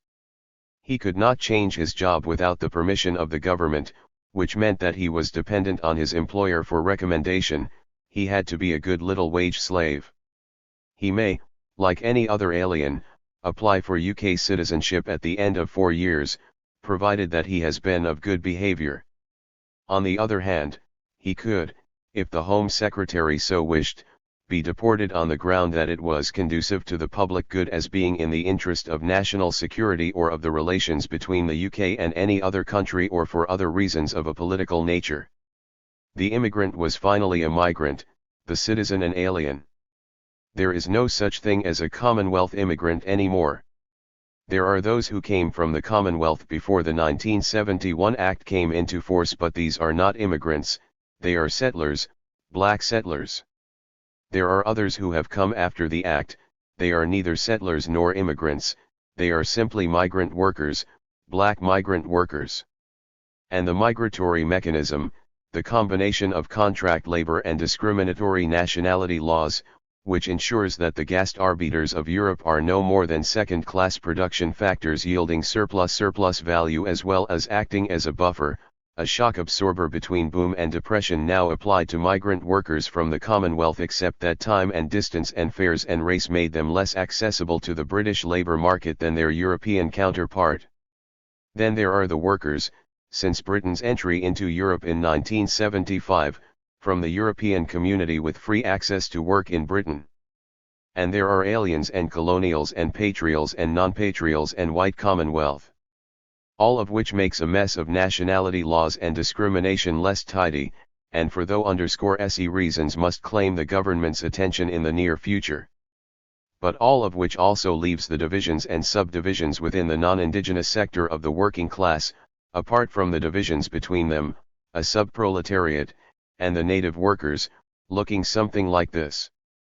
Britain now had two main reserve pools of labour, in the underdeveloped south of Europe and in the underdeveloped Third World, one for unskilled and/or seasonal labour, the other for skilled and professional, one, to put it rudely, to do the dirty work, the other to provide the infrastructural facilities needed to keep the workers working, but neither exclusively so. 14 In a sense, Britain was now a neo-colonial power with two peripheries. And if migrant labor helped to perpetuate both these dependencies, the older was also anchored in that other history of colonialism. The politics of integration. From institutional racism. Thus the state had achieved for capital the best combination of factors for the exploitation of labor while appearing, at the same time, to have barricaded the nation against the intrusion of an alien wedge. It had atomized the working class and created hierarchies within it based on race and nationality to make conflicting sectional interests assume greater significance than the interest of the class as a whole. It had combined with the trade union aristocracy to reduce the political struggle of the labor movement to its bare economic essentials, degraded the struggle to overthrow the system to the struggle to be well off within it, and in the process had weaned the trade unions from the concerns of the labor movement to the concerns of government. And when the black proletariat threatened to bring a political dimension, from out of their own historic struggle against capital, to the struggles of the working class, state policy had helped trade unions to institutionalize divisive racist practices within the labor movement itself. But racism is not its own justification. 15 It is necessary only for the purpose of exploitation, you discriminate in order to exploit, or, which is the same thing, you exploit by discriminating. So that any other system of discrimination, say on the basis of nationality, would, if available, do equally well. During the laissez-faire period of immigration, racism helped capital to make extra profit off black workers, and the state, in the immediate economic interests of the ruling class, was content to leave well enough alone. But in the 1960s the state, in the long-term and overall interests of capital, entered into the task of converting immigrant settler labor to migrant contract labor. One of the benefits of such labor, as has been shown, is that it is automatically subject to discrimination on the basis of nationality laws and interstate agreements. The British government, however, had, for reasons outlined earlier, no wish to change the nationality laws in order to stop colored immigration. Some of the Caribbean countries were still colonies anyway. 16. Hence it resorted to a system of control which, in being specifically directed against the colored Commonwealth, was essentially racist. The basic intention of the government, one might say, was to anchor in legislation an institutionalist system of discrimination against foreign labor, but because the labor happened to be black, it ended up by institutionalizing racism instead. In 114. Instead of institutionalizing discrimination against labor, it institutionalized discrimination against a whole people, irrespective of class. In trying to banish racism to the gates, it had confirmed it within the city walls. The whole thing was particularly untoward because once immigration control had helped to minimize the number of blacks settling in Britain, the black problem itself would have become more manageable. And the lessons of America had not been lost on Britain. Hence, in order to counteract the consequences of the Immigration Acts and to stop black militancy from infecting the body politic, the government embarked on a program of integration. The Commonwealth Immigrants Advisory Council of 1962, however, was no more than a gesture towards integration. Its function was to advise the Home Secretary on matters of immigrant welfare. But with the White Paper of 1965, integration began to assume the proportions of a philosophy. In fact, the government had, in introducing further controls on immigration, pointed out that the purpose of reducing the numbers coming in was to improve matters for those already within, to improve race relations. Without integration, opined a future minister, limitation is inexcusable. Without limitation, integration is impossible. 17. Accordingly, the government replaced the CIAC with the National Committee for Commonwealth Immigrants, with lots of money and staff and local liaison committees, and, to vest the effort with sanctity, set the Archbishop of Canterbury at its head. It was an independent body, however, free of government control, but linked to it through a minister in the Home Office with special responsibility for immigrants. The committee's brief was to provide and coordinate on a national basis efforts directed towards the integration of Commonwealth immigrants into the community.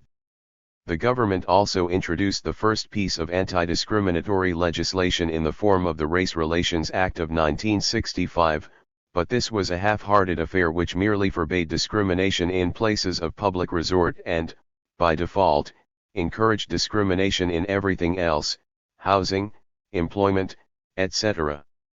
The incorporation, in the Act, of a clause to penalize incitement to racial hatred turned out to be more useful in imprisoning blacks than in arresting the exalted nativism of the RT. Hahn, Enoch Powell, Ronald Bell QC and others of their ilk and silk. The discrimination provisions of the Race Relations Act were to be implemented by the Race Relations Board and its local conciliation committees. But the concern of integration during this period related more to the Asians than to the West Indians. The latter, it was felt, had largely been brought up to regard themselves as British, whereas Pakistanis and Indians showed almost no interest in being integrated. 18. The Asians, with their different cultures and customs and language and dress, their extended families and sense of community, and their peculiar preference to stay with their own kind, were a society apart. But they were also a people who were industrious and responsible, anxious to educate themselves, prepared to work hard and move up the social and economic ladder, honest, diligent, politic, cautious and meticulous, all virtues which shored up bourgeois society. Besides, they too had their creeds and their castes and their classes. They may not be assimilable, but they were certainly made for integration, a parallel society to be accommodated in a pluralist setup. All that was required was an acceptance of the principles of cultural pluralism on the part of the host population. And it was not as though Britain had not had a tradition of accommodating other cultures and other peoples, only, this time, they happened to be a little more different and a lot more visible. Hence the precision with which the Home Secretary, Roy Jenkins, defined integration in May 1966, not as a flattening process of assimilation but as equal opportunity accompanied by cultural diversity, in an atmosphere of mutual tolerance. 19. The West Indians, on the other hand, it had been assumed, were a part of British culture, an aspect of it, a subculture. They spoke the same language, wore the same clothes, followed the same religions. They were not a society apart, only their color was different. They could be assimilated into the mainstream of British society. 20. All that was necessary to make them acceptable to the host society was to banish color pre-iudice, outlaw racial discrimination. The NCCI and Race Relations Board, however, did not succeed in even getting that program off the ground. The board, 116, was virtually a non-starter, so feeble and narrow were the provisions of the 1965 Act. The National Committee discovered discrimination everywhere it went but was frustrated into educating people out of their attitudes. Education in school and out of school, education of adults as well as children, education of newcomers as well as the indigenous population, education through conferences, through committee work, through social activities, through the press. Dragged on its first annual report in the tones of a forlorn manifesto. Hence in 1966 both bodies jointly commissioned the PEP to investigate the extent of racial discrimination. Its report, published a year later, produced evidence to show what everybody knew, that racial discrimination varied in extent from the massive to the substantial. The profound effects of racism were already showing in the growing militancy of the West Indian community. At first it was only civil rights and Martin Luther King that had claimed their attention. The campaign against racial discrimination, set up in December 1964 after Martin Luther King's visit to London in transit to Sweden to receive the Nobel Prize for Peace, was composed of West Indians, Asians, and whites. Its task was to fight discrimination by lobbying Whitehall, by asking the government, but in tones so strident as to pass for passion, to be nice to the blacks. But increasing police harassment, particularly of West Indians, mounting discrimination in employment and housing and the relegation of West Indian children to ESN schools sparked off militant struggles in the Caribbean community. The Black Rebellion in America gave fillip to black nationalism. And Stokely Carmichael's visit in 1967 signaled the high water mark of revolutionary black politics.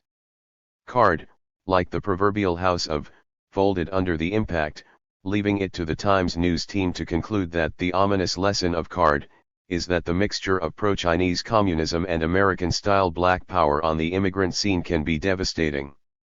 21. The state was faced, against all its convictions, with an unassimilable black community. The West Indians were not a part of British society after all. They even proclaimed that they had a culture and a tradition and a history of their own. They rejected British values and British culture. And worse, especially for the educationalists who had suddenly come upon the discovery that the West Indian child could not/would not speak English, they rejected the English language itself. Once, as slaves, when they had been forced to accept the white man's language, they had corrupted it so skillfully as to make it unintelligible to the slave master. Now they sought to blacken the language, suffuse it with their own darkness and liberate it from the presence of the oppressor. 22. And out of that assertion of themselves was springing an anti-capitalist ideology and a politics of revolution. They posed a problem from within British society, they posed the problems of it. They could not be assimilated and they could not, like the Asians, be integrated. They were a canker in the body politic. The body politic itself was threatened. The need for integration and for anti-discriminatory legislation had assumed a new urgency. But as the government was contemplating fresh legislation, the Kenyan Asian storm broke, and led to the Commonwealth Immigrants Act of March 1968. In April, Enoch Powell warned his people that their wives unable to obtain hospital beds on childbirth, their children unable to obtain school places, their homes and neighborhoods changed beyond recognition. In May, the Prime Minister, Harold Wilson, responded by promising an urban program which would give substantial aid to local authorities in special need. In October the Race Relations Act became law. The 1968 Act extended the scope of the 1965 Act to include discrimination in employment, housing, credit, and insurance facilities and places of public resort. But the breadth of its concerns was belied by the unenforceability of its provisions. The board would have to rely almost entirely on conciliation to obtain redress. It had no powers of enforcement but could resort to the courts, in extreme cases, to obtain an injunction restraining the defendant from further discriminatory practices. It could order the payment of special damages and damages for the loss of opportunity. 23. All penny pinching stuff. Basically the act was not an act but an attitude. 118. But then it was never meant to be anything else. Anti-discriminatory legislation was not meant to chastise the wicked or to effect justice for the blacks. If it was, the government would have had no difficulty in making its intention felt in the administration of the law. Its sole purpose, however, was education, the education of the lesser capitalists in the ways of enlightened capital. Racial discrimination was a short-term expedient to exploit a section of the working class, and now that immigration laws were turning immigrants into migrants, and migrants from Europe would soon become available, it was necessary to count the social and political cost of racial friction. To domestic neocolonialism the purpose of the board as far as the state was concerned was to carry that lesson to employers and local officials. And it was a lesson to be taught not in anger or in punishment but in sorrow and conciliation. The very structure and personnel of the board and its conciliation committees, marked by the presence of local firms and interests and the absence of black workers from the factory floor, bear witness to the point and purpose of the act. And yet there have been protestations that the board has failed. Failed for the masses of the blacks, yes. But it succeeded in what the state meant it to do, to justify the ways of the state to local and sectional interests, and to create, in the process, a class of colored collaborators who would in time justify the ways of the state to the blacks. One has only to look at the successful cases handled by the board to see how much of it relates to the alleviation of marginal and often middle-class discrimination. In the year April 1969 to March 1970, for instance, the highest percentage of success recorded related to discrimination in clubs, 50%, or the lowest to dismissals in employment, 4%.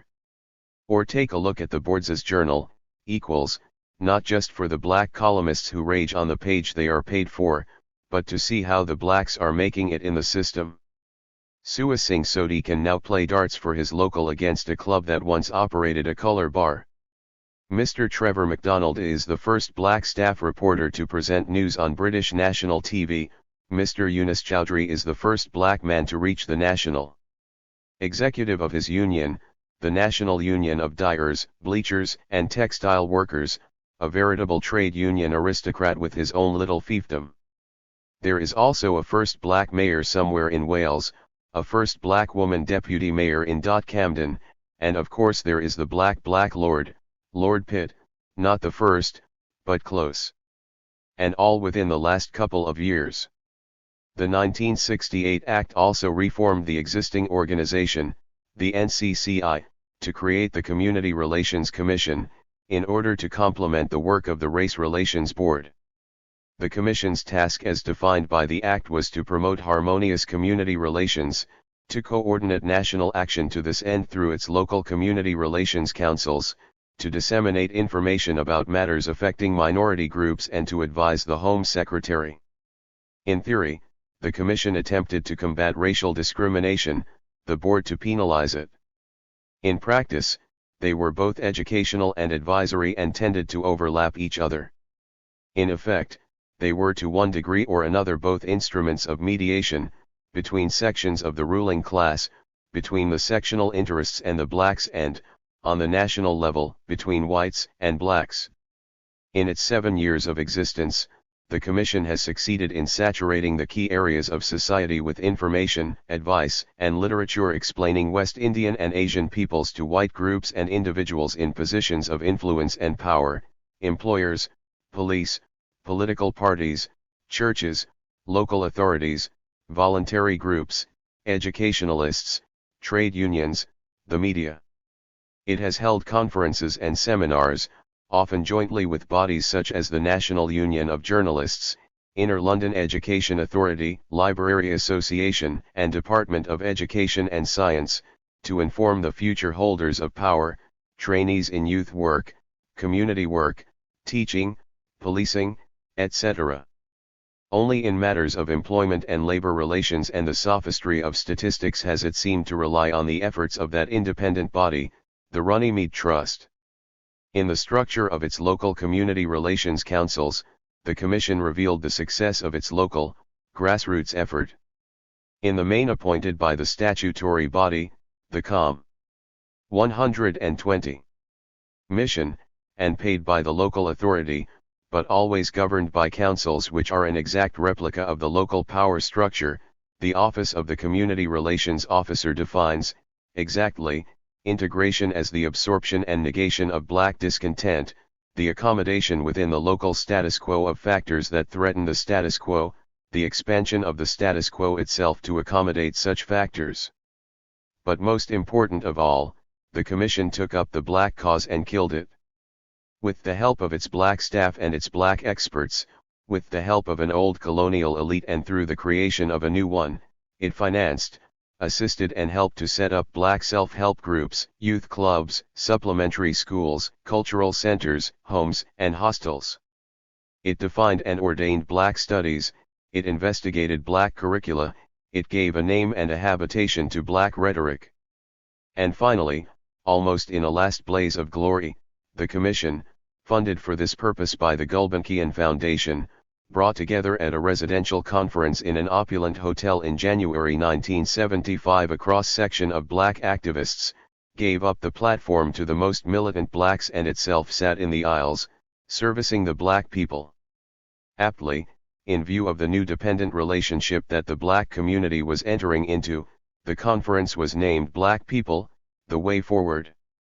And out of that conference has emerged a new black committee, one of whose functions will be to advise the Gulbenkian Foundation where to put its money, in itself an indication that the black programs can now be safely left in private enterprise. The Commission's task is over. The Race Relations Bill sees that its work is good and that its work is done.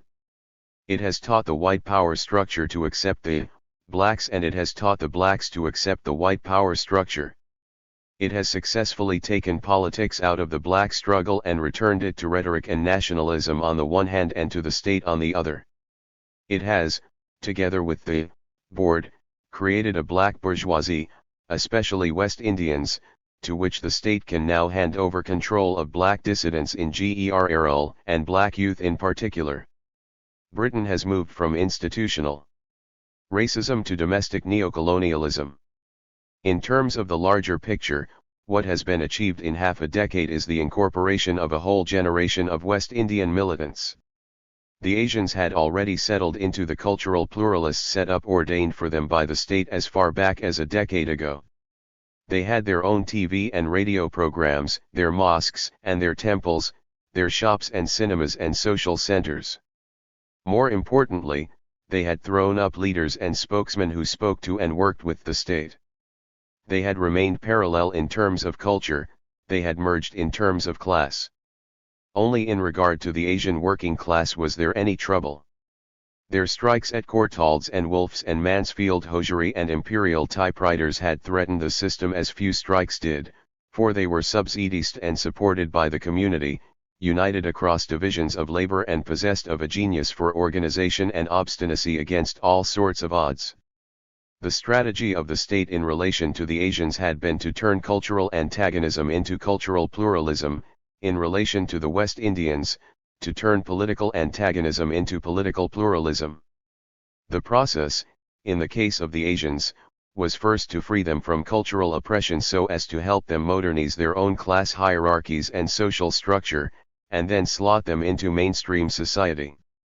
The West Indians, however, had to undergo a different process, for they were an aspect of British culture and society and yet outside it, even antithetical to it. Their similarities might have arisen from a master-slave history into which they had been locked in deathly embrace, but that same history had produced a culture and a politics that were mortally anti-white and anti-capital. The task, therefore, was to separate their antagonisms, to leave them anti-white but make them pro-capital. The task was to free them from the disallure of racism so that they could honor the blandishments of capital. They had to be allowed to move upwards within the existing system so that they would not threaten to transform it into a different system. But there was still the second generation. All the other blacks had been found a place within the system, but the young blacks stood outside it. As though to confirm the dialectics of 122. History, they, the British-born, carry the politics of their slave ancestry. And so it is to them that the state now turns its attention in the Race Relations Bill of February 1976 and the White Paper that heralded it. The politics of the White Paper. Listen to the voice, the anxieties of the state. The character of the colored population resident in this country has changed dramatically over the decade. 10 years ago, less than a quarter of the colored population had been born here. More than 3 out of every 4 colored persons then were immigrants to this country. About 2 out of every 5 of the colored people in this country now were born here, and the time is not far off when the majority of the colored population will be British-born. Some of these the state has already mobilized by affording them places in universities and colleges of higher education, others it has taken care of, in borstalls, mental homes, and prisons.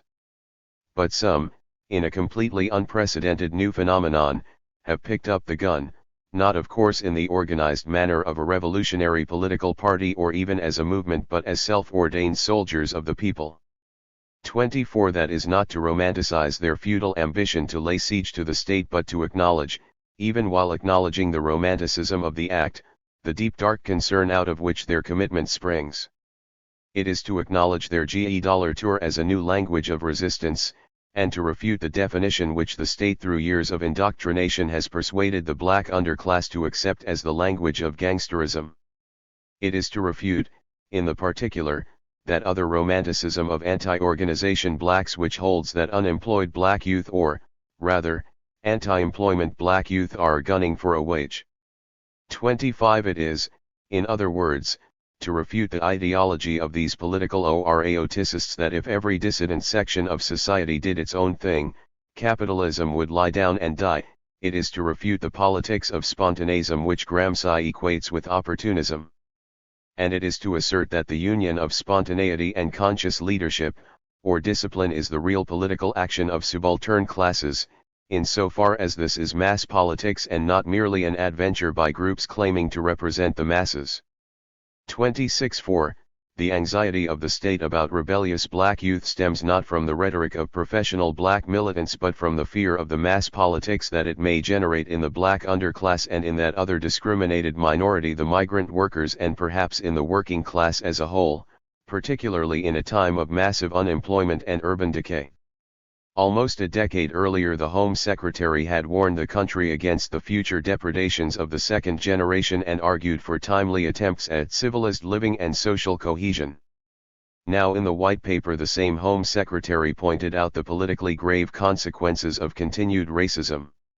If job opportunities, educational facilities, housing, and environmental conditions are all poor, the next generation will grow up less well equipped to deal with the difficulties facing them. The will then comes full circle, as the second generation find themselves trapped in poor jobs and poor housing. If, at each stage of this process, an element of racial discrimination enters in, then an entire group of people are launched on a vicious downward spiral of deprivation. Thus the bill's intention is not just to outlaw discrimination but to carry the fight against discrimination into every area of society: housing, education, employment, trade unions, local government, vocational training bodies, etc. And more significantly, it means to enforce the law. The law is no longer an instrument of education, it is an instrument of compulsion. More, it will redress the balance of discrimination in some areas by discriminating in favor of the disadvantaged blacks, for it acknowledges at last that although they nearly share each of the disadvantages with some other deprived group in society, few other groups in society display all their accumulated disadvantage. 124. Tejas. It is no longer necessary to recite the immense danger, material as well as moral, which ensues when a minority loses faith in the capacity of social institutions to be impartial and fair. And that is why the government believes that it is vital to our well-being as a society to tap these reservoirs of resilience, initiative, and vigor in the racial minority groups and not allow them to lie unused or to be deflected into negative protest on account of arbitrary and unfair discriminatory practices. Hence the new Race Relations Commission, which will replace both the board and the commission, will have a major strategic role in enforcing the law in the public interest. However that interest is defined, as the public interest or the national interest or, unashamedly, the ruling class interest, it is certainly the interest of capital. For capital requires racism, not for racism's sake but for the sake of capital. Hence at a certain level of economic activity it finds it more profitable to abandon the idea of superiority of race in order to promote the idea of the superiority of capital. Racism dies in order that capital might survive. Two recent events have further elucidated the strategies of the state vis-a-vis the black community and, more especially, the black section of the working class, first analyzed in Race, Class, and the State one over a year ago. One is the House of Commons Select Committee report on the West Indian community and the other is the 10-month-old strike of Asian workers at the Grunwick film processing plant in Willesden in North London. Of these, the Grunwick issue is the more complex and confusing and, if only for those reasons, the more challenging of analysis, however risky the exercise of writing history even as it is being made. Grunwick processes photographic films and relies a great deal on the mail order business.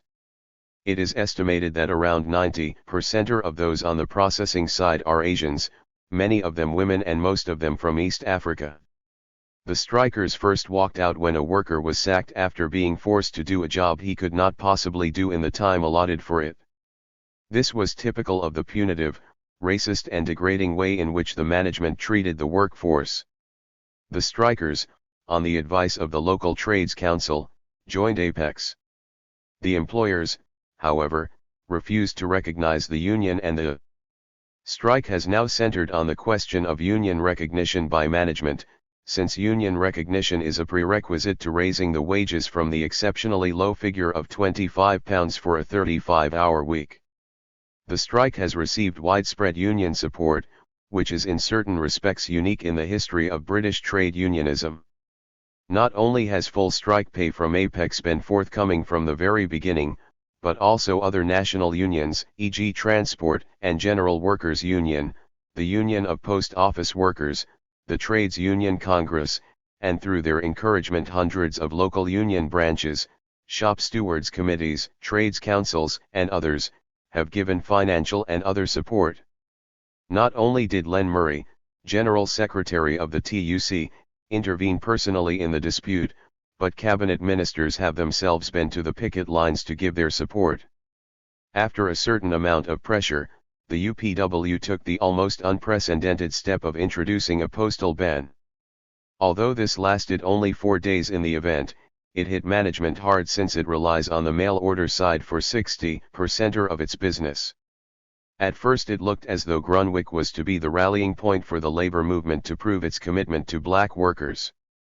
But what is more apparent now is that the unions have been carefully determining the direction that the strike should take and the type of actions open to the strikers. It is worth recalling here the comments of George Bromley, a union negotiator for 30 years with London Transport, who in 1974, during the Imperial Typewriters strike of Asian workers, said, "The workers have not followed the proper dispute procedures. They have no legitimate grievances and it's difficult to know what they want. Some people must learn how things are done." The proper procedures have in this case certainly been taught, and followed to the bureaucratic letter. When the right-wing National Association for Freedom threatened legal action against the postal boycott, too the UPW capitulated, arguing to the strikers that they had persuaded management to go to arbitration to the Advisory Conciliation and Arbitration Service. But when ACAS called for a ballot of the workforce, 128. Management sought to limit it to those still at work and not the strikers, so discrediting the ACAS procedure and the Employment Protection Act within which it operates. Similar bureaucratic procedures, such as appeals to the Industrial Tribunal and recourse to government investigation, have proved equally futile, and, worse, delayed the possibility of effective solidarity action. It was 6 months before ACAS's report finally came out. Nor has the UPW reintroduced its ban, despite its promise to do so once the report was out. On the other hand, the unions have induced the strikers to stay out by almost doubling their strike pay. But while the unions are keen to keep the strike going at all costs, the strikers themselves have begun to question the conduct and purpose of the union's support. According to Mrs. Desai, treasurer of the strike committee, if the TUC wanted, this strike could be won tomorrow. The workers are belatedly resorting to tactics they urged in the first place, such as picketing local chemists' shops and organizing 24-hour pickets. Asian workers have over the last 2 decades proved to be one of the most militant sections of the working class. In strike after strike, Wolf's, Paravali Gutaman, Mansfield Hosiery, Imperial Typewriters, Harwood Cash, and others, they have not only taken on the employers and sometimes won victories, but have also battled against racist trade unions which have either dragged their feet or quite often denied them the support they would have afforded white workers. The Imperial Typewriters case was the most blatant. In May 1974, Asians at Imperial Typewriters went on strike over differentials between white and Asian workers. The unions refused their support and the strikers, supported by other black workers, had to fight both union and management. Over the Grunwick dispute, however, the unions have been unusually supportive of the Asian workforce. Some commentators on the left have traced the union change of direction to a sudden change of heart. It had come upon them that racism was a bad thing and should be outlawed from within their ranks. But why this change of heart? In the first instance, of course, the basis of the Grunwick dispute is the unionization of the workforce, and it is therefore in the interests of the unions to recruit workers into their organizations. This is the most obvious reason for union support of the strike. But the inordinate anxiety to unionize the workers must be seen in the larger context of government-trade union collaboration in the social contract. In effect, what the government says to the workers in the social contract is, we are in a time of great economic crisis, with increasing inflation and galloping unemployment. The only way we are going to solve the problem is by keeping wages down. But we can do this only with your agreement to put up with hardships. So if you agree not to use your power of collective action, we will in turn see that you are protected from the employers taking advantage of your restraint. We will, in return for your abandoning the right to collective bargaining, give you statutory safeguards to keep the employers at bay. Hence the Employment Protection Act 1975, the Trade Union and Labor Relations Acts of 1974 and 1976, the Sex Discrimination Act 1975, the Health and Safety at Work Act 1974 and the Equal Pay Act 1970. And, more recently, Michael Foot, leader of the House of Commons, has inveighed against the judiciary for its apparent anti-union bias.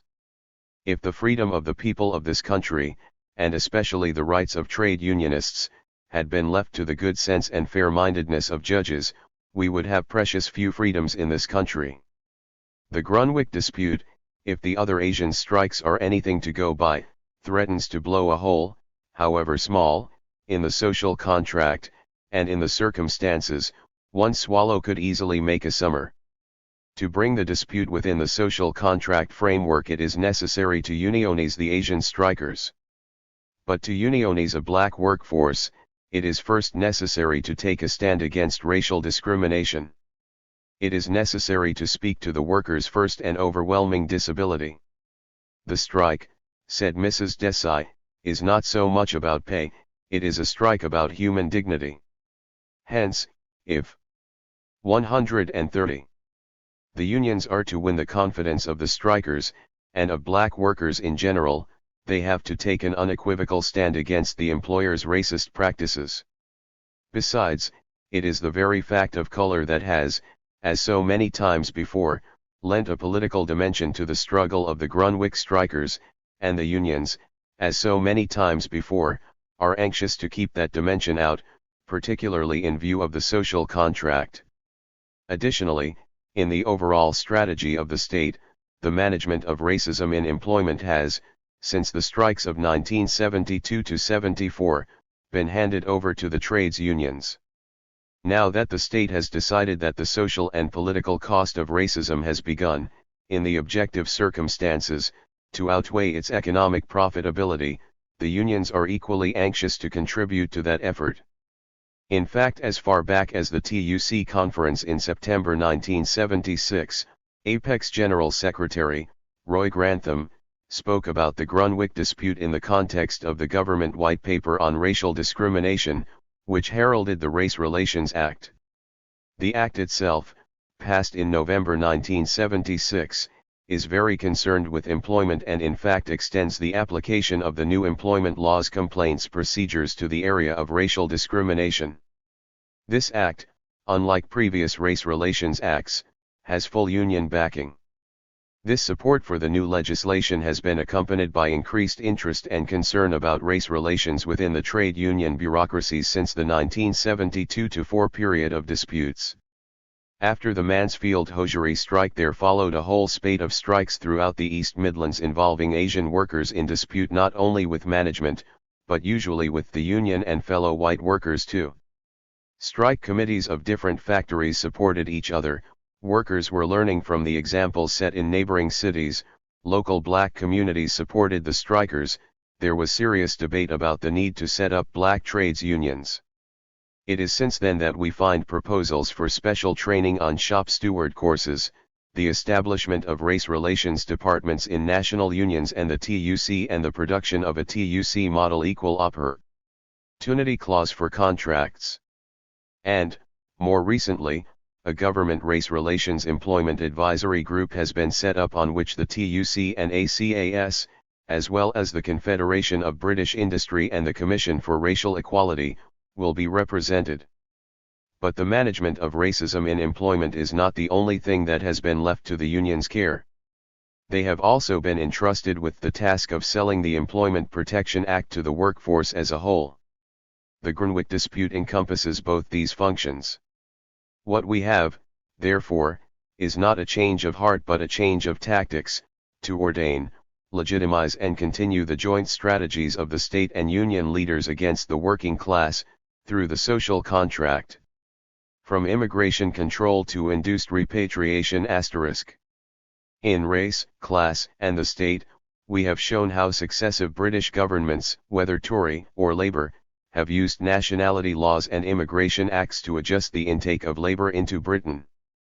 At one end of the spectrum is the Nationality Act of 1948, which, merely by conferring British citizenship on the citizens of the colonies and the Commonwealth, made sure that post-war Britain laid its hands on all the workers it could get, and if they came as settlers to the mother country, so much surer was Britain of their continued labour. At the other end is the Immigration Act of 1971, which, in response to the economic recession of the 1960s and 1970s, finally terminated all black settler immigration and installed instead a system of contract labour on the lines of the European Gastarbeiter. With the enforcement of the 1971 Act, all primary immigration virtually ceased.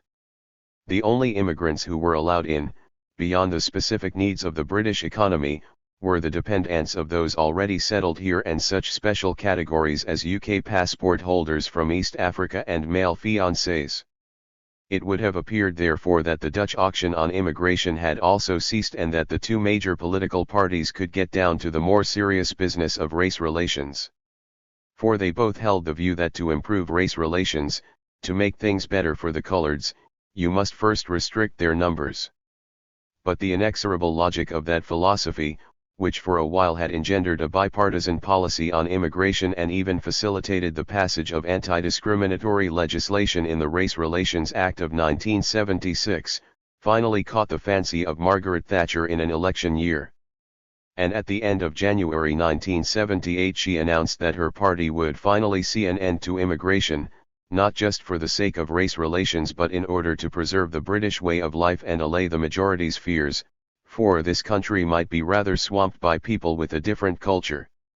Before translating this statement into policy terms, however, the Tories prepared to await the recommendations shortly to be made by the House of Commons Select Committee on Race Relations and Immigration. Whether the Select Committee was hustled into Thatcherite recommendations by the Tory woman's speech or had arrived at them spontaneously or through an overwhelming desire for consensus is not certain.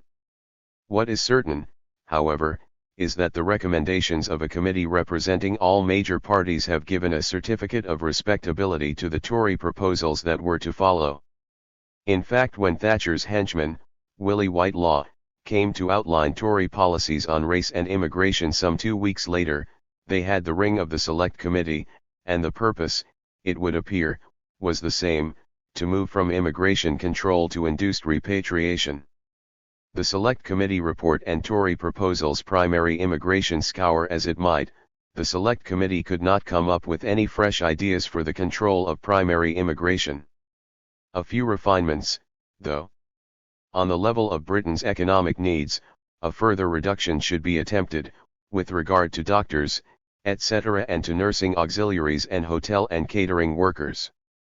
The entry status of husbands and male fiancés should be revised. A new nationality law, which is in the offing anyway, would tidy up some of the anomalies and so help to reduce immigration. The Tories went one better. While pledging themselves to stricter work permit-free employment and a new British Nationality Act, they promised to end, without review, the automatic entry of non-patrial husbands and non-patrial male fiancés on the ground that the abode of the husband in a marriage should normally be viewed as the natural place of residence of the family. And as for a quota system, this would not be applied to the Indian subcontinent alone in a discriminatory fashion, as suggested by the Select Committee, but to all forms of entry from all non-EEC countries right across the board. Except that, a limited register for eligible wives and children from the Indian subcontinent would first be established before introducing the across-the-board quota system.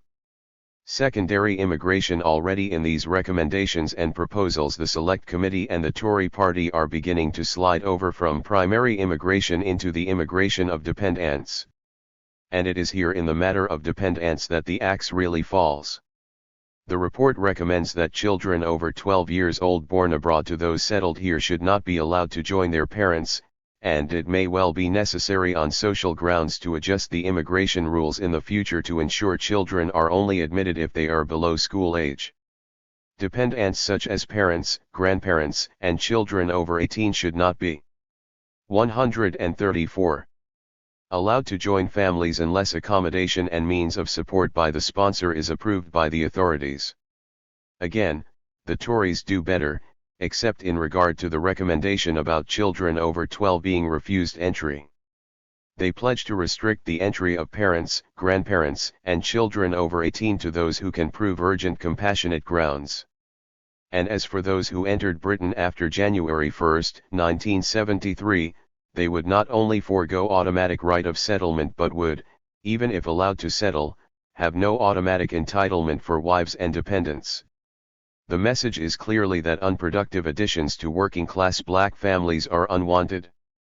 If you want family life, go home. From surveillance to pass laws, but perhaps the most damaging aspect of the report is the recommendations it makes for the surveillance of the black community.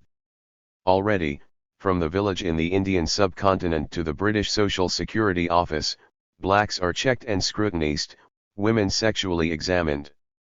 The committee now recommends that the Department of Health and Social Security should introduce without delay new procedures to tighten up identity checks.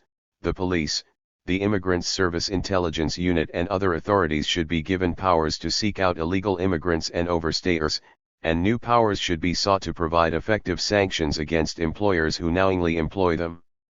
And finally, the government is recommended to hold an independent inquiry to consider a system of internal control of immigration.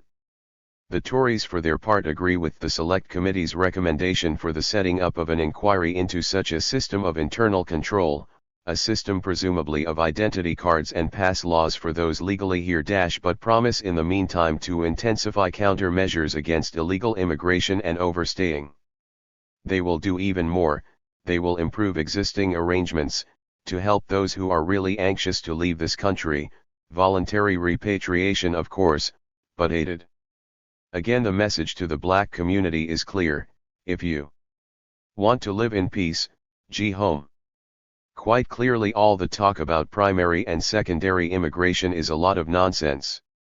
What the Select Committee and the Tory party really want is to reduce the number of colored immigrants, irrespective of whether they are dependents or not.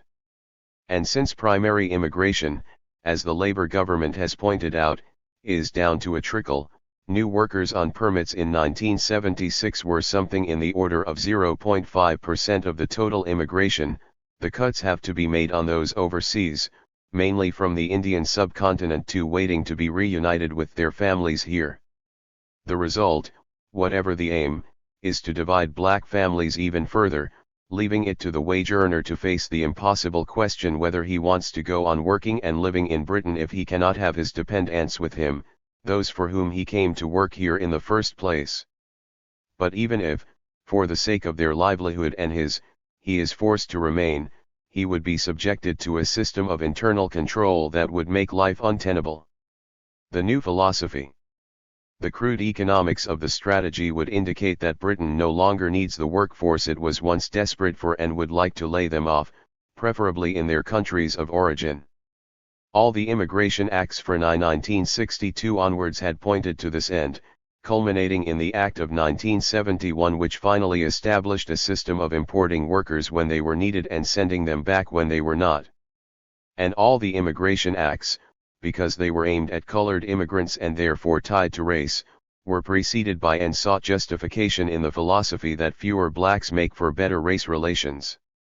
The economic strategy, in other words, threw up the philosophy and the philosophy engendered the acts. But the 1971 Act applied to future immigration, there was always the question of what to do with those who had settled here before then. So that even when primary immigration was virtually ended, the philosophy continued, to be applied this time to the dependents of those who had settled here. 3 But 136. Alongside that, another philosophy, springing from the economics of recession, still based on the premise that fewer blacks make for better race relations, begins to emerge, one that would eventually provide the justification for repatriation. In the deliberations of the Select Committee, the new philosophy is only half-formed, and tempered with reason. Minorities, they say, should pay greater regard to the mores of their country of adoption, if only because such customs as arranged marriages encourage the immigration of male fiancés. Of course, if the immigrants wish to maintain such a custom, they should be encouraged to observe their own traditional pattern of the bride joining the husband's family. And in that same spirit of sparing immigrants any further culture shock, the committee recommends that, in future, children should only be admitted if they are below school age. But even so, all that the Select Committee seems to be saying is, if you are here, be like us, if you cannot, go home.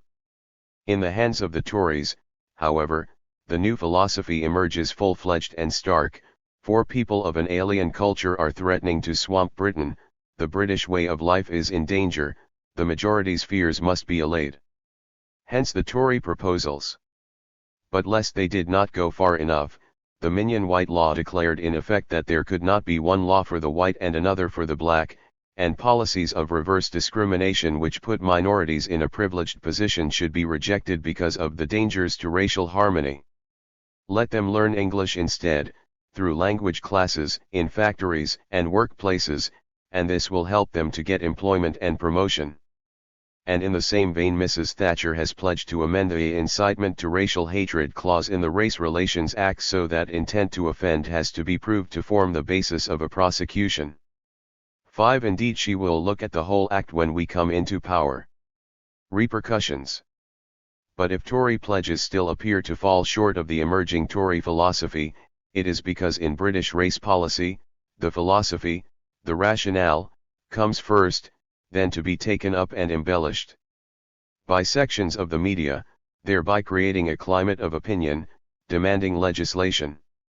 6. In the days following Thatcher's interview, the Daily Mail, in a series of articles on immigration with titles such as "They've Taken Over My Hometown," gave real-life stories of culture swamping. 4 days before the Select Committee report, BBC Television, in a program meant to elicit a whole range of views on immigration, afforded Enoch Powell a field day during which he enlarged on his idea of induced repatriation. The Tory proposals were published on April 7, and in the countrywide local elections Tory candidates were able to reiterate and justify Tory proposals. All of which has gone to create a climate of opinion favourable to Tory immigration policies and Tory philosophy. But if legislation, at central government level, has still to await the results of a general election, no such impediment stands in the way of local governments with a Tory majority. One such authority, Slough, has offered a homeless woman and her child a loan to leave the country rather than meet its obligation to house her.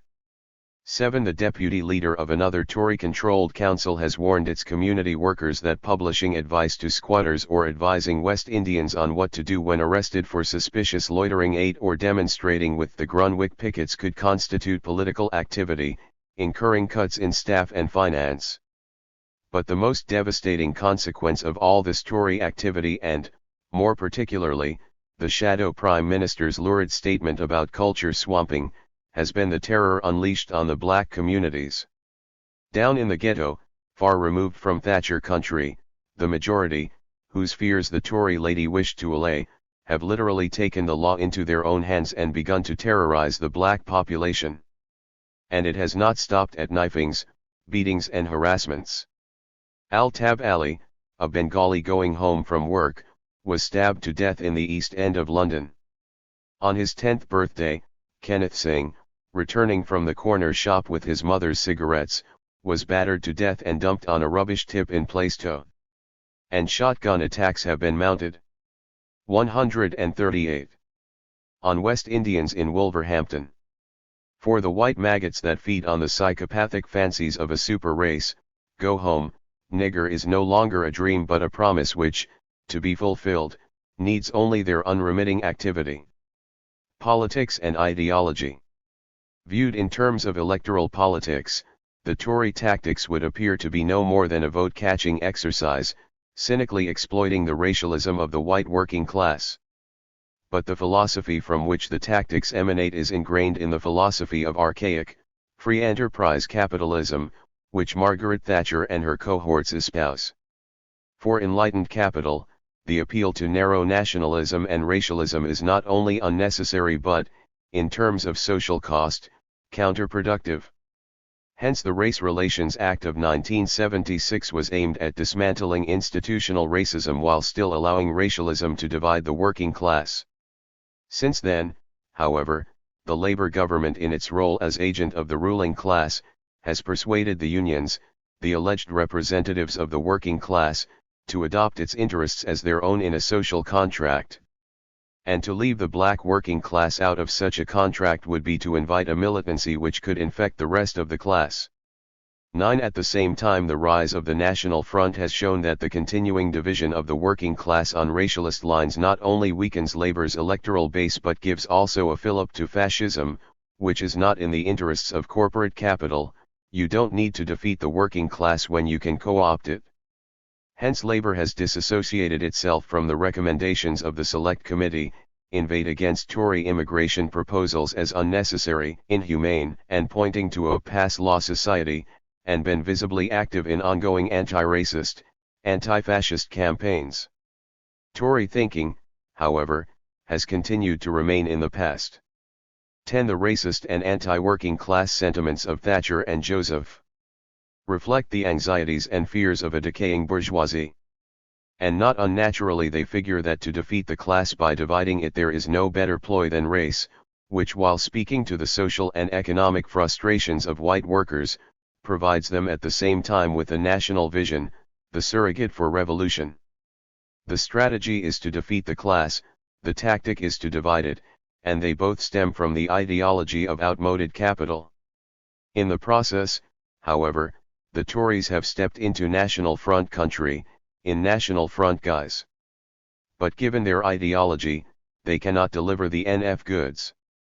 Their thinking on race, for instance, even in its induced repatriation phase, cannot proceed to its logical conclusion of compulsory repatriation or to the final solution provided by fascism. What it does, however, is to lend orthodoxy to fascist thinking and soften up the working class for fascist blandishments, and fascist ideology. Part 4. Racism and Imperialism. These two essays bring together analysis of racism and imperialism. Developing from the earlier analysis of labor migration and the function of racism, imperialism, and disorganic development in the Silicon Age examines the significance of a fundamental shift in the nature of imperialism. From a system in which labor moved to the centers of capital, imperialism had developed into a system in which capital moves to wherever there is an accessible source of cheap labor, a process which has been expanded and accelerated by the revolutionary technology of the microchip.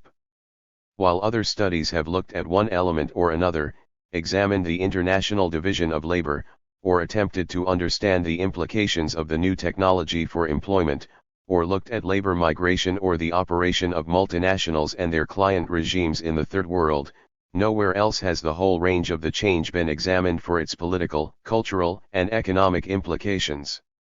Race, caste, and class in South Africa is a historical examination of racism in different social formations.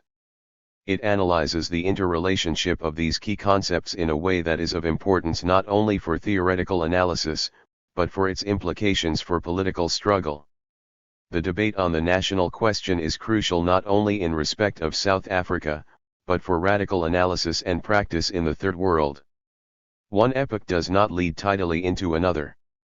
Each epoch carries with it a burden of the past, an idea perhaps, a set of values, even bits and pieces of an outmoded economic and political system. And the longer and more durable the previous epoch, the more halting is the emergence of the new. The classic center-periphery relationship as represented by British colonialism, and the inter-imperialist rivalries of that period, had come to an end with the Second World War.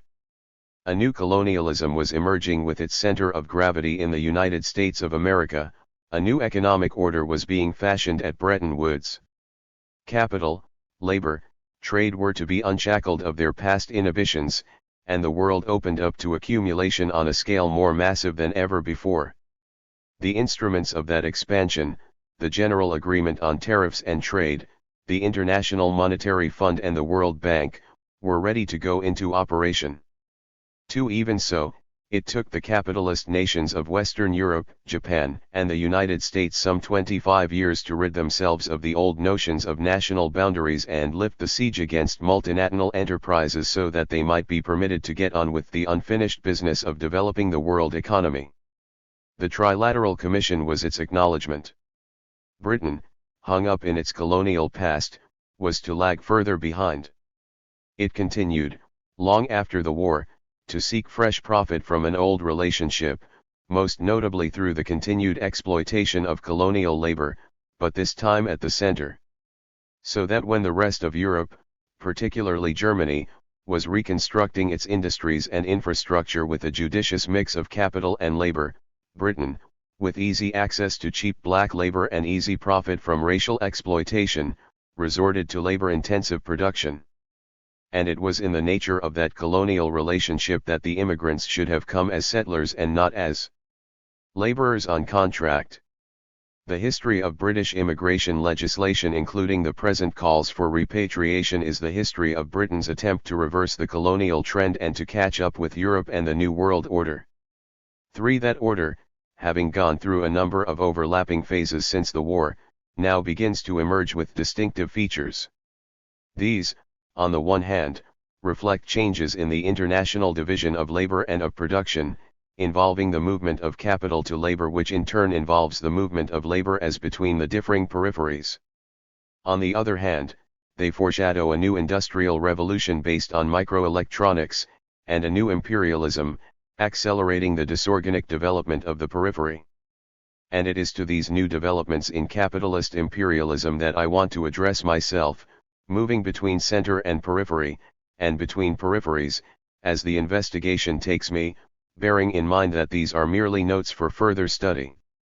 The early post-war phase of this development need not detain us here, except to note that the industrialization undertaken by the newly independent countries of Asia and Africa put them further in hock to foreign capital, impoverished their agriculture and gave rise to a new bourgeoisie and a bureaucratic elite.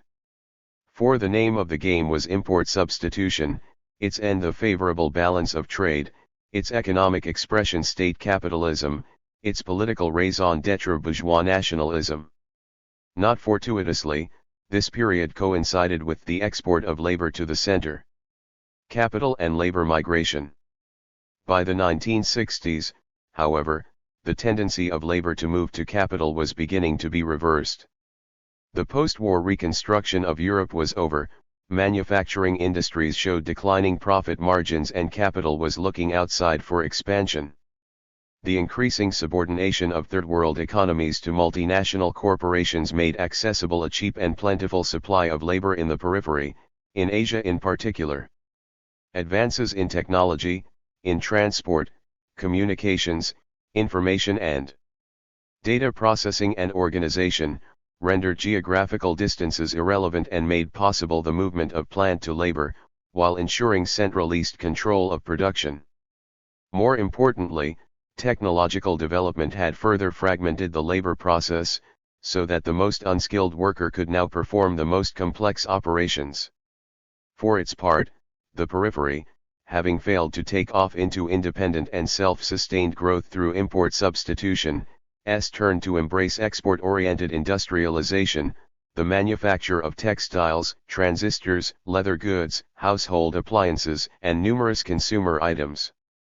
But capital had first to be assured that it could avail itself of tax incentives, repatriate its profits, obtain low-priced factory sites and, not least, be provided with a labor force that was as docile and undemanding as it was cheap and plentiful. Authoritarian regimes, often set up by American intervention, provided those assurances, the free trade zones provided their viability. 6. The pattern of imperialist exploitation was changing, and with it, the international division of production and of labor.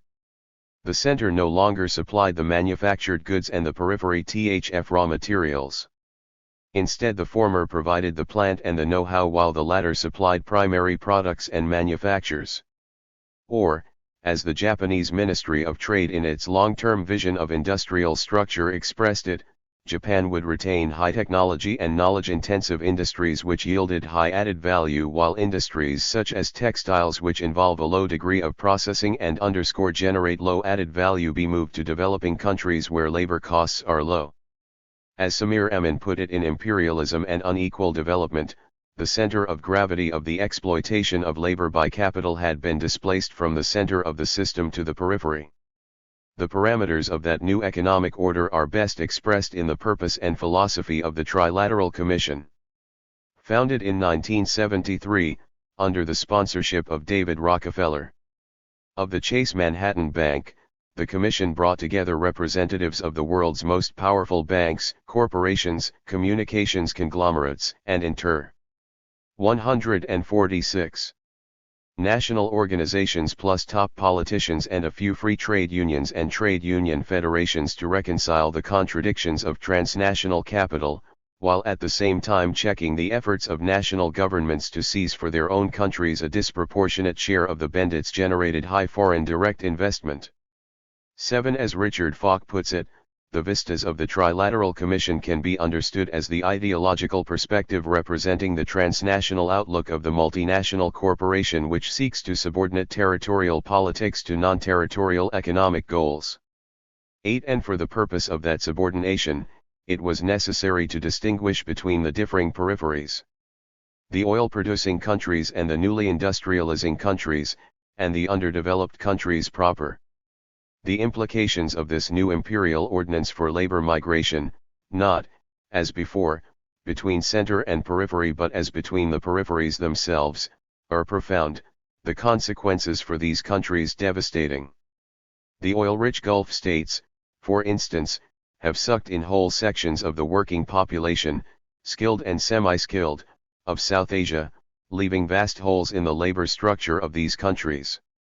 Moratuwa, a coastal town in Sri Lanka, once boasted some of the finest carpenters in the world. Today there are none, they are all in Kuwait or in Muscat or Abu Dhabi. And there are no welders, masons, electricians, plumbers, mechanics, all gone. And the doctors, teachers, engineers, they have been long gone, in the first wave of post-war migration to Britain, Canada, USA, Australia, in the second to Nigeria, Zambia, Ghana. Today Sri Lanka, which had the first free health service in the Third World and some of the finest physicians and surgeons, imports its doctors from Marcos's Philippines. What that must do to the Filipino people is another matter, but all that we are left with in Sri Lanka is a plentiful supply of unemployed labor, which is now being herded into the colony within the neo-colony, the free trade zone. Or take the case of Pakistan, which shows a similar pattern of emigration, except that being a Muslim country the pull of the Gulf is even stronger. Besides, the export of manpower, as a foreign exchange earner, is official policy, a Bureau of Emigration having been set up in 1969 to facilitate employment overseas. Consequently, Pakistan is being progressively converted into a factory producing skilled manpower for its rich neighbors. 9. But the export of skilled workers is not the only drain on Pakistan's resources. Apart from its traditional export of primary products, its physical proximity to the oil-rich countries has meant also the smuggling out of fresh vegetables, the sale of fish in mid-seas and the export, often illegal, of beef and goat meat. The adverse effects of this trade, laments Faraz Ahmed, can be judged from the fact that Pakistan has one of the lowest per capita daily consumptions of animal protein in the world, less than 10 grams. 10. The Middle East countries in turn have only invested in those enterprises which are geared to their own needs and rendered Pakistan's economy subservient to their interests. And to make this development of underdevelopment palatable, they harked back to a common culture. Iranian cultural centers sprouted in every major town in Pakistan, outdoing the Americans, and the teaching of Arabic and Persian was fostered by official policy. We the Pakistanis and our brethren living in Iran, wrote a Pakistani paper, are the two Asiatic branches of the Aryan tree who originally lived in a common country, spoke the same language, followed the same religion, worshipped the same gods and observed the same rites. Culturally we were and are a single people. 11. But if Pakistan has been relegated, in the pecking order of imperialism, to the status of a slave substratum upon which the imperialist master and their privileged clients play out their game of plunder and oppression, 12. The privileged clients themselves exhibit a distorted development. Take Kuwait for instance. In the pre-oil era, Kuwait's economy was based on fishing, pearling, pasturing, trade and a little agriculture. Today all these activities, with the exception of fishing, have virtually ceased, and fishing has been taken over by a company run by the ruling family. The oil industry, while providing the government with 99% of its income, affords employment only to a few thou. 148. Sand. Almost 3/4 of the native workforce is in the service sector, with little or nothing to do. 13. But more than 70% of the total workforce and over half the total population consists of non-Kuwaiti immigrant labor. And they are subjected to harsh conditions of work, low wages, no trade union rights, wretched housing, and arbitrary deportation.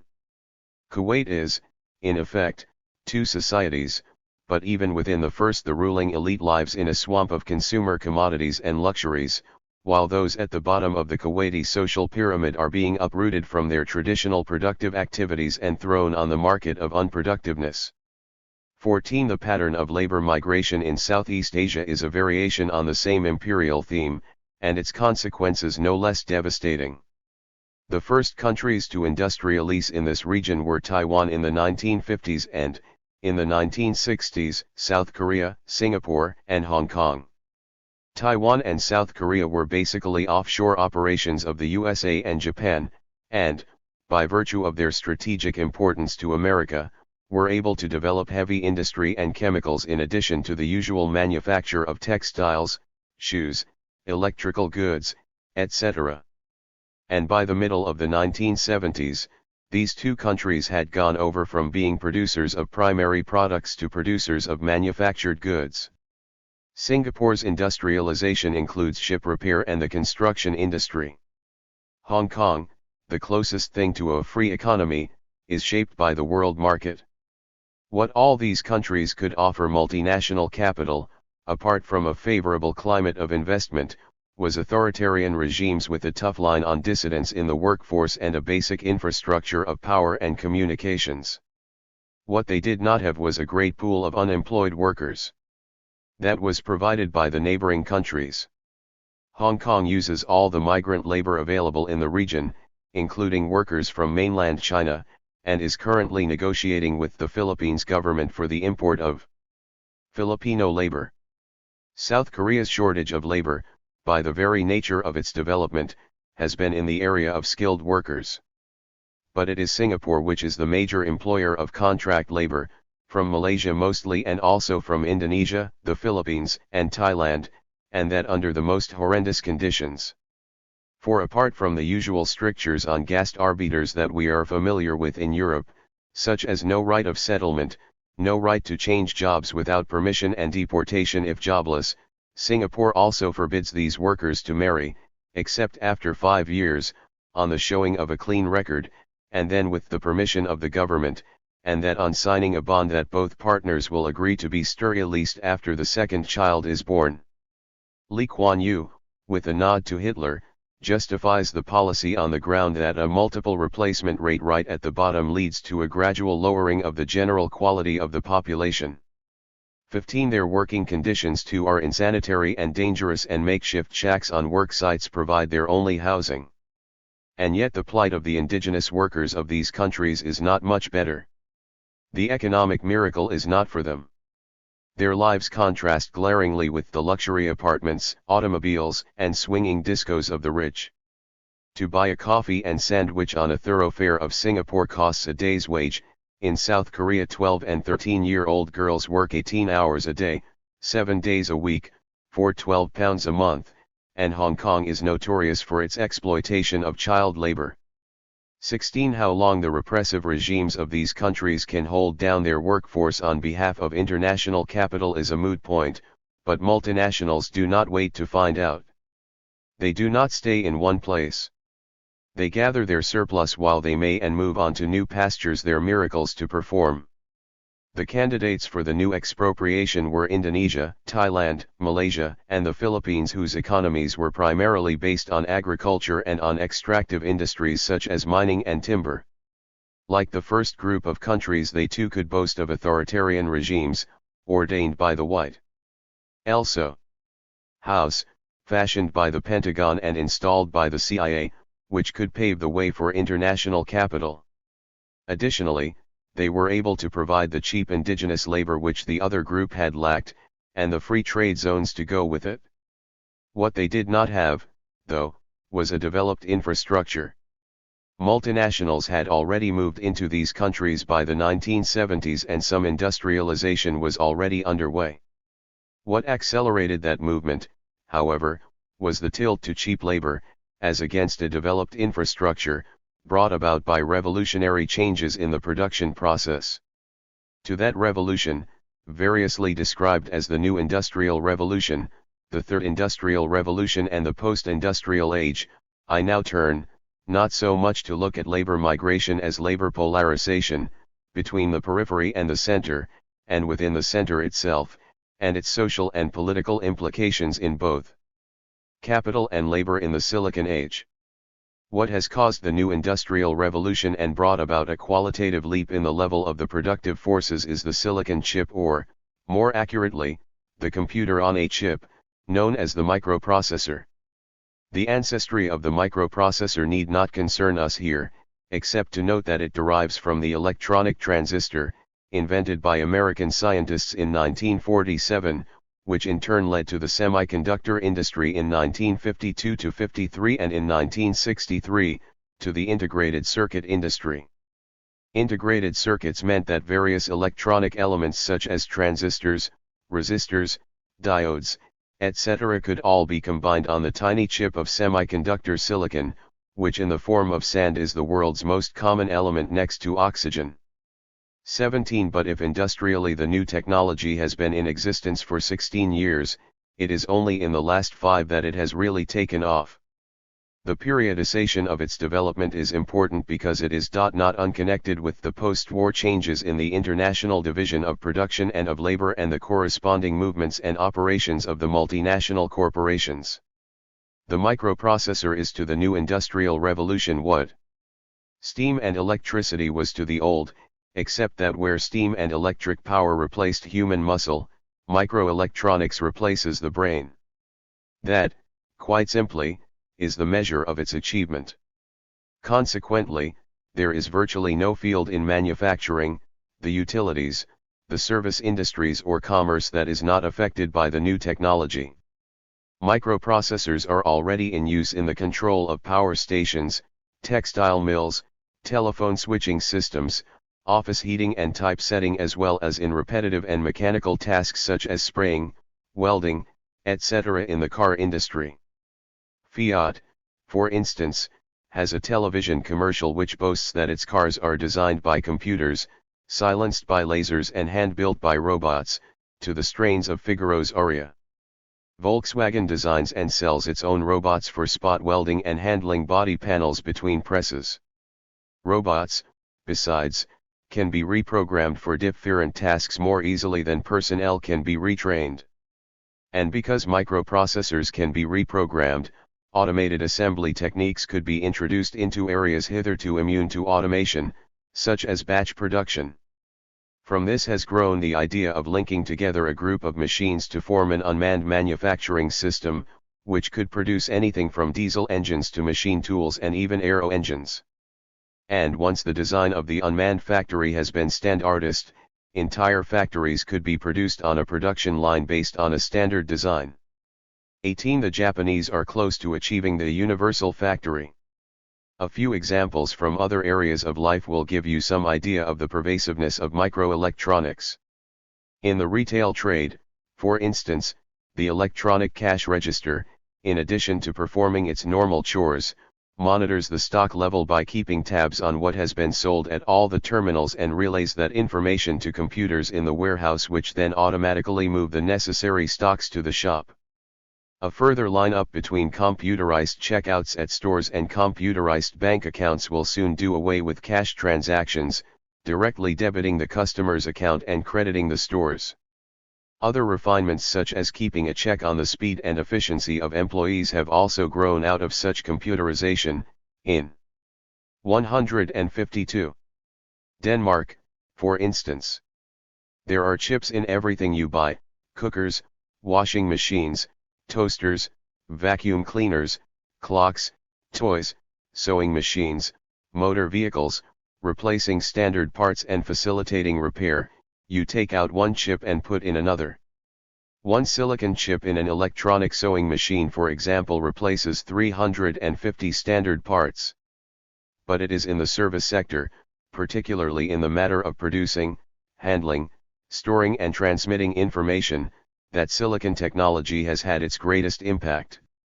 Up to now, automation has not seriously affected office work, which, while accounting for 75% of the costs in this sector, is also the least productive, thereby depressing the overall rate of productivity. One of the chief reasons for this is that office work is divided into several tasks which are really interconnected. The new technology not only automates these tasks but integrates them. For example, the word processor, consisting of a keyboard, a visual display unit, a storage memory unit and a printout, enables one typist to do the work of 4 while at the same time reducing the skill she needs. Different visual display units can then be linked to the company's mainframe computer, to other computers within the company and even to those in other countries through satellite communication, all of which makes possible the electronic mail and the electronic funds transfer, which would dispense with cash completely. What this link up between the office, the computer, and telecommunications means is the convergence of previously separate industries. Convergence is defined by the Butler-Cox Foundation as the process by which these three industries are coming to depend on a single technology. They are becoming, to all intents and purposes, three branches of a single industry. 19 But convergence to you and me spells the convergence of corporations, horizontal integration, monopoly. A convergence of Bell telephones and IBM computers would take over the world's communication facilities. Underscoring the attributes and applications of the microprocessor is the speed of its advance and the continuing reduction in its costs. Sir Llewellyn Maddock, Secretary of the British Association for the Advancement of Science, estimates that in terms of the gates it can contain, the performance of a single chip has increased 10,000-fold in a period of 15 years. And of its falling cost, he says, the price of each unit of performance has reduced 100,000-fold since the early 1960s. 20 These are not just marginal effects, continues Sir Llewellyn, to be absorbed in a few % change in the economic indicators, they are deep and widespread and collectively signal a fundamental and irreversible change in the way the industrialist societies will live. Changes of such magnitude and speed have never been experienced before. 21 The scope of these changes have been dealt with in the growing literature on the subject. 22 But they have mostly been concerned with the prospects of increasing and permanent unemployment, particularly in the service industries and in the field of unskilled manual employment, in both of which blacks and women predominate.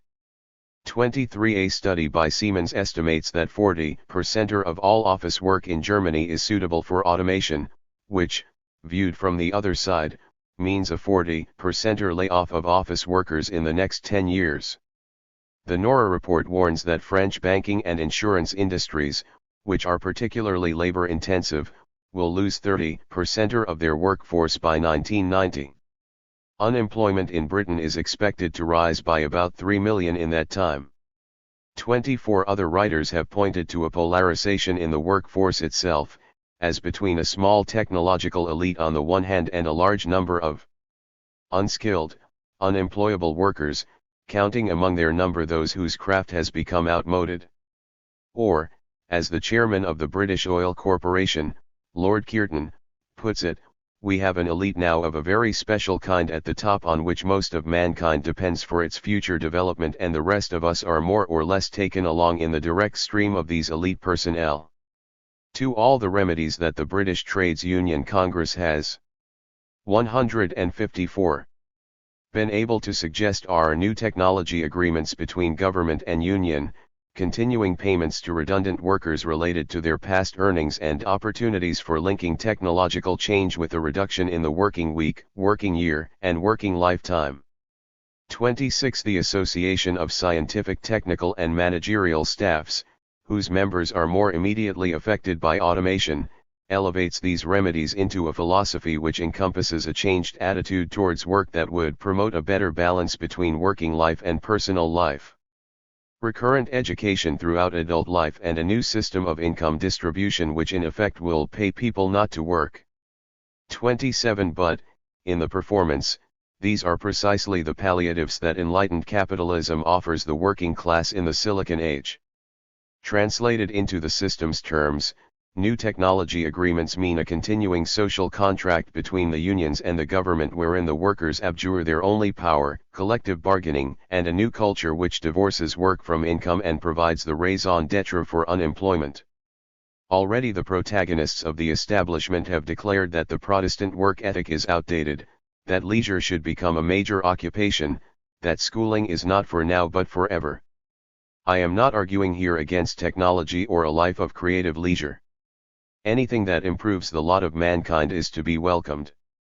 But in capitalist society such improvement redounds to the few at cost to the many. That cost has been heavy for the working class in the center and heavier for masses in the periphery. What the new industrial revolution vindicates is the further degradation of work where, as Braverman so brilliantly predicted, thought itself is eliminated from the labor process.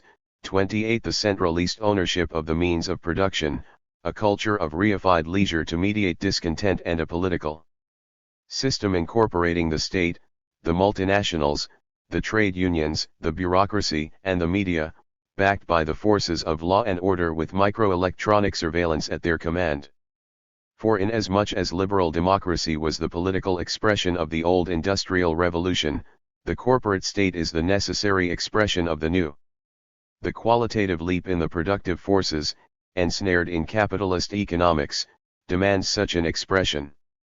Or, to put it differently, the contradiction between the heightened centralization in the ownership of the means of production, made possible not only by the enormous increase in the level of productivity but also by the technological nature of that increase, and the social nature of production can no longer be mediated by liberal democracy but by corporatism, with an accompanying corporate culture, and state surveillance to go with it. But nowhere is there in the British literature, with the exception of the SIS report, 29, any hint of a suggestion that the new industrial revolution, like the old, has taken off on the backs of the workers in the peripheries, that it is they who will provide the living dole for the unemployed of the West. For, the chip, produced in the pleasant environs of Silicon Valley in California, has its circuitry assembly in the toxic factories of Asia. Or, as a conservative political center publication puts it, while the manufacture of the chips requires expensive equipment in a dust-free, air-conditioned environment, little capital is necessary to assembly them profitably into saleable devices. And it is the assembly that creates both the wealth and the jobs. 30 Initially the industry went to Mexico, but Asia was soon considered the cheaper. And even within Asia the moves were to cheaper and cheaper areas, from Hong Kong, Taiwan, South Korea and Singapore in the 1960s, to Malaysia in 1972, Thailand in 1973, the Philippines and Indonesia in 1974 and soon to Sri Lanka. The manager of a plant in Malaysia explained how profitable these moves had been. One worker working 1 hour produces enough to pay the wages of 10 workers working one shift plus all the costs of materials and transport.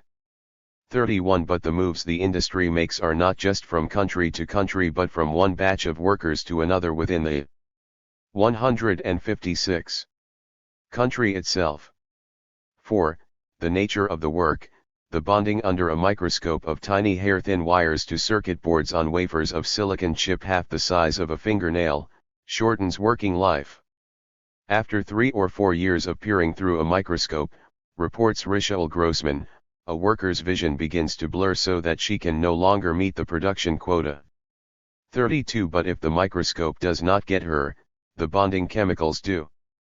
33 And why her? Because they are invariably women. 4. As a Malaysian brochure has it, the manual dexterity of the Oriental female is famous the world over. Her hands are small and she works fast with extreme care. Who, therefore, could be better qualified by nature and inheritance to contribute to the efficiency of a bench assembly production line than the Oriental girl? 34 To make such intense exploitation palatable, however, the multinationals offer the women a global culture, beauty contests, fashion shows, cosmetic displays and disco dancing, which in turn enhances the market for consumer goods and Western beauty products. Tourism reinforces the culture and reinforces prostitution, drug selling, child labor. For the woman thrown out of work on the assembly line at an early age, the wage earner for the whole extended family, prostitution is often the only form of livelihood left. J. A global culture then, to go with a global economy, serviced by a global office the size of a walkie-talkie held in your hand. 36. A global assembly line run by global corporations that move from one pool of labor to another, discarding them when done, high technology in the center, low technology in the peripheries. And a polarization of the workforce within the center itself and as between the center and the peripheries, with qualitatively different rates of exploitation that allow the one to feed off the other, a corporate state maintained by surveillance for the developed countries, authoritarian regimes, and gun law for the developing. That is the size of the New World Order. Disorganic development. But it is not without its contradictions. Where those contradictions are sharpest, however, are where they exist in the raw, in the peripheries. 37 For what capitalist development has meant to the masses of these countries is increased poverty, the corruption of their cultures, and repressive regimes. All the GNP they amass for their country through their incessant labor leaves them poorer than before. They produce what is of no real use to them and yet cannot buy what they produce, neither use value nor exchange value, neither the old system nor the new. And how they produce has no relation to how they used to produce. They have not grown into the one from the other. They have not emerged into capitalist production but been flung into it, into technologies and labor processes that refeed them and into social relations that violate their customs and their codes. They work in the factories, in town, to support their families, their extended families, in the village, to contribute to the building of the village temple, to help get a teacher for the school, to sink a well. But the way of their working socializes them into individualism, nuclear families, consumer priorities, artifacts of capitalist culture. They are caught between two modes, two sets, of social relations, characterized by exchange value in the one and use value in the other, and the contradiction disorients them and removes them from the center of their being. And not just the workers, but the peasants too have not escaped the capitalist mode. What it has done is to wrench them from their social relations and their relationship with the land. Within a single lifetime, they have had to exchange sons for tractors and tractors for petrochemicals. And these things too have taken them from themselves in space and in time. And what happens to all this production, from the land and from the factories? Where does all the GNP go, except to faceless foreign exploiters in another country and a handful of rich in their own? And who the agents but their own rulers? In sum, what capitalist development has meant to the masses of these countries is production without purpose, except to stay one alive, massive immiseration accompanied by a wholesale attack on the values, relationships, gods that made such immiseration. 158. Bearable, rulers who rule not for their own people but for someone else, a development that makes no sense, has no bearing on their lives, is disorganic. To state it at another level, the economic development that capital has superimposed on the peripheries has been unaccompanied by capitalist culture or capitalist democracy. Whereas, in the center, the different aspects of capitalism have evolved gradually, organically, out of the center's own history. In the periphery the capitalist mode of production has been grafted onto the existing cultural and political order. Peripheral capitalism is not an organized body of connected, interdependent parts sharing a common life, it is not an organism. What these countries exhibit, therefore, is not just distorted or disarticulated development, but disorganic development, an economic system at odds with the cultural and political institutions of the people it exploits. The economic system, that is not mediated by culture or legitimate by politics, as in the center. The base and the superstructure do not complement and reinforce each other.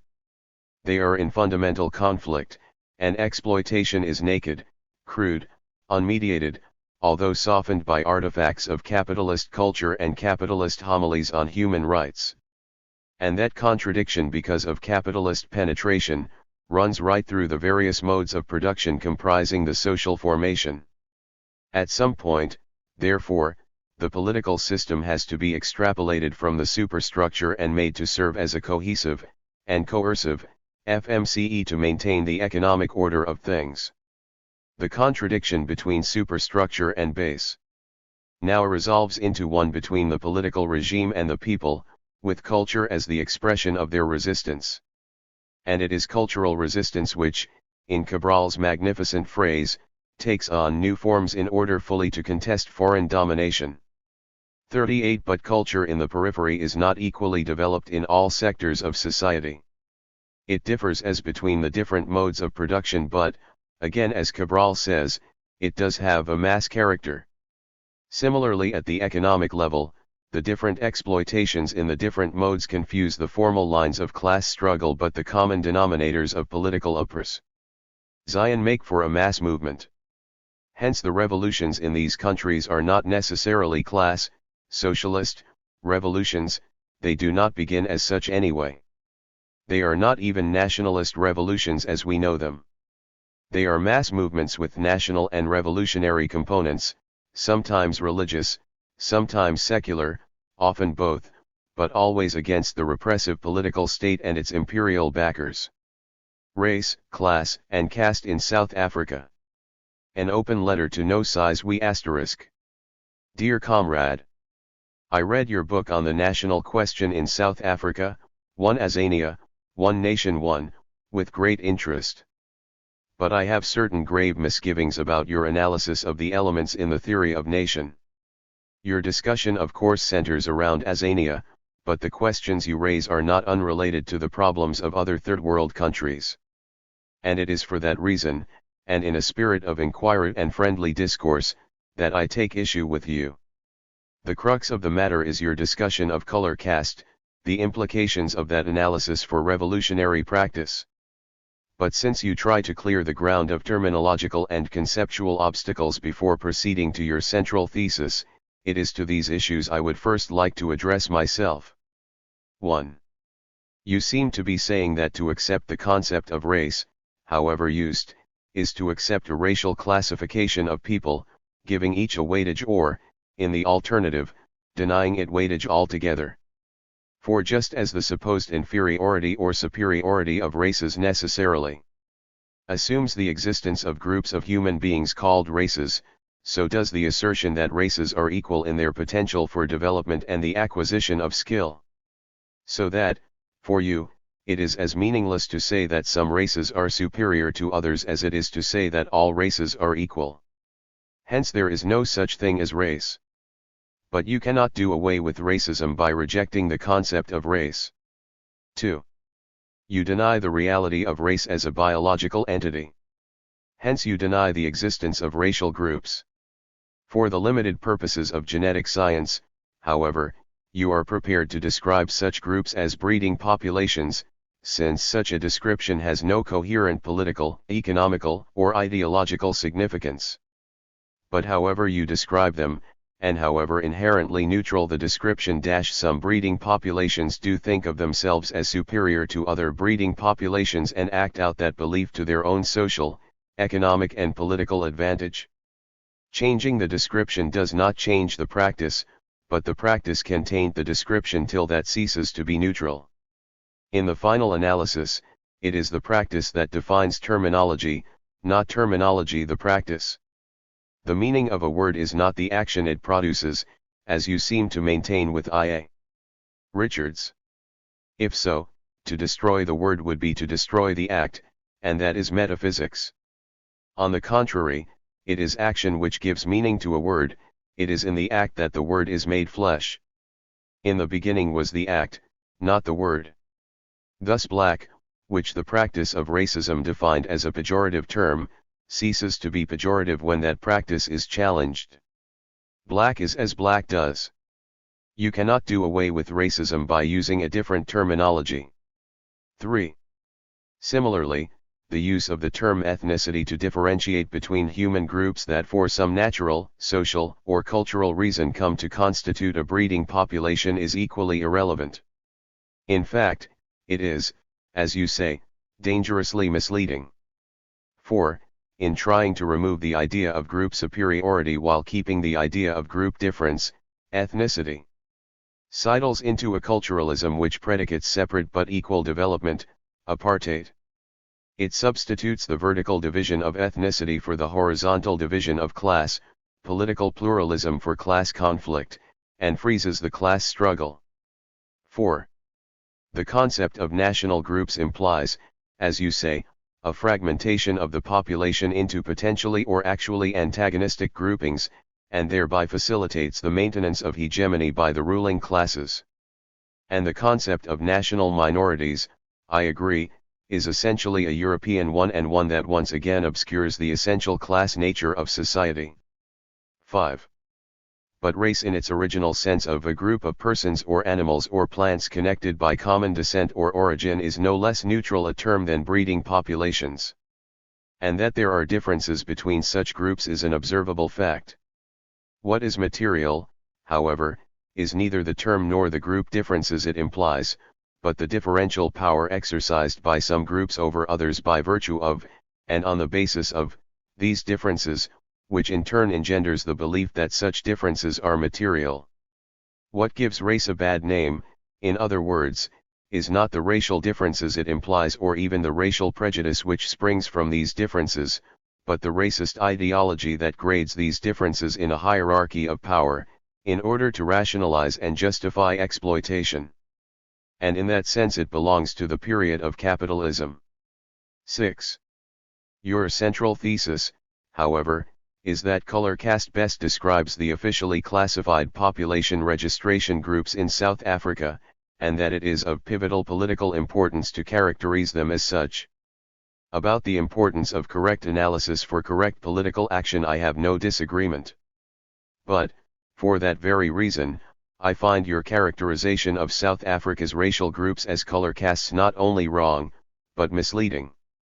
Your argument for using the caste concept is made on the basis that South Africa's racial system has the same characteristics as the caste system in India. These refer to such things as rituals, privileges, mode of life and group cohesion. And whether or not the origin of the caste system in India is related to the 164 question of color, the crucial difference is that in India it is legitimized by cultural religious criteria, whereas in South Africa it is legitimized by so-called racial criteria.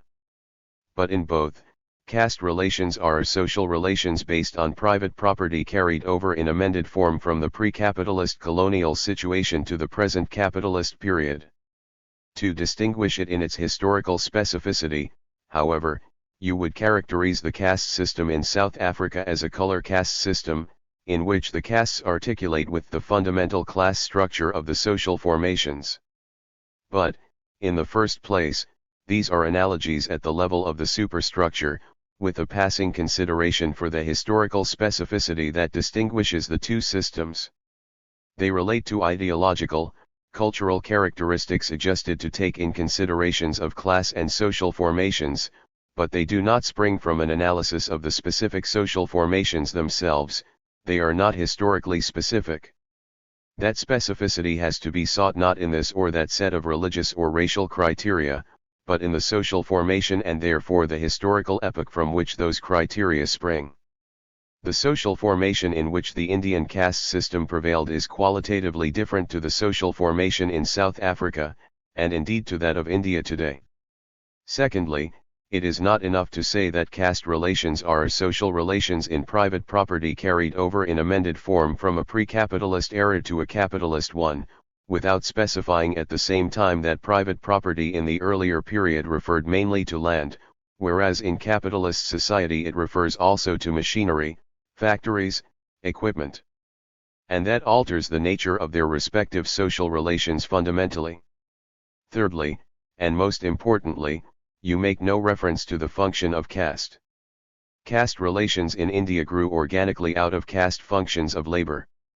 They were relations of production predicated by the level of the productive forces but determined by Hindu ideology and polity.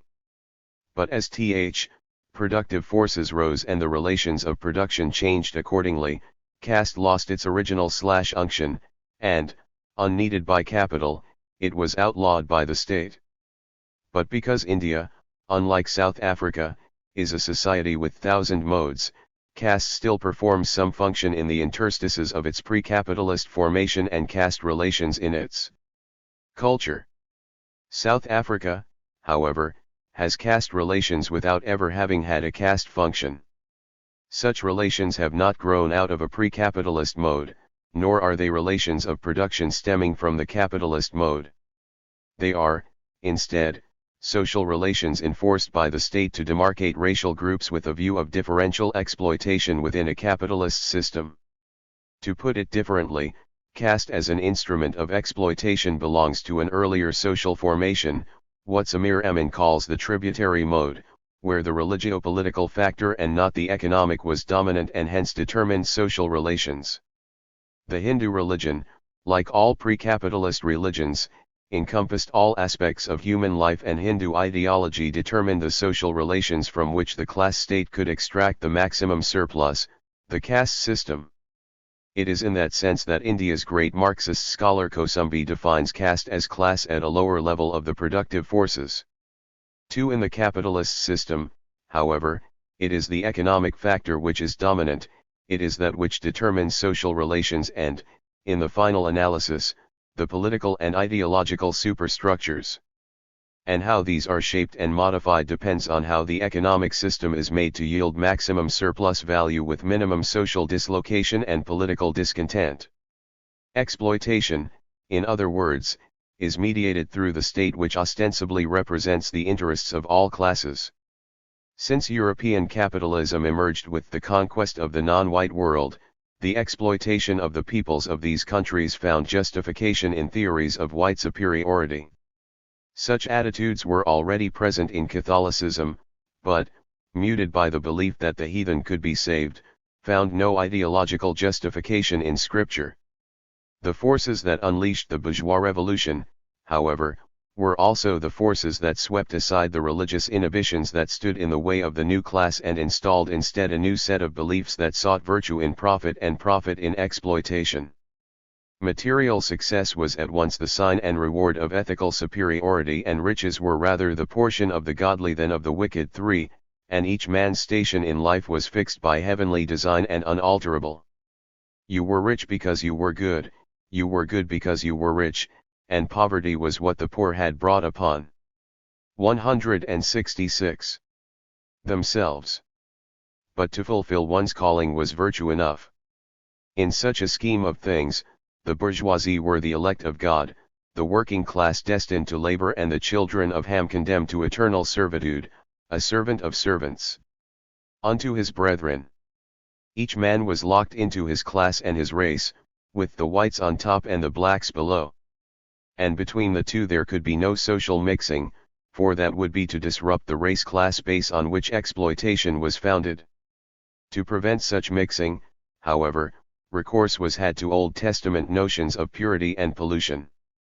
Social or caste barriers, in other words, were not erected to preserve racial purity, rather, racial purity was erected to preserve social, and therefore economic, barriers. The reasons for the racial divide, that is, were economic, but the form their expression took was social. Thus, the racism of early capitalism was set in caste-like features, not ordained by religion, as in Hinduism, but inspired by it, not determining the extraction of surplus but responding to it. The Calvinist diaspora, the seedbed of capitalistic economy, for would sow too the seeds of racism, but how they took root and grew would depend on the ground on which they fell. In general, however, as capitalism advanced and became more secular, racism began to lose its religious premise and, with it, its caste features, and sought validity instead in scientific thought and reason, reaching its 19th century apogee in eugenics and social Darwinism. Not fortuitously, this was also the period of colonial capitalist expansion. But at the same time, with every advance in the level of the productive forces and, therefore, in the capitalist mode, from mercantile to industrial to finance and monopoly capital, racist ideology was modified to accord with the economic imperative. Slavery is abolished when wage labor makes it uneconomical. Racism in the colonies becomes outmoded with the advent of neocolonialism and is consigned to the metropole with the importation of colonial labor. And within the metropoles themselves, the contours and content of racism are changed and modified to accommodate the economic demands and political resistance of black people. Racialism may yet remain as a cultural artifact of an earlier epoch, but racism recedes in order that capital might survive. 5. But not in South Africa. There, though the economy is based in the capitalist mode, the superstructure bears no organic relationship to it. It does not on the whole respond to the economic imperatives of the system. And that inflexibility in turn inhibits the base, holds it down, prevents it from pursuing its own dynamic. Hence, there is a vast contradiction between the superstructure and the base.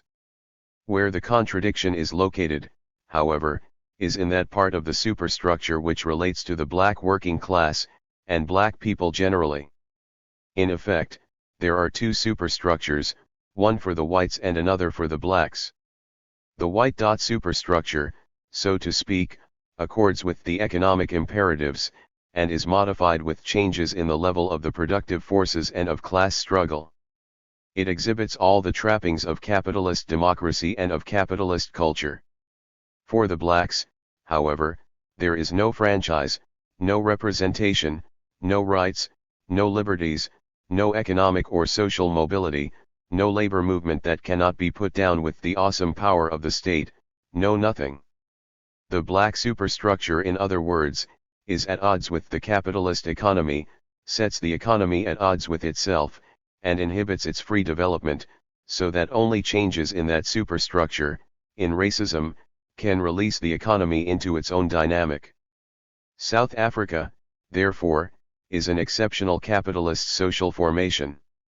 In the second place, South Africa's racist ideology, compared to that of other capitalist societies, has not changed over the years. Instead, it has gathered to itself the traits, features, beliefs, superstitions, habits, and customs of both pre-capitalist and capitalist social formations. Its caste features bear an uncanny resemblance to the Hindu caste system of medieval India, though we know them to be inspired by Calvinism, the religion of capital.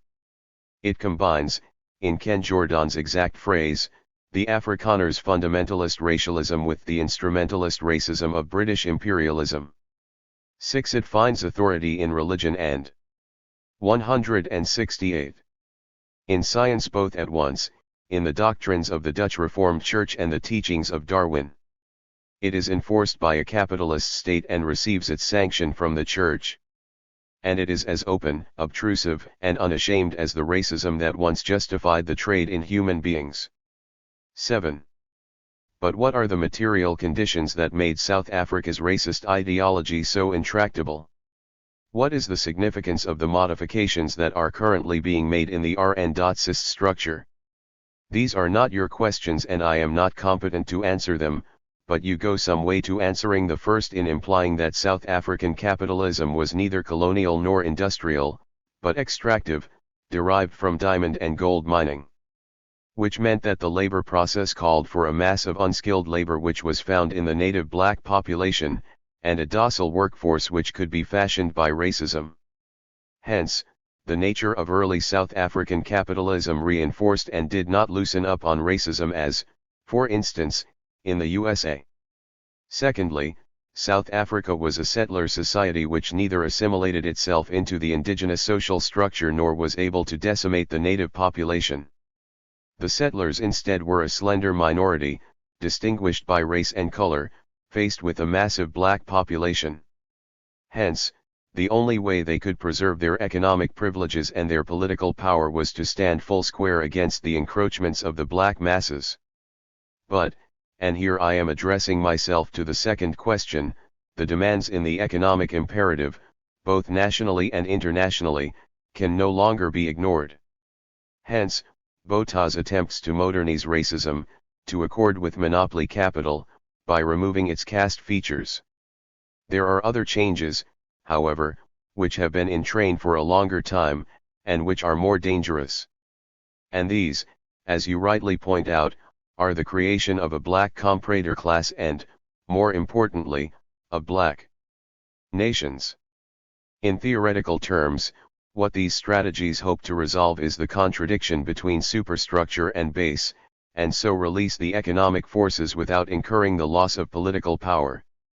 First, by removing the caste barriers and thereby providing social and economic mobility for the black working class within the central social formation.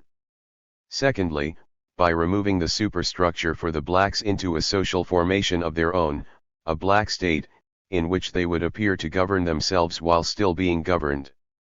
The conflict, in other words, is extrapolated into a different social formation, which is then subsumed to the needs of the central social formation, thereby maintaining, as you say, the hegemony of the ruling classes, to me, the white ruling class. 4.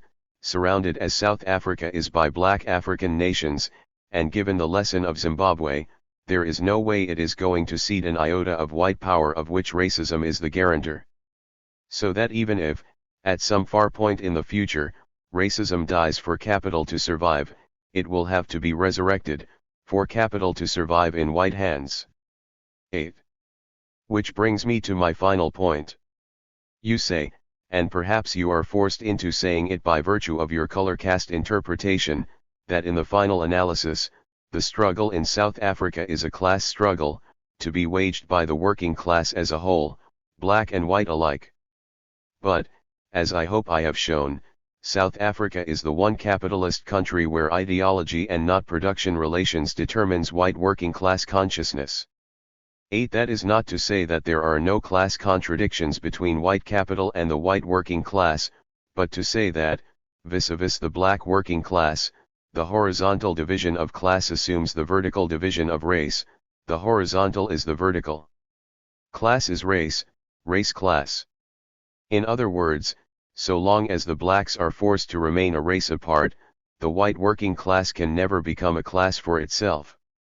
And as for the blacks, if the unending rebellion of the past few years and the birth of the black consciousness movement are anything to go by, they are fast becoming both a L70 race and a class for themselves, and that is a formidable warhead of liberation.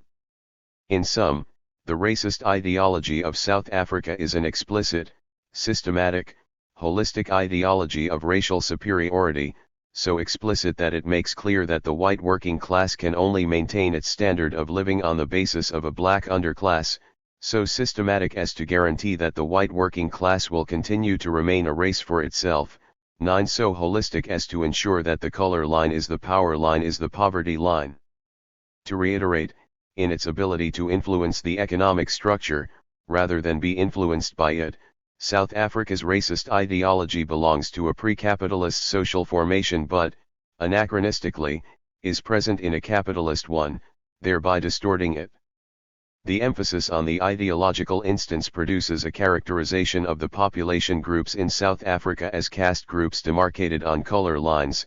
An emphasis on the economic mode produces a straightforward race-class concept and characterization, thereby leading one to conclude that the economy in trying to burst its bonds would burst also the racist nexus. But if they are both comprehended equally and at once, holistically, South Africa shows up as an exceptional capitalist social formation in which race is class and class race, and the race struggle is the class struggle.